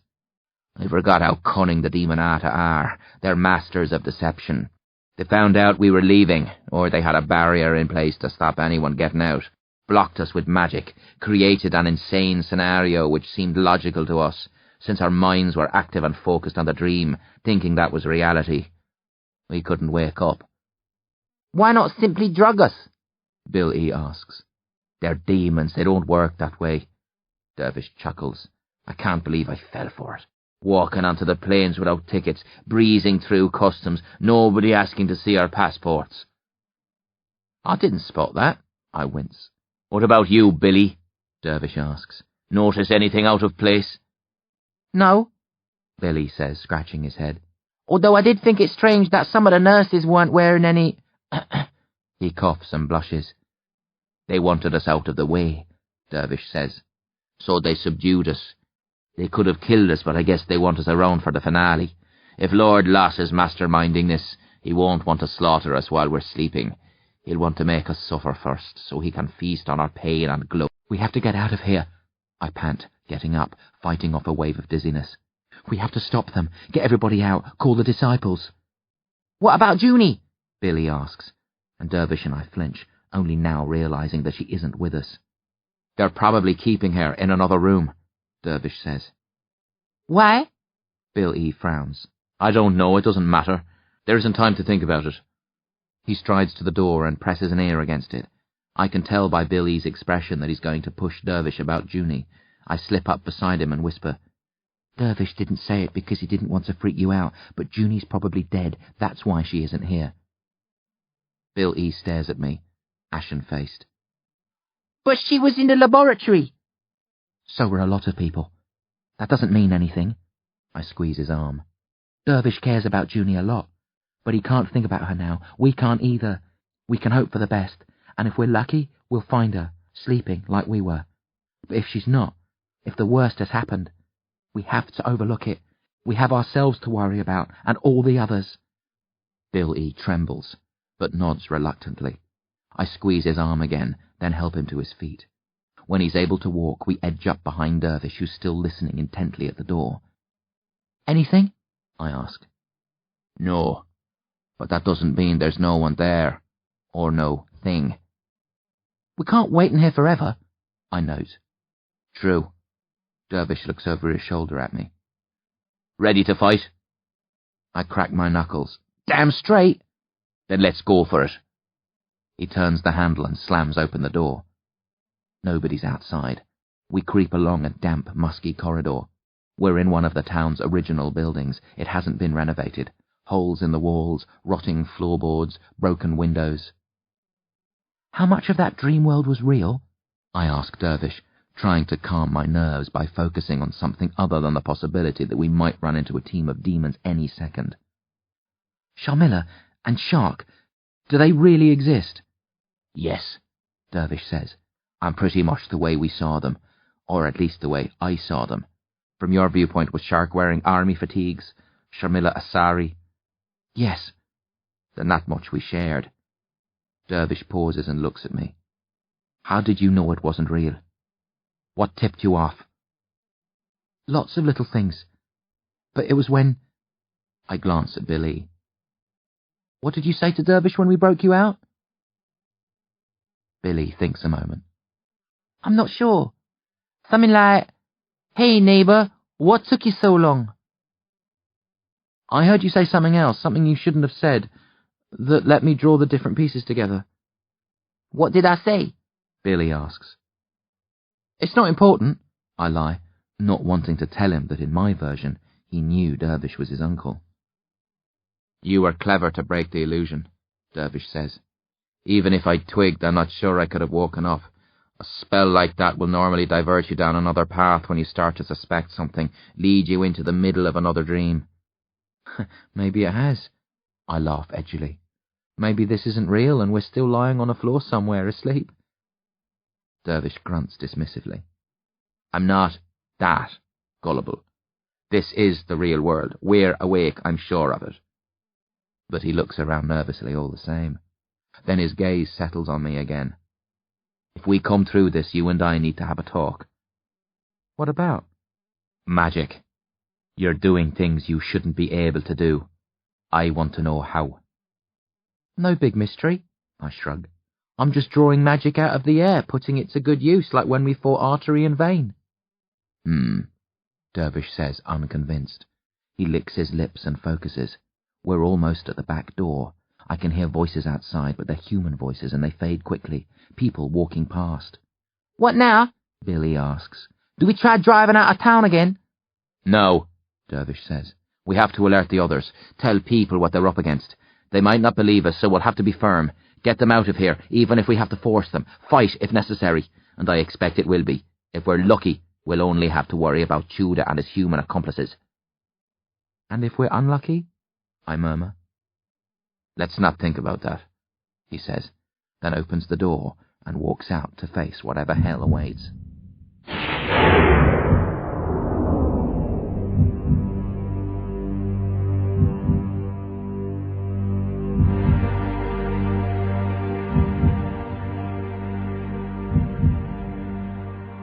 Assembly call. On the outskirts of Slaughter, proceeding slowly, Dervish slightly ahead of Billy and me, one hand held palm up, trying to determine whether or not there's a barrier in place. He said we should determine the lay of the land before raising the alarm. No point trying to herd dozens of people out of town if they're going to be knocked out by a magically enforced shield. Why aren't we hungry? Bill E. asks, checking the date on his watch. We've been asleep for, hell on a Harley, 6 days. We should be ravenous, but I don't even feel peckish. Trust you to be thinking about your stomach at a time like this, I snort. Dervish laughs gently.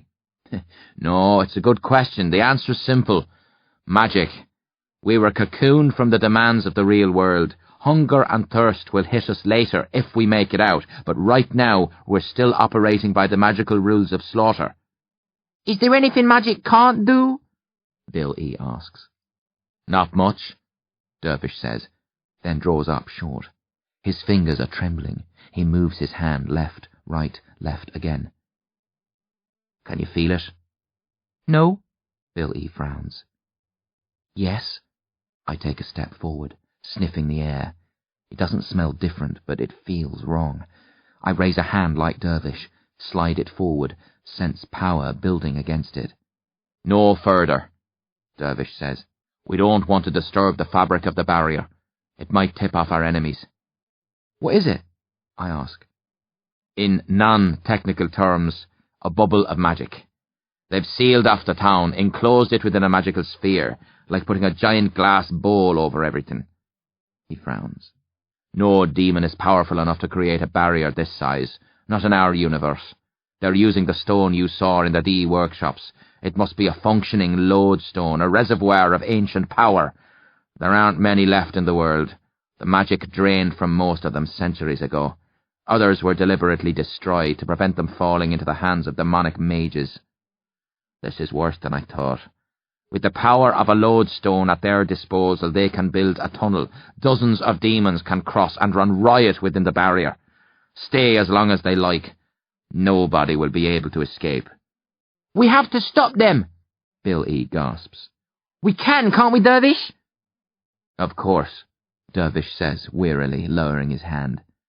If we shatter the lodestone, the bubble will burst. But now that we know about it, the Demonata will have increased security around the warehouse. They're not stupid.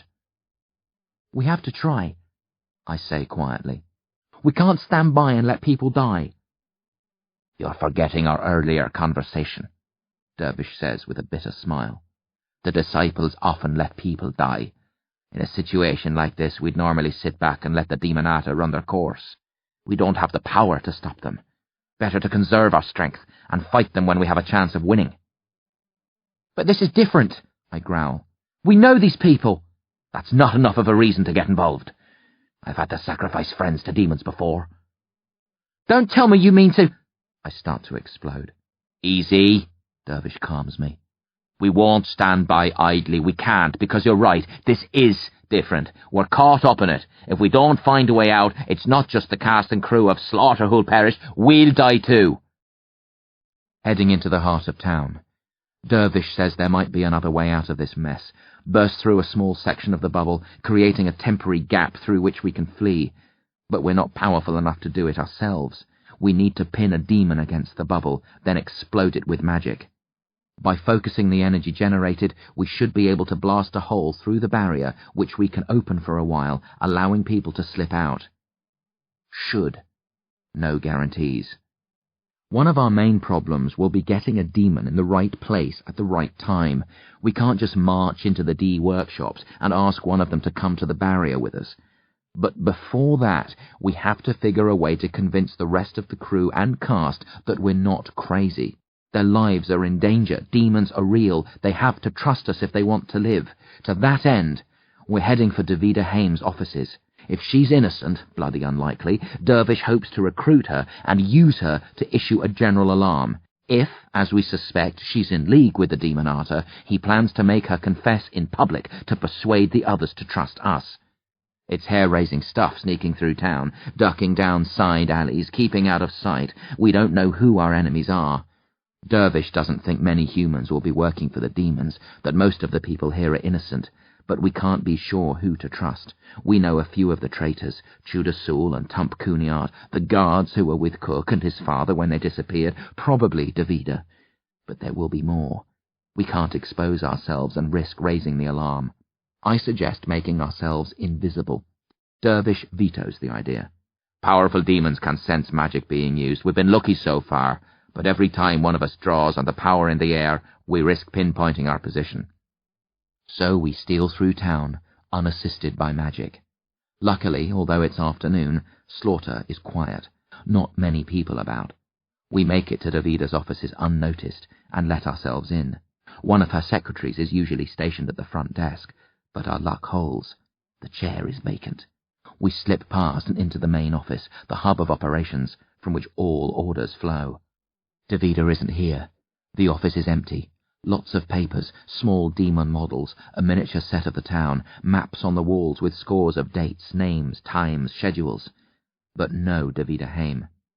Go through the drawers, Dervish says, hurrying to one of the many file cabinets in the room. Look for anything that might give us an advantage. Plans, a list of demons, spells, whatever. You think she'll keep details like that in unlocked cabinets? Bill E. asks. No, Dervish sighs, but it'll keep us busy, and you never know. We might strike lucky. Rooting through drawers, pulling out folders, glancing through the pages, then discarding them, scattering them across the floor, not caring about the mess we're making. I'm halfway through a drawer when Bill E. makes a shushing sound and hurries to the door. He listens for a second, then nods. People are coming.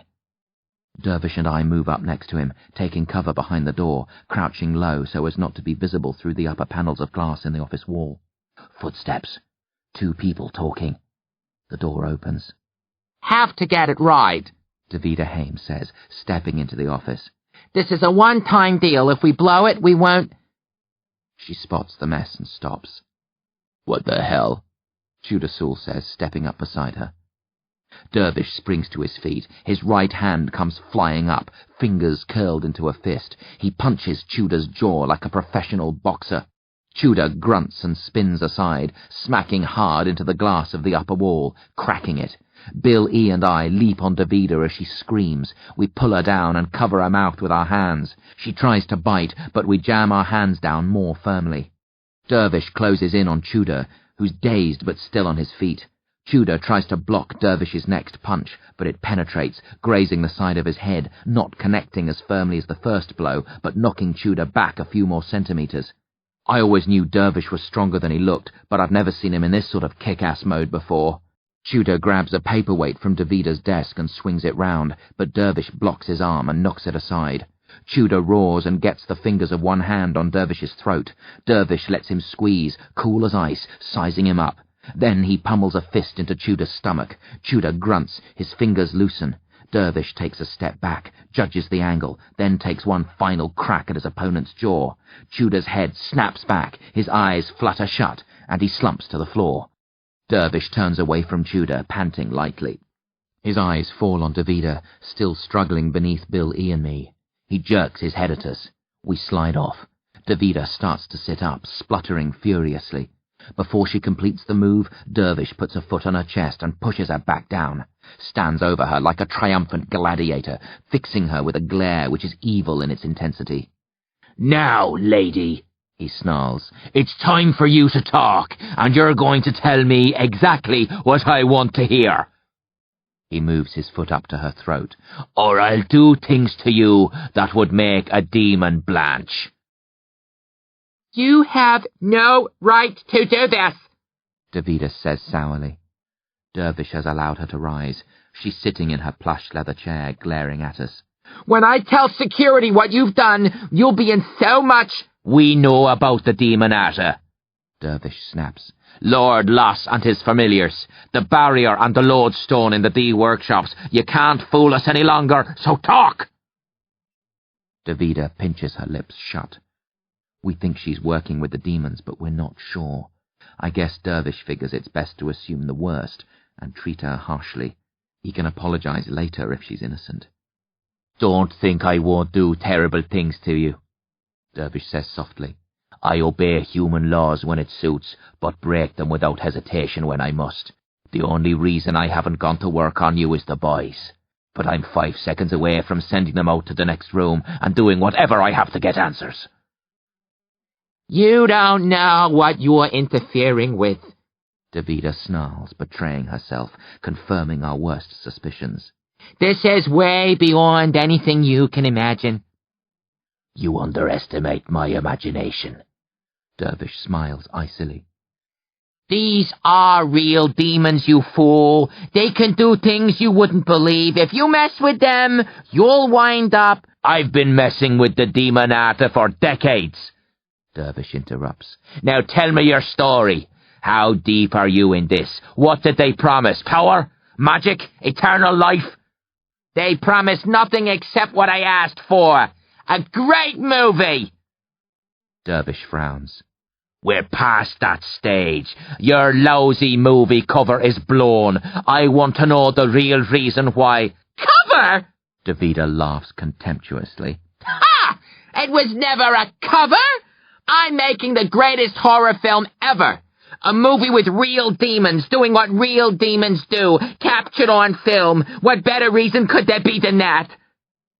Dervish's frown deepens. "You're telling me that was the trade-off? You helped the demons cross to our world, provided them with all the victims you could, and they agreed to be filmed? It was as shallow as that?" "You know nothing about movie making," Davida sneers. "Life is shallow, it's meaningless, life passes and is forgotten within minutes, but movies endure. A film outlives everyone involved, if it's good enough, if it's magical." She leans forward intently.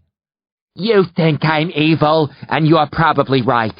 I brought all these people here, knowing they'd die. But we all die in the end. Pointless, forgettable deaths. We fade, and it's like we never existed. We come, we live, we die. And that's that. Not much of a story, huh? But that's about to change for you, me, everybody here. We'll become part of history. I'm making a movie which will survive as long as the human race itself. Demons will attack, kill hundreds of people in unimaginable ways, and I'll capture it all on camera, splice it in with the other scenes I shot, make the most shocking horror film ever. I'll be notorious, yes, feared and despised. I'll be imprisoned, maybe executed, but I'll be remembered, and so will the others, and that's the most any of us can hope for. She stops, breathing heavily, face flushed. She's loco, Bill E. says. How come she wasn't locked up years ago? Dervish shakes his head in wonderment. You planned to let these people be butchered in the name of art, so you could film the massacre and turn it into entertainment. That's a new one. I've seen crazy mages bring the demonata into our world for all sorts of reasons, but never to break box office records! You don't get it! Davida laughs. This is immortality! It will put us up with the ranks of the great. We'll mingle with the giants of history. Caesar, Alexander, Napoleon. The world will always want to see this film, to experience true terror, to get as close as they can to the reality of the demonic. You're deluding yourself, Dervish says. There won't be a film. Even if you capture the footage, you won't live to edit it. The demonata will kill you along with the rest of us. You'll be a brief news item. Nothing more. No, Davida insists. We have a deal. I give them you. They let me make my film. Do you have that in writing? Dervish chuckles, then stops. What do you mean? You give them us? I've spent the last several years recruiting demons, Davida says. I got a few less demons involved once I laid my hands on the lodestone and they saw that I was serious, but I needed a demon master. By myself, I could only use the stone to create a brief window between universes. I knew a demon master could help me use it to build a tunnel, letting many more demons cross and giving them plenty of time to cavort. The trouble is, demon masters are hard to contact. I managed to find one, Lord Loss.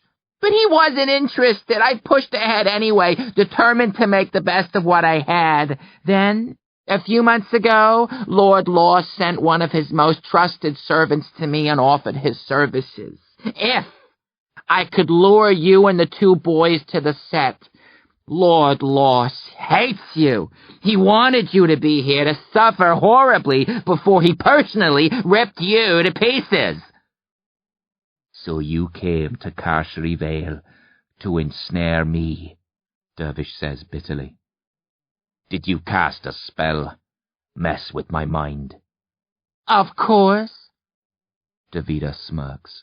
It wasn't that difficult, or so I've been told. I didn't do it myself.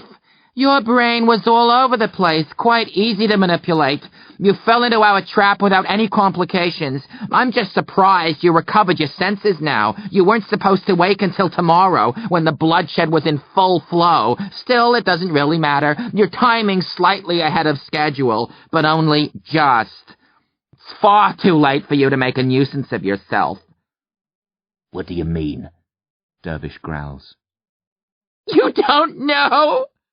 Davida giggles with delight. I did think it strange that you were here, grilling me instead of...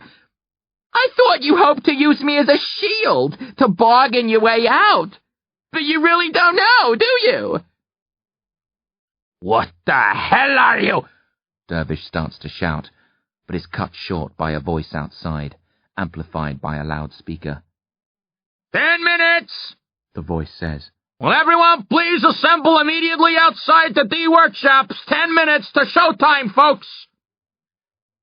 Dervish stares at Davida, face whitening. It's the final scene, Grady. when the demons break through and hell erupts. We brought it forward once you found out the truth. We couldn't keep you comatose indefinitely. The actors and crew think the heroes in the movie will save the day. But that's not how it's going to work. I've a surprise up my sleeve. Dozens of demons who aren't playing by the rules of monster movies, who don't have weak spots, who aren't going to be thwarted by a clean-cut movie brat with a cool haircut and a dazzling smile. Davida looks at her watch and smiles serenely. 9 more minutes. Then Lord Loss and his familiars burst out of the D warehouse and kill just about every living soul in town. She brings her hands up and claps slowly to emphasize each word. Lights! Camera! Slaughter!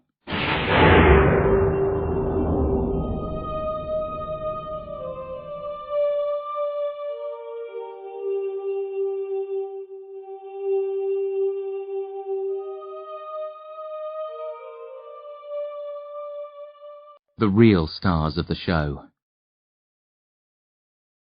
Dervish rushes out of the office, leaving a laughing Davida and unconscious Tudor Sewell behind. Billy and I hurry after him. Shouldn't we have tied Davida up or knocked her out? I pant, running fast to catch up with Dervish. No time, he barks. We race through the mostly deserted streets of Slaughter. Dervish spots a group of people making their way to the assembly point. He roars, "Get out! Go back!" They stop and stare at him oddly. There's been an explosion! Billy yells, lurching up behind us. They think it's a gas leak. The entire gas system's been compromised. There could be further detonations anywhere within town. We have to get out. Now! Good one, I compliment him as the panicked group turns and heads west. We need to think about this logically, he gasps, face red from running. If we tell people that demons are going to kill them, they'll think we're mad. So we make it a gas leak instead. I nod. Get them moving away from the danger zone. You hear that, Dervish? Whatever, he grunts. But in another few minutes we won't have to tell them anything. They'll see the demons themselves. We round a corner and approach the gigantic D warehouse. A huge crowd has gathered outside. Most of the people are at the southern end, but some spill around the east and west wings of the building.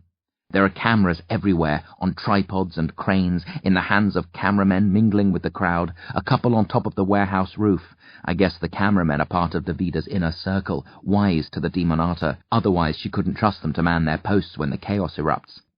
Several of the crew have megaphones and are directing the crowd. Dervish storms over to the nearest one, a young man with a ponytail, grabs the megaphone and shouts into it, "Gas leak! There have been explosions! Everybody out! We have to evacuate now!" Uncertain mutterings among the crowd. People stop talking and stare at Dervish. He's running up and down, repeating his message, gesturing in all directions, telling people they have to make for the outskirts of town immediately. Before anyone can move, a large man steps forward with a megaphone of his own. It's Tump Cooneyart. Ignore that lunatic! Tump roars. It's Dervish Grady. We fired him last week. He is trying to disrupt proceedings to get his own back. Guards, seize him. The boys too. Security guards move forward. Dervish curses and tosses his megaphone aside. Enough of this ghastly crap, he mutters. Time to open their eyes.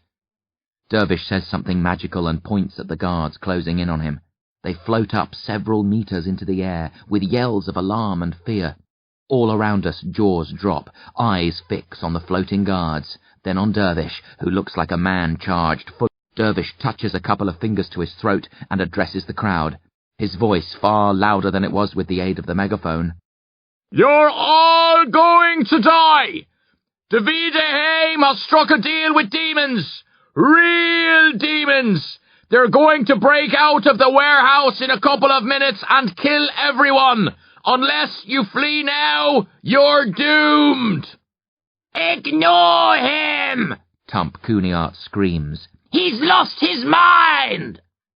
I see Bo and Abe close behind their father. They look worried, scared, incredulous, like most of the people around us. Real demons? Tump snorts. Madness! He's trying to wreck the shoot! Tump Kuniart chokes, drops the megaphone, falls to his knees, face purple, hands clawing at his throat and mouth. "Don't kill him," I whisper in Dervish's ear. He deserves to die, Dervish snarls, looking completely unlike the gentle man I've lived with all these months. "Maybe," I say, voice trembling, "but we don't have the right to kill people. We're trying to save them, even those who don't deserve it." Dervish snorts, but breaks the spell. Tump Kuniart breathes again. Listen to us! I shout, using magic to amplify my voice. I know it's hard to believe, but you can see the guards floating overhead. You can hear our voices, even though we're not using any equipment. Your lives are in danger. You have to run now, or else... Enough! Davida Hames screams, her voice even louder than mine or Dervish's. The guards fall back to earth, some injuring themselves badly. Davida standing behind us, a groggy Chudasul by her side. Her eyes are blazing. You're not going to ruin my movie! Cameraman, are you ready? Dozens nod and shout that they are. Sound! Davida cries. Dervish raises a hand to stop her. Before he can, he's spun aside by a magical force. It's not Davida's work. Doesn't look like Chuda's doing it either. There must be a powerful, hidden mage somewhere in the crowd. Sound! Davida shouts again, and this time there's an answering bellow. All right! Let's dispense with the countdown and cut to the chase.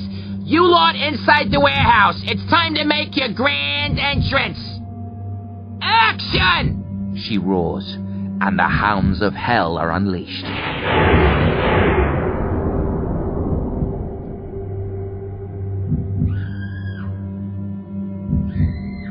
The giant door in the middle of the southern wall of the warehouse explodes outwards. Those nearest it are caught by flying splinters, some as long as my arm. Most go down screaming, though a few are torn apart and killed instantly by the shrapnel. Stunned silence from those not struck by the debris of the blast. Everybody staring at the wounded and dead, wondering if this is real or part of the movie. They live in a make-believe world where anything can happen and nobody is ever really hurt. Their senses tell them this is different. It's not part of a script. They should run. But the movie-making part of their brain is trying to figure out how the explosion was arranged and how the scattering of the splinters was timed so as not to harm anybody. Struggling to convince themselves that those on the ground are acting. The blood isn't real. It can't be.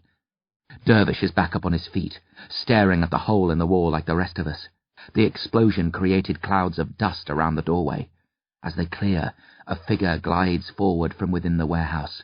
Pale red skin, lumpen, no heart, 8 arms. Who else but the ringmaster himself, Lord Lost? Alas, He sighs, looking around sadly. here we all are, bound by chains and blood of death. No way out. Doomed. Dervish tried to warn you, to save you, but he failed. Here you are trapped. Here you will die. One of the cameramen moves in for a close-up. Yes, I hear Davida murmur. I glance back. She's speaking into a microphone, directing the cameraman. his face first, then pan down to the hole in his chest. I want to see those snakes slithering. Lord Loss gazes without much interest into the camera. He smiles slightly, then runs his eyes over the crowd, judging their mood, taking in their expressions, most more confused than terrified. Ah, He notes. you do not believe.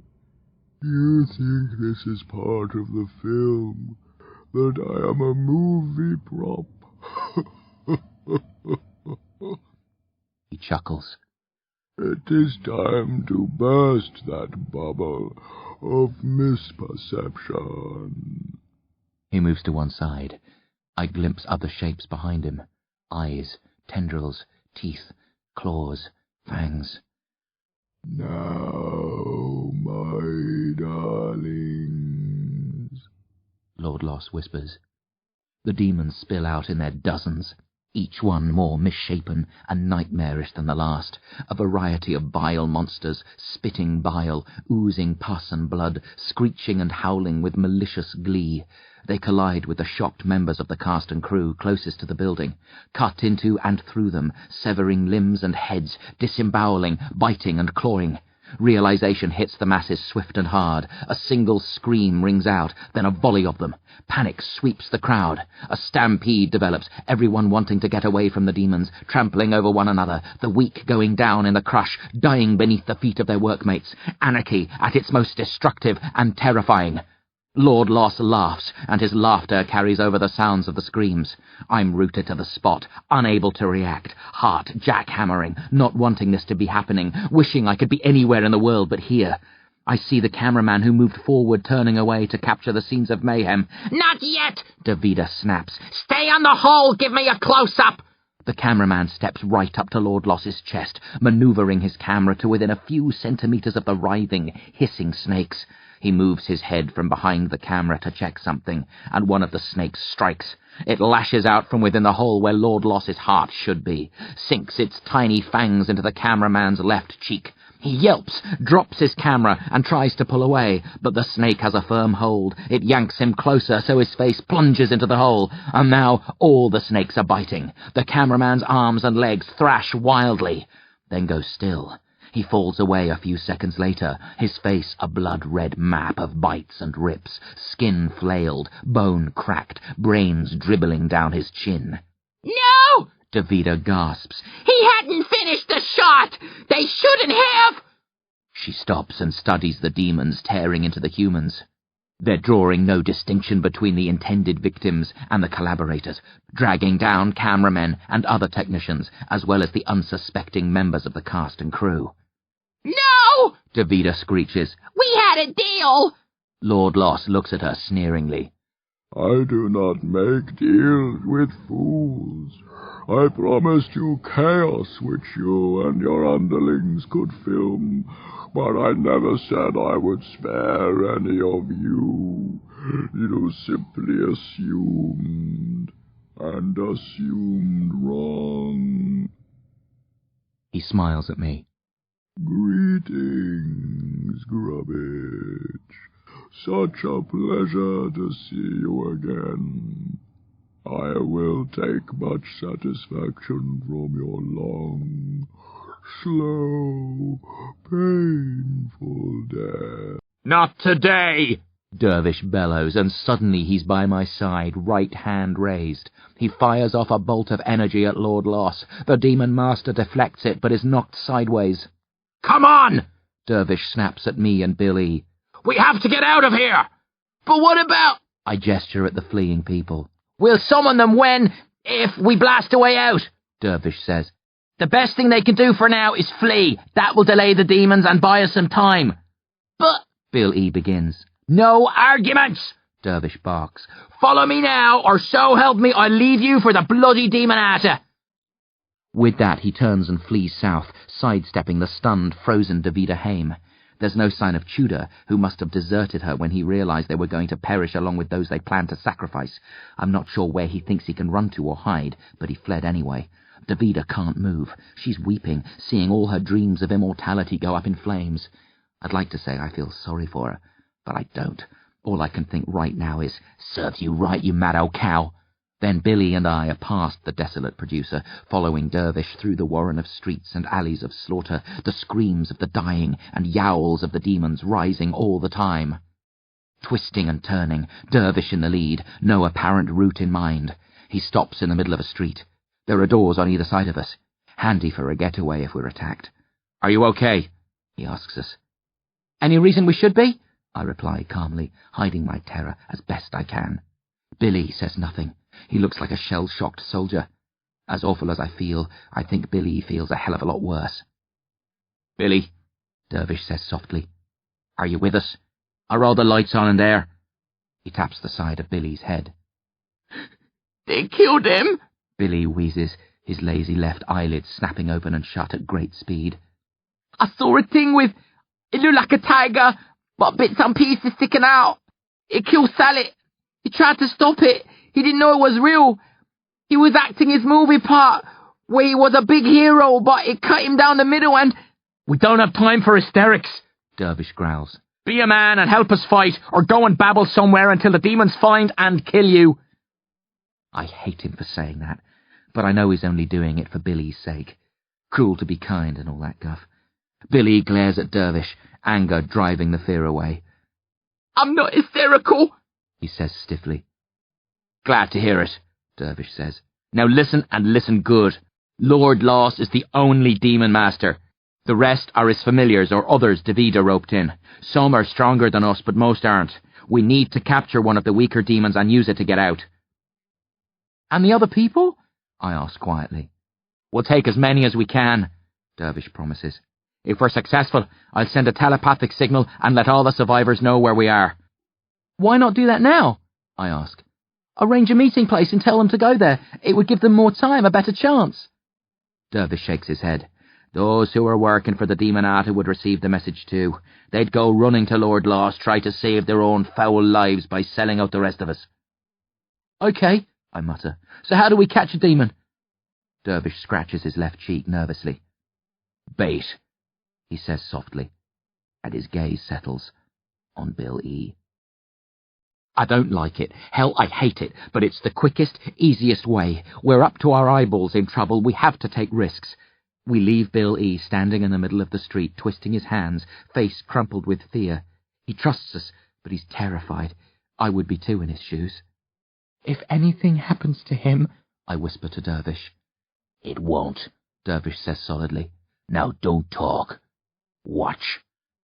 A minute passes. 2. Screams fill the air, a chorus of agony and anguish. Every hair on my body is standing upright. I have to keep my teeth parted, afraid I'll grind down to the gums if I don't take care.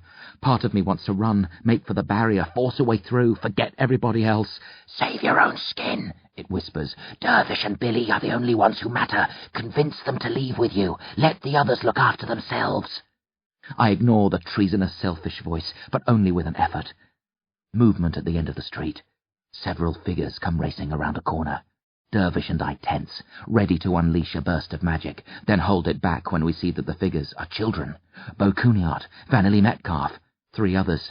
Run! Bo screams at Billy. We're being chased! Get the hell out of here, you moron, before... Bo! I yell. Over here! She stops, panting, eyes wide with terror. Quick! But there's... I know, trust us, we can stop it, but you have to... Here it comes, Dervish interrupts. I look left. A demon with the body of a giant bee is humming through the air after Bo and the others. As it gets closer, I see that it has a semi-human face, except with bee eyes and more teeth than any human I've ever seen. Magic flares within me. I stretch out a hand in the direction of the bee demon. Not yet, Dervish says. Let it get closer. Closer. Now! Together we channel magic and unleash it. Twin bolts of energy strike the demon sharply, knocking it across the street, away from the children. It smashes into the wall on the opposite side. As it slumps to the ground, Dervish runs towards it. I follow, caught up in the moment, acting instinctively. The bee shakes its head and starts to rise, buzzing angrily. Dervish grabs a wing before it gets out of reach, yanks it down. The bee lashes out at him with a stinger the size of a large kitchen knife. He ducks. I scream and smash an elbow into the bee's semi-human face. Its teeth bite deep into my forearm, but I jerk my arm free before it can do serious damage. As I grab the bee with my uninjured arm, I feel Dervish's magic burn into the demon. It makes wild buzzing sounds, thrashes, trying to break free, snapping its teeth, stabbing at him with its stinger. He holds on tight. I do too. I headbutt the bee, letting magic shoot through my forehead, intent on sizzling the demon's brains. Not too much, Dervish pants as the demon goes slack. We want it alive. He stands, sliding both arms around the bee. Let's keep it like this and... Monster! A voice screams, and suddenly there's someone beside us. A hand shoots by my head. A fist buries itself deep in the demon's chest, then comes ripping out, dragging guts and yellow blood with it. Stunned, I fix on the face of the assailant, and my heart leaps joyfully. "Junie!" I yell, releasing the bee's head, throwing my arms around her. Junie Swan hugs me hard, then steps away, staring at the demon, then her fist. "How did I do that?" she croaks. "I felt something inside me. It was power, but I don't—" "Hi," Dervish says quietly, letting the dead demon drop to the floor. He smiles crookedly, then slips his arms around Junie and buries his face in her neck. "We thought you were dead," he half sobs. "I was dreaming, I think," she says.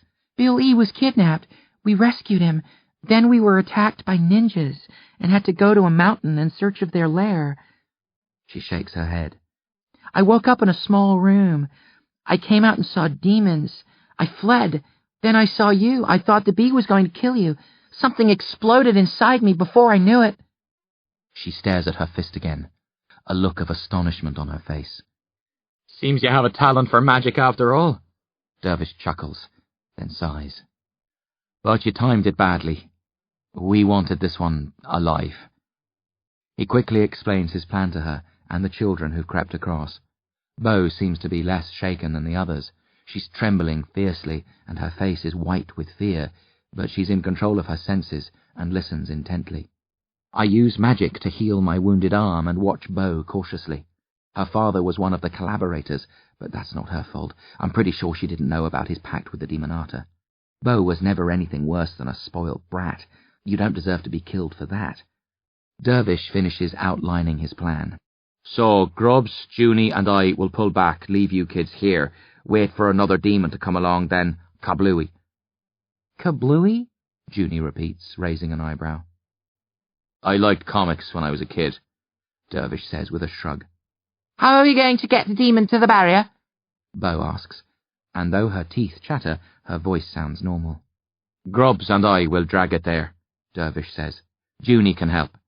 "But—" "Here she goes," Billy groans. "Always has to have her say."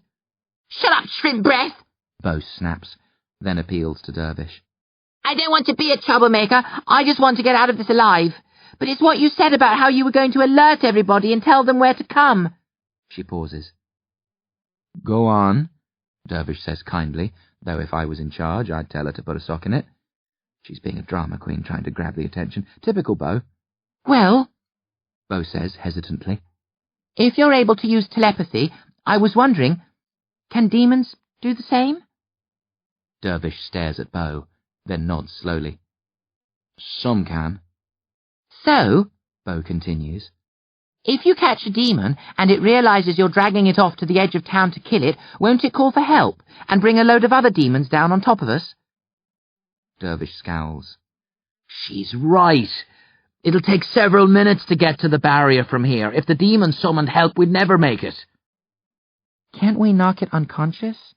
Junie asks. "Perhaps, but if it gets out a shout—" He falls silent. Bo looks at me smugly, but I'm too impressed to bear her any ill feelings. She's not entirely brainless, I'm reluctantly forced to admit.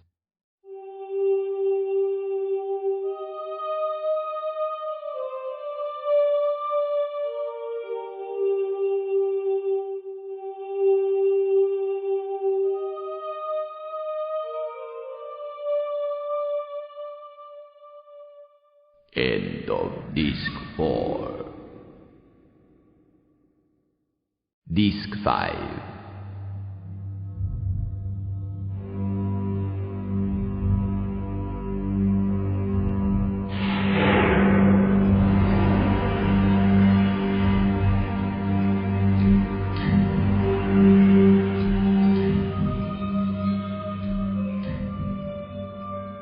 "I have a suggestion," Bo says. She's stopped trembling, confident, on a roll. "I'm all ears," Dervish says with a wry smile. "Why don't we lure a demon to the barrier before you go messing with it? Trick it into chasing after us. It wouldn't call for help if it didn't know its life was in danger." "We have a genius in our midst," Dervish says, smile widening. Bo beams like an angel. Despite myself, I have to laugh. She'll be more unbearable than ever after this, but right now that doesn't seem like such a bad thing. There's only one problem with your proposal, Dervish says. Problem? Bo frowns. Running's dangerous. If there's a demon hot in your heels, you can't concentrate on what lies ahead. Very easy to run into another demon or a pack of them. We can't control the situation if we do what you suggest, and control is vital. Grubbs and I must reach the barrier. If we don't, everybody dies. We can't risk running into a trap. Bo mulls that over, starts to speak, goes silent, then says very quietly, What if the rest of us did the running? What if you and Grubbs went to the barrier and we tried to lure a demon to you? I blink, astonished. I never thought I'd hear the spoilt Bo Cooniart make a suggestion like that. What she's proposing is close to self-sacrifice. Without us, she and the others won't stand much of a chance against the demons. You know what you're saying? Dervish's voice is grave. You know the risk you'd be taking? Of course. But it doesn't seem like we have much of an option, does it? I'm not doing it, Vanelli protests, bursting into tears. I want to come with you, Mr. Grady. Please don't make me go after demons. I won't make anybody do anything, Dervish says. He looks at the other children. Bo's risking a great deal for us. Will anyone volunteer to help her, or does she have to face the demons by herself? The three children look at one another. Two raise shaky hands. The third hangs his head. Okay, Dervish says. Now all we have to do is arrange a meeting place, so you know where... I'll go too, Billy interrupts. No, I yell. I have to. He smiles thinly. I'm not magical like you and Dervish. There's no benefit in me coming with you. I can do more good with Bo and the others. But... He's right, Dervish says. I look at my uncle, unable to believe he'd let Billy go like this. But his eyes are dark and firm. This isn't easy for him, but he's going to let Billy go anyway. I start to protest, but then I realize why Dervish is doing this. It wouldn't be fair to let Bo and the others volunteer and not put forward one of our own. I'll go, I whisper. You take Billy. No, Dervish says. I need you at the barrier. I shake my head. You can kill a demon without me, and you have Junie to help. The others will stand a better chance if I go with them. Dervish hesitates. We can both go, Billy says. No, you're sticking with Dervish. No arguing. I lower my voice so only Billy can hear. I don't want him to lose us both. And you're his son. You're more important to him than I am. I hate lying to Billy, but if it saves his life, it will be worth it. Okay, Billy says miserably, after a moment of tormented consideration. But I'll kill you if you don't come back alive. All right, Dervish says. We're wasting time and we don't have much of it. Grubbs can go with the others. Now, you know the old hat store we passed when we tried to drive out of here? I nod. Make your way to that, then head due west. We'll be waiting. Come as fast as you can. He looks at Junie. Ready? Don't you think I should go with the children? Junie says nervously. No, they're as safe with Grubbs as they would be with you. Safer. Well, I don't like it, but if you think that's best... It is. Dervish looks at me steadily. See you soon. And that's an order. Then he, Junie, Bill E., Vanelli and the boy head west to safety. Dervish is the only one who keeps his sights set firmly ahead. The others all look back, faces dark with doubt. They think they won't ever see us again. I want to call after Billy and tell him we're brothers. I don't want to die without telling him the truth. But my mouth's dry. My throat's tight. I can't. I stare at Bo and the others. One's a boy a year or two older than me. The second's a girl a few years younger. I don't know either of them. I think about asking their names, then decide it's better not to know. Are you ready? Bo asks, taking control, even though I'm the one who should be in charge. We nod silently and turn towards the sounds of bloodshed and mayhem. Pause a terrified moment. then silently jog back into the death den of the Demonata.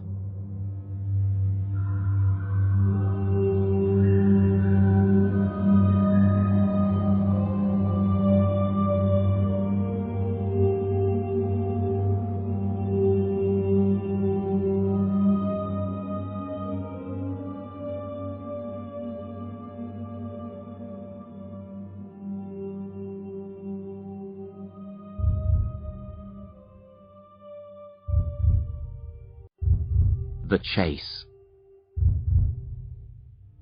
I want so much not to be doing this. One half of me is screaming bloody murder at the other half, telling me I'm mad, I should run, protect my own neck and damn the rest. But how could I leave Bo Cooneyart to save the day? I'd never be able to live it down. We passed from one street to another, no sign of the Demonata, though the cries of the dying and the roars of demons are everywhere. I'm sweating buckets. Can't stop shivering. I never knew I could be this scared. After all, I faced Lord Loss before, but it's even scarier this time. I'm starting to understand that fear is like cancer. You can beat it back, but if it returns, it can be worse than ever. We turn a corner and find 3 demons feasting on a dying man, tearing into his flesh, gulping down bloody chunks as if they were marshmallows. One of the demons is shaped like a short elephant, another a giant cockroach, the third a huge slug that's been partially melted. Sick rises in my throat, but I force it back. As the elephant-shaped demon moves aside to chew on a piece of gristle, I recognize the unfortunate victim. It's Chai, the mime artist. Even in his death throes, he's remained true to his role.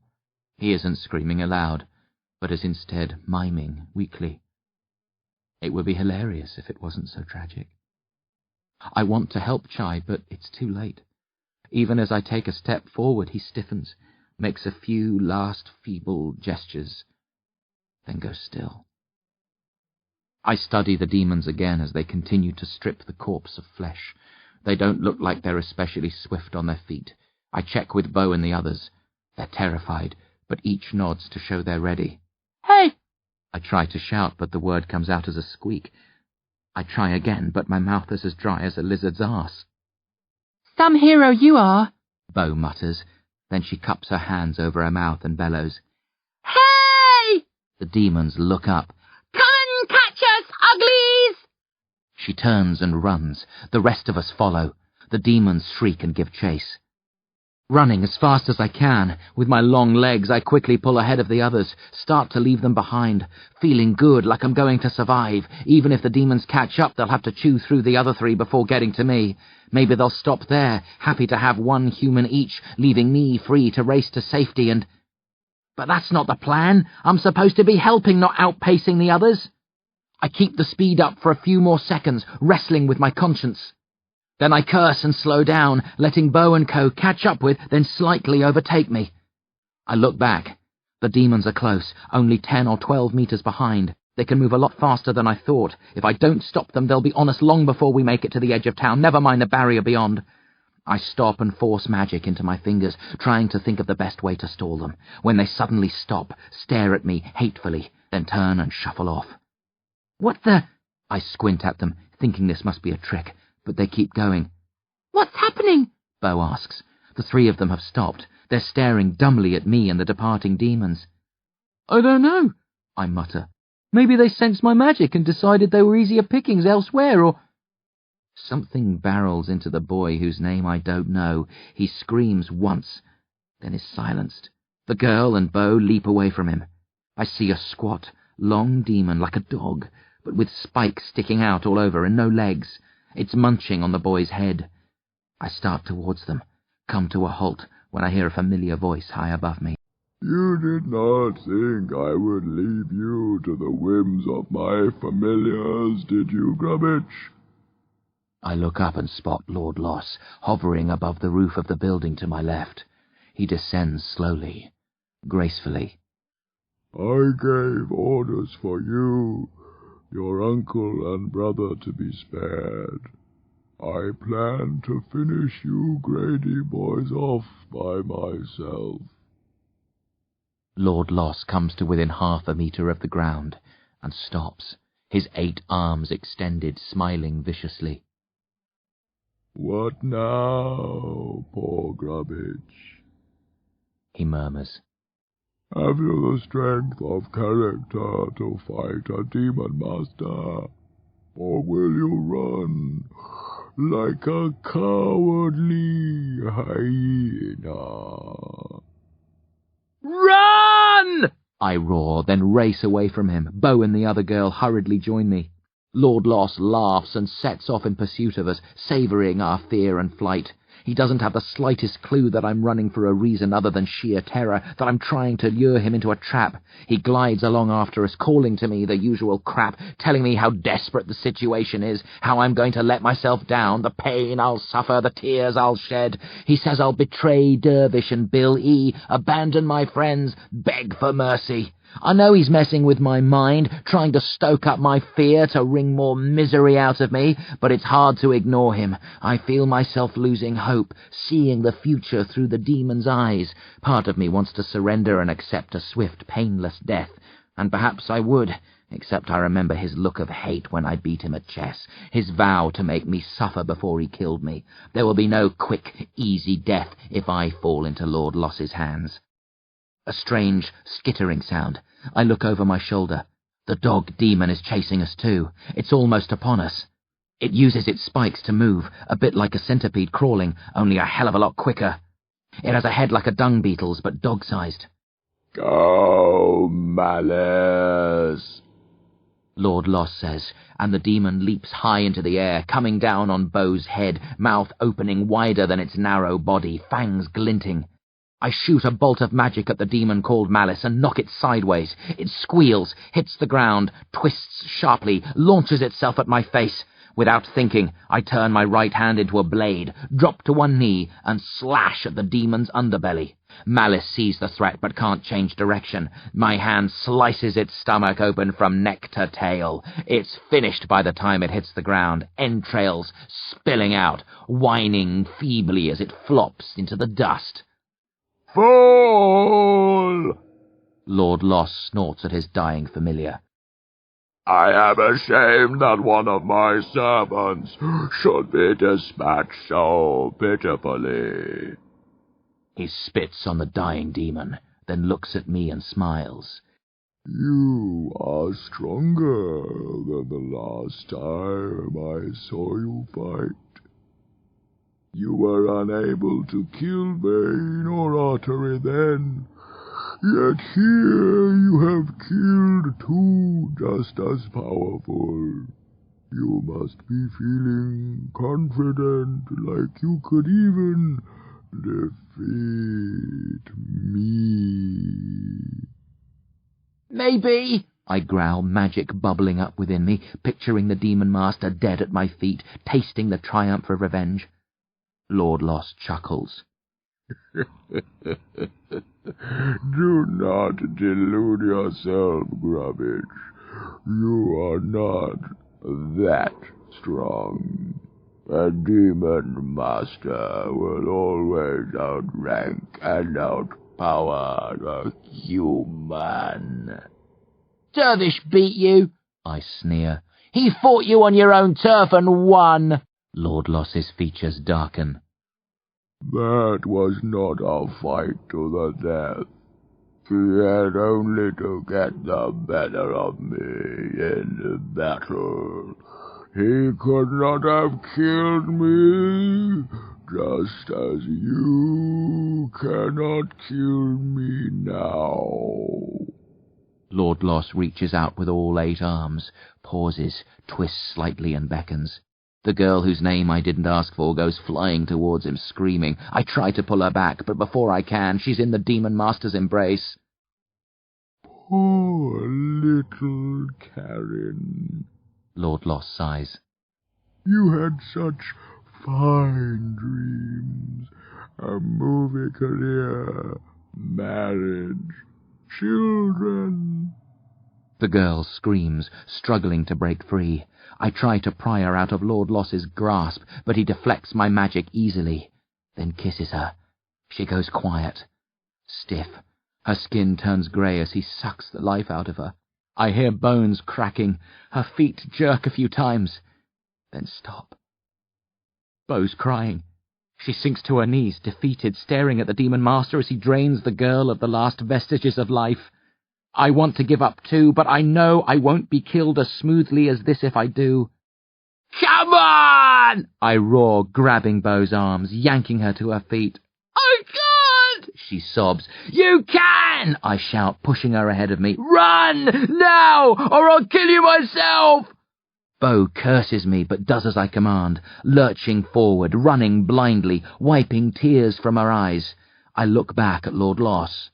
He casts the girl's ruined body aside and smacks his lips. Karen was a tasty little girl, he says with relish.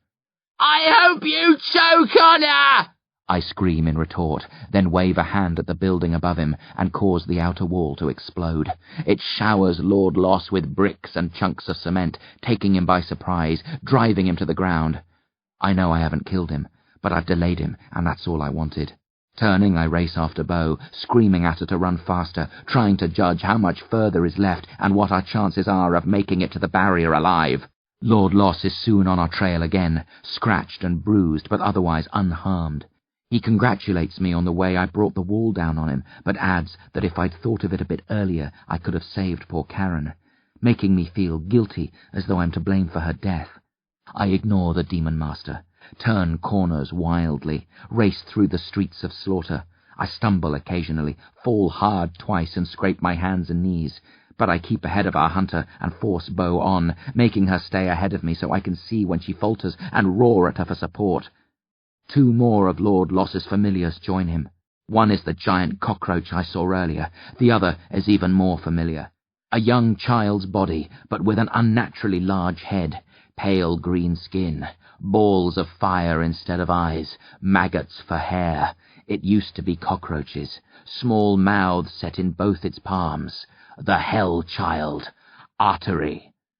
No need to introduce you two, Lord Loss says.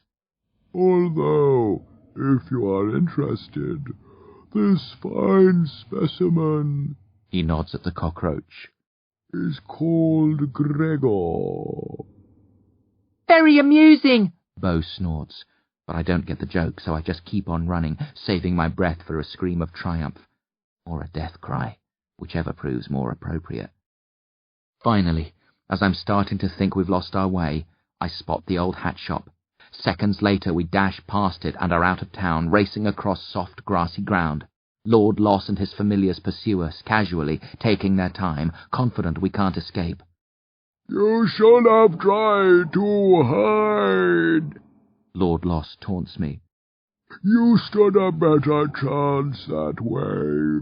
This was a poor call, Grubbage. It will cost you your life. Bo's too. I will make you watch while Artery eats her from the inside out. That will be the last thing you see in this world. Looking for Dervish and the others, but there's no sign of them. My heart sinks like the Titanic. I'd be able to see them if they were here. No trees or bushes for them to hide behind. It's open ground. Maybe I got the meeting place wrong, but I doubt it. I think they've fallen. They didn't make it out of town. They ran into some badass demons and are dead now, just like Bo and I soon will be. Where are they? Bo gasps. She looks more petrified than ever. Keep going, I reply. Find the barrier.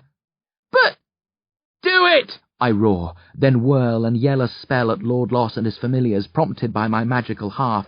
The ground in front of the demons bursts upwards. Blades of grass thicken, lengthen, and entwine. They form a net which wraps around the startled demons, tightening, choking them, holding them in place. I look for Bo. She's still running. I jog after her, keeping one eye on the demonata, hardly daring to hope, and I'm right not to. The grass around them turns brown. Red, burns away. Seconds later, Lord Loss is free and his familiars are soon clawing their way out. There are blades of green jammed into many of the cuts on Lord Loss's body, but unless they turn septic and he dies of disease much later, some hope he's going to be fine. I try the same spell again, but this time Lord Loss is ready, and with a wave of 2 hands, the blades of grass bend downwards and spread out, flattening, not getting in the way of the demons. Fool me once, shame on you. Lord Loss says. Fool me twice. He pulls a smug expression. But nobody has ever fooled me twice, Grubbage, and you will not be the first. Bo yells with pain and surprise. My gaze snaps forward. She comes to a halt and is struggling with an unseen force, arms and legs jerking slowly as if caught in a web. Moments later, she frees herself and falls backwards. We've reached the barrier. Nowhere else to run. With an empty feeling in my gut, I stop and face the approaching demons. Showdown.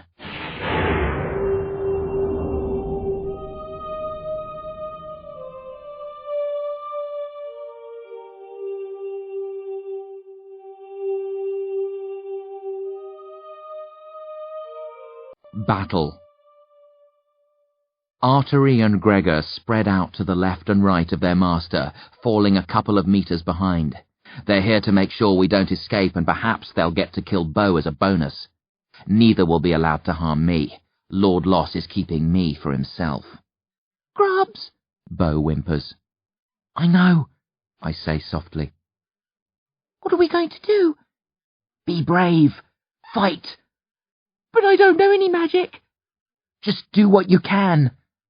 Eyes on Artery and the cockroach, trying to believe it's not hopeless. If I can pin one of them to the barrier and kill it, Bo and I can escape. Gutted that we can't take anyone with us, but I mustn't think of that now. I have to focus on getting us out alive. Did you forget about the barrier, Grubbage? Lord Loss sniggers. You are slow to learn. I would have thought after running foul of it once, you would have had more sense then. He stops, frowning.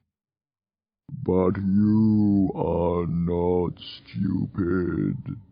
A cunning boy, as I learnt to my cost the last time we clashed.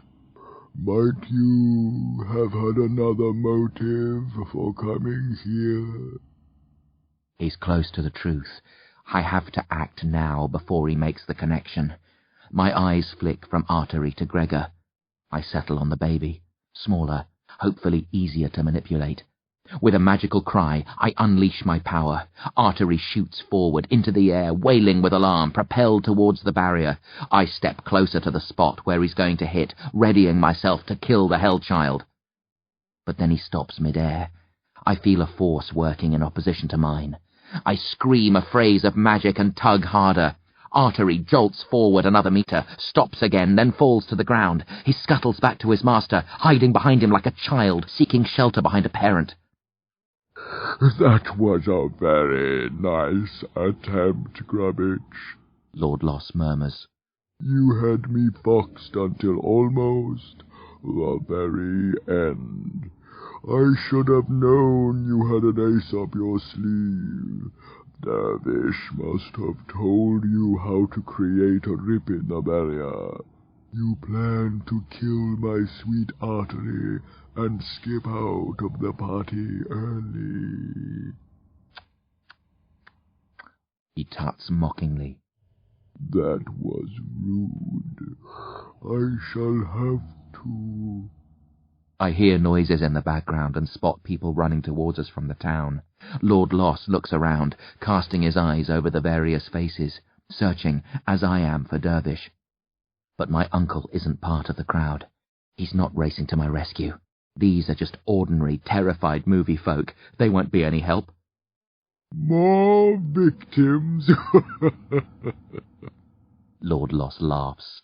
See how they run towards me. Perhaps from a distance I look like an angel. Should I pretend to be good, sweep them to my breast, shower them with kisses, only to turn vile and make my true intentions known when it is too late for them to escape. I focus on the cockroach.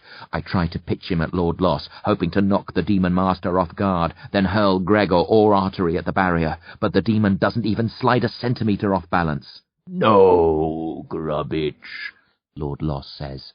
We will have no more of that. Leave my familiars alone. Your battle is with me, not them. Then come on! I scream. Step up if you think you can take me! What are you waiting for? Do you want to reduce me to tears before you attack? Afraid to fight me on even terms? Lord Loss's face goes dead.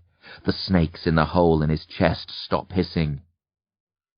So be it, he whispers, rising a metre higher into the air, arms spreading outwards with a slow, dreadful, majestic grace. Grubs, Bo mutters. not now! I hiss, trembling all over, preparing myself for whatever Lord Loss is about to launch against me. But over there, I think I can see Dervish! That startles me so much, I look away from the threat of Lord Loss. Thankfully, the Demon Master is also caught by surprise, and instead of piercing my defence and finishing me off, he too glances to the side. Bo is pointing off to my right. At first, I don't see what she's gesturing at. The land looks devoid of life, just grass and weeds, but then I notice the air shimmering slightly. The shimmer intensifies, thickens, then fades to reveal Dervish. And just behind my uncle, between him and the barrier, Bill E., Junie, Vanelli, and the boy whose name I don't know. An invisibility shield, Lord Loss groans. I don't believe A wind blows up out of nowhere. It smacks hard into Lord Loss, driving him backwards, bowling him and Artery over. Grubs! Dervish yells, focusing on the wind, veins stretched across his face like ridges of blue putty. I know instantly what he wants. Pointing at Gregor, who's been unaffected by the gale, I shout a word of magic. The demon flies forward, mandibles gnashing together in a mixture of hate and fear. He strikes the invisible barrier. Sticks! Dozens of tiny legs kick at thin air as he tries to tear himself free. Junie! Dervish shouts. Kill it like I showed you! Junie steps up to the struggling cockroach. She makes a fist and takes aim at the brittle shell of its stomach. Then she pauses and half turns away, lowering her fist. She's smiling. She starts to say something, but before she can, one of Gregor's hairy, spindly legs strikes the back of her head. She falls with a startled cry, tries to rise, then slumps, dead or unconscious. My first instinct is to rush to her aid, but I ignore it. Instead, I look for Artery. Concentrating on the fire in the hell child's eye sockets, I magically rip the flames out. As Artery squeals and slaps blindly at his eyes, I transport the flames to inside Gregor's stomach, like cutting and pasting on a computer. I hold the flames tight for a second, letting them increase in strength but keeping them compact. Gregor is frothing at the mouth, glowing from the inside out. I flash the cockroach a wicked grin. Then, clicking my fingers for emphasis, I release the flames, and they erupt in a ball of destructive red and yellow fury. The demon explodes with a cry of delicious agony. There's a crackling, throbbing sound. Then a jagged line appears in the air around the demon's remains, a rough semicircle of discoloured light. A hole in the barrier! Get out! Dervish barks at Billy and the others. The wind is still blowing, but Lord Loss and Artery have stopped tumbling backwards and are facing into it now. The Demon Master furious, Artery confused, waving his childish hands at his empty sockets, trying to ignore. As Vanelli and the boy race to safety, Bill E. hurries to Junie's side. He turns her over, checks quickly, then shouts, "She's alive!" Then take her with you! Dervish roars, struggling to maintain the wind. Bill E. hesitates. I can see he wants to stay and help, then grits his teeth. Propping Junie up, he slides his hands under her armpits and drags her through the hole. As they exit, the quality of light changes, and it's as though I'm looking at them through a thin, semi-translucent veil. Bo scrambles to the opening, but stops and looks back at the crowd racing towards us. She's panting hard, squinting. My father and brother! I can't see them! Forget them, I growl. I can't! You must! They're... I'm going back for them! Bo cries. No! I shout, but she sets off regardless. My left hand rises. Magic flows. Bo comes to a forced stop. She turns her head and looks at me pleadingly. Grubs, she whimpers. Let me go. I have to do this. But you'll die if... Probably, she interrupts. But not necessarily. Maybe I'll find and rescue them. She shrugs helplessly. I have to try. But your father was working with the demons. He helped bring this upon us. He's still my dad, and Abe did nothing wrong, apart from get on your nerves, like I did. She grins. I grin back, and reluctantly release her, knowing I don't have the right to deny her, figuring I'd probably do the same in her place. Don't spend too long looking for them, I warn her. I won't, she lies. And then she's gone, racing past the people fleeing the town, leaving me to marvel at how poorly I judged her. I wish Bo silent luck, then blank her from my thoughts and step up beside Dervish. I want to bolt through the hole in the barrier after Billy and the others, but my uncle needs me. My magical half shows me how to link up with my uncle. As I add my power to his, the force of the wind increases.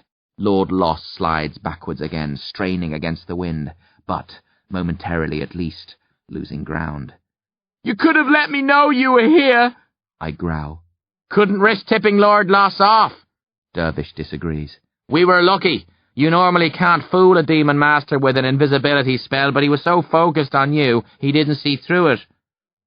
People from the town spill past us, then through the hole, called to safety by Bill E., who's laid Junie to one side and is now directing the survivors. You sent the message to everyone? I ask. Yes, as soon as I saw you coming. How come Bo and I didn't get it? I excluded you. I didn't want to tip Lord Loss off. I finish for him. Sorry, Dervish says. Don't worry about it. The wind suddenly dies away. Lord Loss straightens himself. What does that mean? I ask. We should get the hell out of here. There are still people running and limping towards us from the town, chased by demons, some missing limbs, many bleeding and screaming, all terrified but hopeful, because Dervish told them to come. He said this was their way out. He promised. You're staying, I note. Until the hole starts to close, Dervish nods. You'll know when that's about to happen? You'll escape in time? I'll know. As for whether or not I'll be able to escape. He jerks his head at Lord Loss, who started to glide back towards us. Okay, I decide, proud of my courage but at the same time dismayed. I'll stay too. We'll buy the survivors as much time as possible. Dervish smiles. Did I ever tell you I loved you, Grubs? No. Good. I hate sentimental crap like that. Then Lord Loss shrieks, and fire engulfs us. Dervish spits out words of magic and the flames evaporate before they have time to burn through our skin. But Lord Loss uses those few seconds to sweep across. With a cry of hate, he propels himself at Dervish, whips him off the ground and drags him high up into the air, all 8 hands lashing and ripping at him. No time to worry about my uncle. Artery is only seconds behind his master, races at me on his tiny feet, flames in his eyes, bright and vicious again, the teeth in his 3 mouths gnashing menacingly. I wait until Artery's upon me, then drop to one knee and shoot a hand out. I grab his throat, squeeze the cartilage hard, crush it, toss him aside. Choked, gurgling sounds.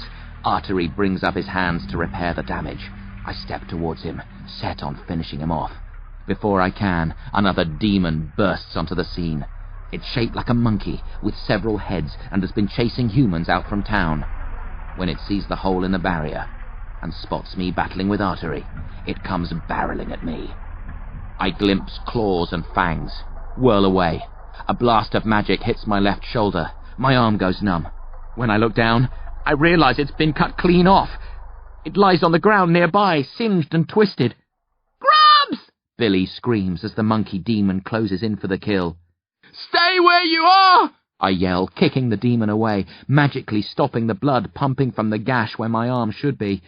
I bark a command and the earth at the demon's feet explodes, throwing it backwards. While it's recovering, I grab my arm and stick it back in place, blasting magic at it. Severe pain as flesh, muscles and bone knot together, but I use more magic to dull it. I'm able to do so much more than when I first fought Lord Loss's familiars. It's frightening. I'm not in control of myself, just reacting, doing things without knowing how. The magic part of me isn't even giving me instructions now. It's bypassing the conscious part of my brain, working by itself. More of the cast and crew stumble through the hole. Several of the demons in pursuit try to tear through after them. I scatter the monsters, then quickly establish a second barrier around the hole, which allows humans through, but not demons. A heavy thudding sound. Dervish and Lord Loss have crashed to earth, still struggling with each other, both wounded and bruised, roaring spells and curses. The familiars make a coordinated attack, ganging up on me. They close from all angles, encircling me. I tried backing up to the wall of the barrier to guard myself from sneak attacks, but a few have already got in behind me. Artery, neck fixed and hot for revenge, snickers. I sense the confidence of the demons. They have me trapped. My situation should be hopeless, but the magic part of me only sees this as a way to deal with them all at the same time. I find myself rising into the air, then turning, slowly at first, then at great speed, 360-degree spins, around and around, creating a vortex. The demons are sucked towards me, collide, and are thrown clear. I'm not injured by the collisions. My skin has automatically toughened. A couple of demons try to fight the bite of the wind and drag me down, but all are repelled. Eventually they quit and return to harassing and killing other humans. I drift back to the ground. Slightly dizzy, but otherwise fine, I do what I can to protect the fleeing crowd, trying to shepherd through as many as I can. There aren't many coming now. The stream has died away to a trickle. No sign of Bo returning. I wonder how long we have left, if she'll have time to make it back. As if in answer, Dervish bellows, "We have to get out! It's going to close!" "You'll never leave!" Lord Loss screams, digging a couple of hands deep into Dervish's flesh. The snakes in the demon master's chest are spitting at Dervish's face, trying to bite him. "Go!" Dervish shouts. "Save yourself!" As if! I snort, eyeing up Lord Loss. I focus on his lumpy, writhing arms. With a cruel smile, I gnash my teeth together, and all 8 of his limbs are abruptly severed. Stunned, he topples backwards, yelping with pain and shock, his disconnected limbs flopping to the ground. Dervish crumples up into a weary ball. I hurry to my uncle, grab him, and toss him through the hole in the barrier as if he was a frisbee, using magic to soften his fall. A quick glance at Lord Loss. I can't resist the opportunity to toss a final, movie-style quip his way. "Some people say you're a badass, but I think you're pretty armless." Then I skip out before he recovers and rips me to pieces.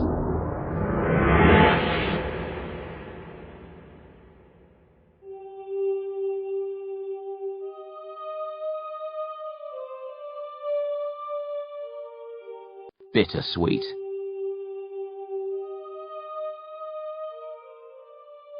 I feel the difference as soon as I step through the hole.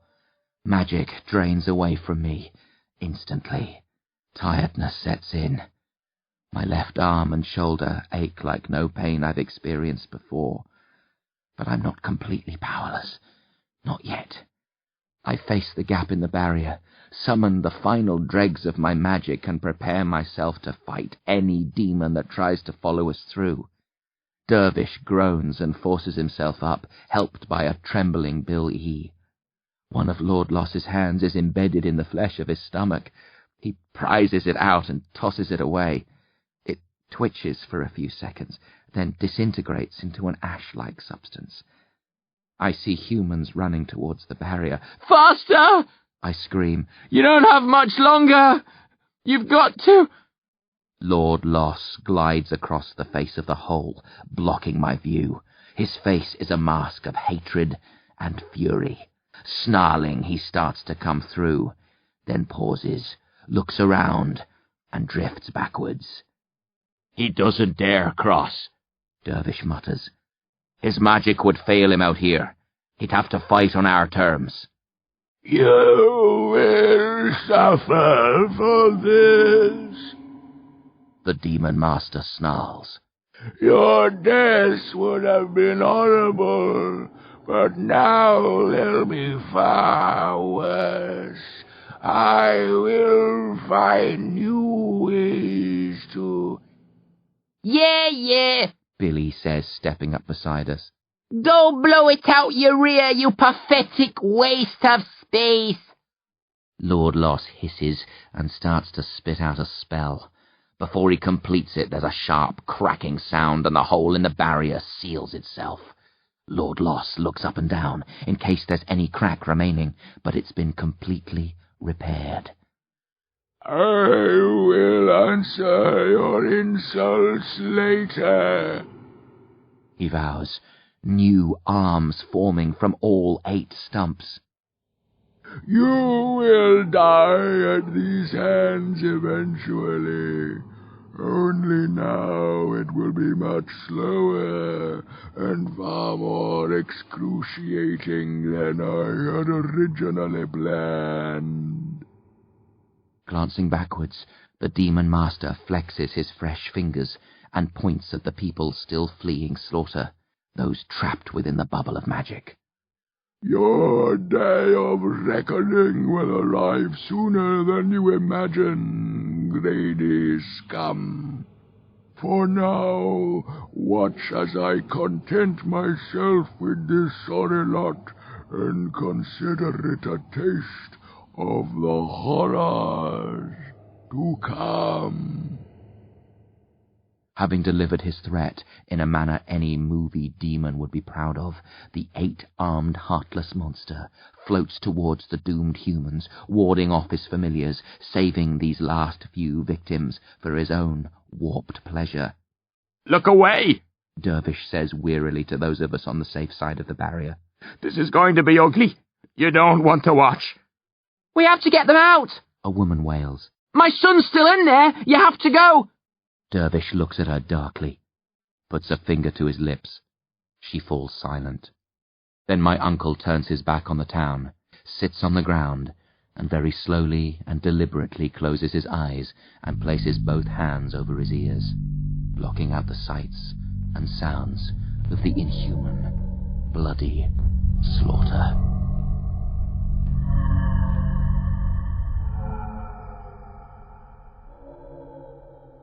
Dervish is right. It's not something that should be seen. Yet I have to watch, at least for a while, as Lord Loss savages and slaughters one person after another, dragging them kicking and screaming up close to the barrier so we can see and hear more clearly. It's dreadful, the ways he finds to torture and kill them. I want to reach through and stop him, but my powers are swiftly fading. Even if there was some way of breaking through the barrier, I no longer have the strength to harm him.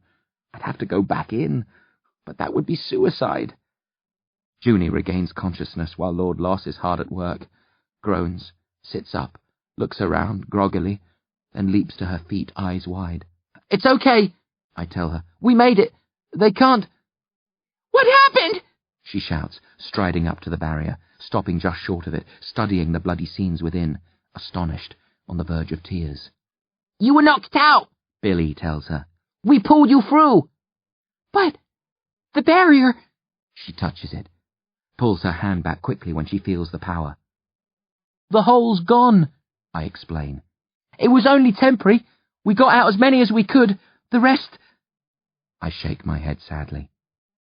Junie stares at Lord Loss and his victims, her pale skin flushed, dried blood caking the back of her head where she was struck.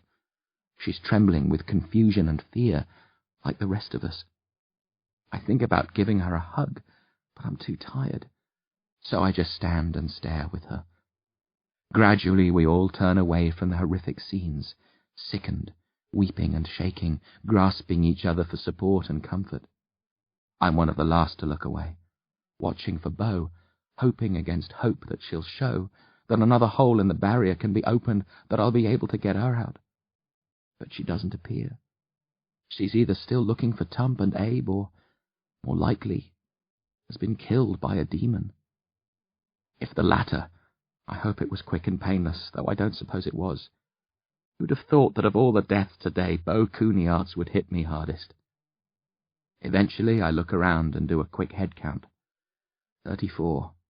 Of all those working on the film, hundreds of people, only 34 remain. I'm about to sit, when one of the faces catches my attention. Slowly, incredulously, I march across and glare with contempt and hatred at a bruised, dazed, but very much alive Tudor Sewell. "You!" I snarl. He looks up timidly. How dare you? So many dead because of your treachery, but you sit here among the living, meek as an innocent child. You should have stayed behind with your masters. Please, Tudor croaks. I didn't know. They said... I thought... You knew! I scream. They said they'd spare you. That's the only thing you got wrong. That's your only complaint. I grab his head and force him to look at the destruction on the other side of the barrier. You made this happen! They're dying! Dead because of you! Tudor starts to cry, but with fear, not regret. Don't hurt me, please. I can help you. I know spells. They promise me a long life. Hundreds, maybe thousands of years. How could I say no? Davida convinced me. She set this up. She's the one you should blame. Davida's dead, I growl. She got her comeuppance. Now you will too. I reach deep within myself for the dwindling flames of magic, intent on destroying this traitor. No, Grubs. Bill E. says quietly, laying a hand on my right arm. He deserves it! I yell. He probably deserves a whole lot worse. Billy agrees. But it's not for you or me to pass judgment. We don't have the right to take his life. You'll become a killer, no better than any of those demons if you murder him. It's execution, not murder, I growl. Different word, same thing. Billy says. It's wrong. You'd hate yourself. He's right, Junie says, leaving the barrier and stepping up on my other side. You're a child, Grubs. No child should ever kill. Tudor smiles at her pitifully, but her eyes are hard. Especially when there are plenty of capable adults around. Junie whispers, then grabs Tudor's head with both hands. His eyes fly wide open, then fill with a white light. He gibbers madly, trying to knock her hands away, but Junie holds firm, pumping magic into Tudor's brain, frying the circuits, her mouth twisted into a wicked leer. Tudor falls back when she releases him, jerks a few times, then dies, face contorted, skin black at the sides of his head. Bill E. and I gawp at Junie, shocked. Dervish is staring at her too, along with most of the people around us. I did what I had to, Junie mutters, looking away to hide her shame. We couldn't let him walk away. Not after. She gestures at Slaughter. But Billy stutters. Don't. Junie stops him. The last thing I want right now is a child lecturing me about ethics. She walks off, rubbing her hands up and down her arms. Leave her, Dervish says sadly. He looks over his shoulder and spots Lord Loss finishing off another of his playthings. Sighs and stands. Let's gather everybody together and get out of here. I've had enough of bloody demons.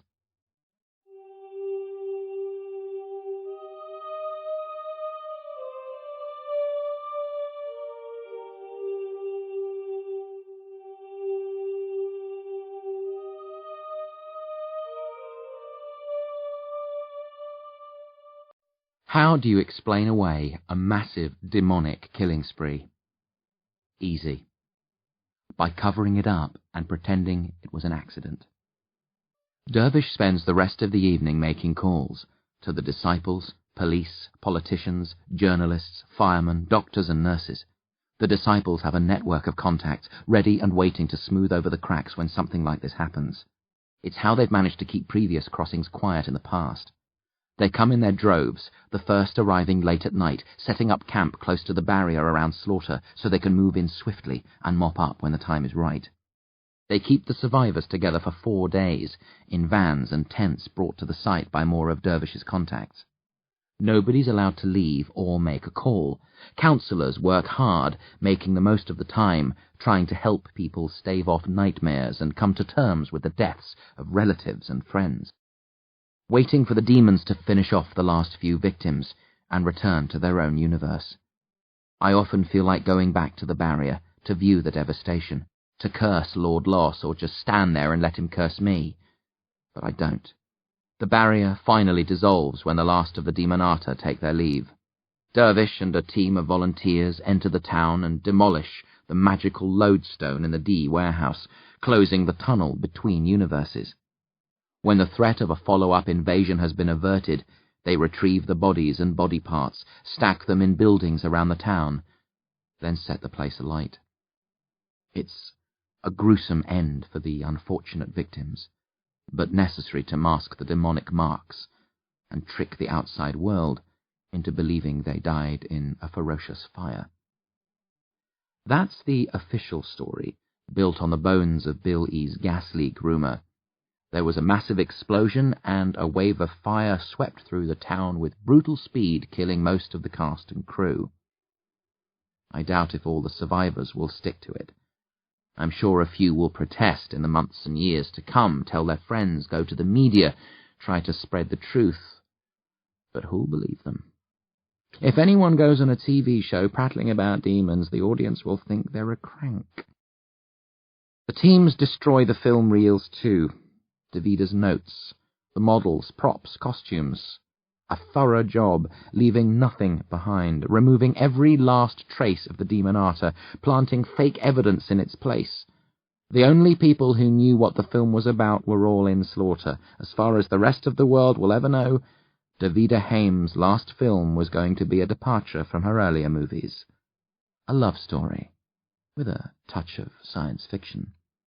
I think if Davida's watching in some phantom form, that will hurt the most. Not the deaths, the betrayal by the demons, her own grisly slaughter. But that her film was destroyed and all traces of her masterpiece removed. Good. I hope her ghost chokes on it. Standing beside Dervish as the fires rage, the night sky red and yellow, thick with smoke, watching Slaughter disappear forever. Most of the survivors and emergency crew are with us. Silence reigns. It's over, Dervish says as the roof of a large building, maybe the D warehouse, caves in with a raucous crash, sending splinters of flames flickering high up into the sky. In the morning we can leave. Everyone can go. The sweetest words I've ever heard. Junie is gone before we wake. She leaves a note for Dervish. She's been quiet and withdrawn these past few days, not saying much, refusing to discuss the mayhem or her killing of Tudor Sewell. In the note she says she's confused. She knows Tudor was guilty, deserving of punishment, but she can't believe she acted so callously. Her whole world has changed. She knows about demons now, and she's seen a side of herself that she doesn't like. She needs time alone to reflect, consider, explore. She says she has strong feelings for Dervish, but doesn't know if she ever wants to see him again. Tells him not to look for her. Promises to visit him in Carsheri Vale one day. If. That's the last word. If. I think she meant to write more, but couldn't. Dervish doesn't say anything when he reads the note, just hands it to me and Bill E. once he's done, then goes for a long, lonely walk. I'd help him if I could. Say something to make him feel better. But I don't know what to say. Bill E. doesn't either. So we don't say anything when he returns, only stay close in case he needs us. The evacuation proceeds smoothly, people leaving without a fuss, driven home or to train stations, airports, wherever. Some of the counsellors travel with the worst affected, not only to comfort them, but to make sure they don't harm themselves or wind up in trouble. I think some of the survivors won't be able to live with what they've witnessed. This will haunt all of us, but it will hit some harder than others. I think there will be a few more deaths in the years to come. I'd like to do something to help the worst afflicted, but I can't. It's not possible to save everybody. Even heroes have their all-too-human limits. By 4 p.m, the last cars are leaving. The press has been told of the supposed fire, and news teams begin to arrive, eager to scour the ashes of Slaughter, renamed Hamesville for the benefit of the rest of the world.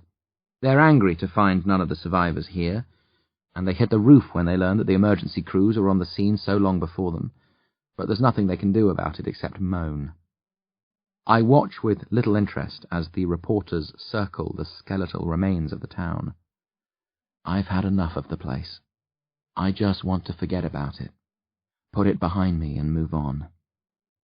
Bill E. is beside me, silent as a corpse. He's kept himself busy in the aftermath, spending a lot of time with the other children who made it out alive, talking about what happened, trying to help. That's been his way of dealing with the tragedy. He doesn't want time alone to think about it, to remember, to fear. At night he wakes screaming, but in the day he fights the memories. What will he do when we're home and he has nothing but ordinary life to occupy his time? What will I do? They didn't find all the bodies, Billy says. I heard Dervish talking about it with another disciple. The demons took some people back to their universe. Maybe Bo was one of them.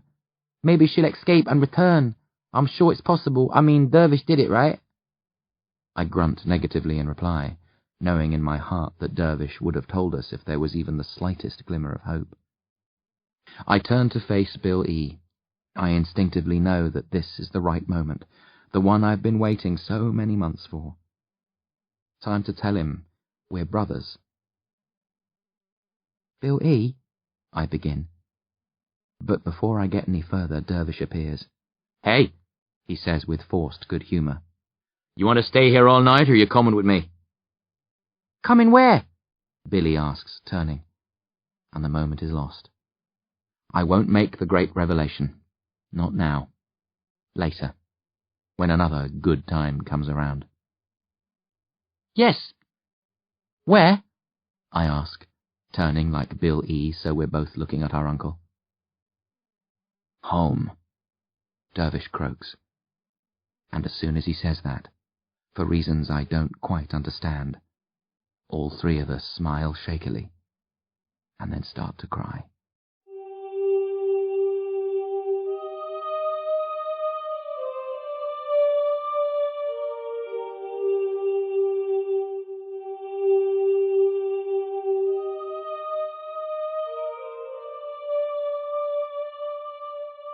A little chat. It's strange, trying to settle back into everyday life, not telling anyone about Slaughter, acting like normal people who've merely survived a very human tragedy. Billy and I lie to our friends, make up stories about the filming, describe the fire and how we were lucky to escape. Not a word about demons. Billy stays with us the first few nights, despite the objections of Ma and Pa Spleen. Nightmares galore, both of us, remembering, screaming, crying, talking with each other and Dervish, trying to cope. Ironically, considering how this all started, Dervish sleeps like a baby. The confrontation with evil was a tonic for him. It blew the cobwebs from his head, helped him out of the bad patch he'd been stuck in. The fighting, the cover-up, getting in touch with the other disciples, discussing ways to keep the truth secret, all of that was nectar to my uncle. It fired up his engines. He was in his element dealing with the demonic fallout. I'm not saying he enjoyed it, but he needed it. That's his real work. I wish it was so easy for me, that I could go off, find a demon, have a scrap, purge myself of the bad memories and fears. But I took nothing positive out of what happened in Slaughter. I'm just disgusted, tired, and afraid. I'm sure it will be years before I can sleep properly, if ever. But the show must go on. The charade has to be maintained, so Bill E. returns to Ma and Pa Spleen. We go back to school. We force ourselves to focus on homework, friends, sport, TV, music, day-to-day life. We pretend that's all there is to the world, that there's nothing more frightening in life than a surprise test or saying something stupid in front of your friends and having them laugh at you. And sometimes, just sometimes, I almost believe it, and for a little while I forget about Lord Loss, Davida Haim, Bo Cunhiart, Emmett, the demons, the dead. And life is the way it should be, like it is for most people. But the sensation never lasts. It can't, because I know the truth. I've seen behind the curtain of reality. I know that monsters are hiding underneath 1 billion beds across the world. And I know that sometimes, more often than we imagine, they come out. Time for that talk. We've been home for nearly 3 weeks. I'm in the TV room, some comedy show playing on the big screen, not really concentrating, when Dervish sits beside me and speaks. I'm not sure what he's talking about. Then, as he switches off the TV, I remember. In the middle of the madness, he said that if we got out alive, we'd have to have a chat about my magical prowess. You were amazing in Slaughter, Dervish says. Magic was pumping through you and you had complete control over it. I just tapped into the power in the air. I shrug uneasily. No biggie. Dervish smiles. Modesty's becoming, but let's not bull ourselves. You were on fire. You did things I can't even comprehend. When I was fighting Lord Loss, I noticed some of the demons trying to get through the hole in the barrier. You kept them back. How? I established a second barrier around the hole. Demons couldn't get through it, but humans could. Dervish chuckles. Do you realize how difficult that is? I couldn't do it. Even when I was in Lord Loss's realm, at my most powerful, I couldn't have pulled off something like that. I don't know many who could. It wasn't like I planned it, I say, for some reason feeling edgier the more he praises me. I reacted to what was going on around me. The magic told me what to do. I wasn't in control. I couldn't do any of it again. I don't even remember most of what I did. Dervish studies me closely, his expression serious. I sense his reluctance to continue, and with a jolt, I guess the reason why, and instantly understand why I've been so nervous. The disciples are few in number, Dervish says quietly. We're always on the lookout for new recruits, but most mages never realize their magical potential. It lies dormant unless they have an encounter with the Demonata. Even then, there's no guarantee that it will develop, that we'll be able to make use of them. No, I say softly. Dervish frowns. I haven't asked you anything. I know what's coming, and the answer's no. Please don't ask me. I look away, trembling, fighting hard not to cry. I hate it, Dervish. The demons, the battles, the madness. I don't want to face Lord Loss or anything like him again. I don't want to become a disciple. A lengthy silence. Finally, Dervish sighs. I'd spare you if I could. But there are so few of us, and we're so limited. From what I saw in Slaughter, you could be one of the most powerful disciples ever. You might even... He clears his throat. You might even be a true magician, like Bartholomew Garadex. No way! I cry. You told me I wasn't. You said magicians are born that way, that their powers are obvious from birth. I know, but the way you handled yourself, maybe I was wrong, maybe there are late-developing magicians, but even if you're not a magician, he says quickly as I start to protest, you are part of the world of magic. No normal person could have done what you did. You have a very powerful, important talent, and it would be a crime to deny it. I know you don't want to involve yourself with the disciples, but you have to. Some of us believe that the universe creates champions, that a few humans in each generation are given the gift of magic in order to protect this world from the Demonata. If you've been chosen by the universe, he smiles shakily, you can't say no to a calling like that, can you? Just watch me, I snap. Dervish's expression darkens. You're acting like a child. Well, duh, haven't you noticed? I am a child, big for my age, but don't let size fool you. Try me again when I'm old enough to vote. I can't wait that long, Dervish says. Magic must be nurtured. Every day we hesitate is a day wasted. When you face your next demon, you might... There won't be a next, I shout. Weren't you listening? I don't want to join your band of do-gooding disciples. I said no! Unacceptable, Dervish replies flatly. You have a responsibility. I know it's hard, I've gone through it myself, but you have to be who you are. You don't know anything, I hiss. You didn't lose your family to demons. You didn't have to fight Lord Lost when you were my age. You haven't felt the terror of... I'm breathing hard, hands clenched, tears in my eyes. You can't let fear rule your life, Dervish says. Everyone's afraid when they face a demon. We learn to mask our fear, but it's always there, chewing away at us. Fear, doubt, wishes that we weren't magical, that we didn't have this cross to bear. I can help you overcome that fear. I can show you the way. I stare at him heavily. There's no point arguing. He really doesn't understand. I'm not just afraid, I'm horrified. In Slaughter, I did what I had to. It was an unreal situation, and I had no choice but to let the magic wash through me and use it to fight my way out. But I hated the whole experience, and I've no desire to repeat it. I'm through with the universe of demons. I've done more than my fair share, got the better of them, and saved lives, twice. That's enough. I start to tell Dervish this, to try to make him see it from my point of view, but all that comes out is a sigh, then a sullen, Anyway, it's irrelevant. I'm not a magician or a mage. It was just a slaughter thing. You're wrong. The power is there. We have to develop it. You can't... What if it isn't? I interrupt. What if I'm just an ordinary kid who did something weird and wild, but is back to normal now? Would you leave me alone then? He frowns. Yes, of course. If the talent isn't there, obviously we can't fan it into life. But it is. It must be. Look for it, I challenge him. Can you find out if a person has magic in them or not? Dervish nods. We can't in people who haven't tapped into it, but once someone unleashes their power, it's always there. I can search for it, find it, prove it to you. I should have done it before, after you fought Vein and Artery. But I wasn't thinking straight when I returned from my battle with Lord Loss. Go on then.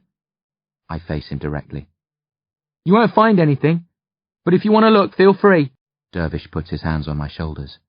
My left arm still sore from when it was cut off. I wince but steel myself and grunt for him to continue.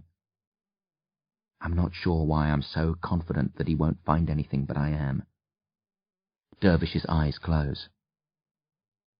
Relax, he says. You'll feel a force. An intrusion. Try not to fight it. I'll get out as quickly as possible. I let my eyelids flutter shut. Seconds later, I sense a presence, a soft probing, like fingers creeping through the corridors of my brain. I tense against it. Relax, Dervish murmurs. It's okay. I won't hurt you. Trust me. It's hard, but I do as Dervish says, opening myself up to him, letting him probe deep. Deeper. I feel him closing in on a part of myself which I wasn't aware of a few months ago. I know that if he finds it, he'll continue pestering me to become a disciple. He won't give up. He'll keep on, and eventually I'll cave in and let him train me, and that will mean facing the demon Arter again. More pain, craziness, terror. Something moves within me. A pulse. A shiver. Hard to define. Like when you think you catch a movement out of the corner of your eye, but you're not sure, and when you look closely, nothing's there. My eyes open. Dervish's forehead is creased, his lips moving. I close my eyes again, smile faintly, and let him continue. Warm now. Safe. At ease. Finally, Dervish releases me. When I look at him, he's shaking his head, confused. I don't understand. I was certain you shouldn't have been able to. If there was nothing there, if you're not a mage, it doesn't make sense. I assume that means no magic? I grin. Not even a trace. I thought I was zooming in on it, but then... nothing. I carried on looking, went deeper than necessary because I was so sure. You can try again if you want, I tell him. No point. He manages a brief smile. It's either there, or it isn't. I'd have found it if it was. You can't hide magic, not from those who know what to look for. I was wrong. You were right. You're clean. So I don't have to sign up? The disciples can struggle on without me? Dervish pulls a face. I don't know. The magic isn't there now, but I suspect if we placed you in an area of magic again, or took you into the universe of the Demonata, our leader, Barnabas, is more powerful than any of us. He spends a lot of time among demons. Perhaps... I feel fear creeping back, but then Dervish scowls. No, I'm not going to sign away your life to him. Maybe you'll choose to go down that path when you're older, but I haven't the right to pass that sort of sentence on you. Barnabas plays rougher than the rest of us. I've seen how he treats those closest to him, and I wouldn't wish it on anyone. Then I'm free?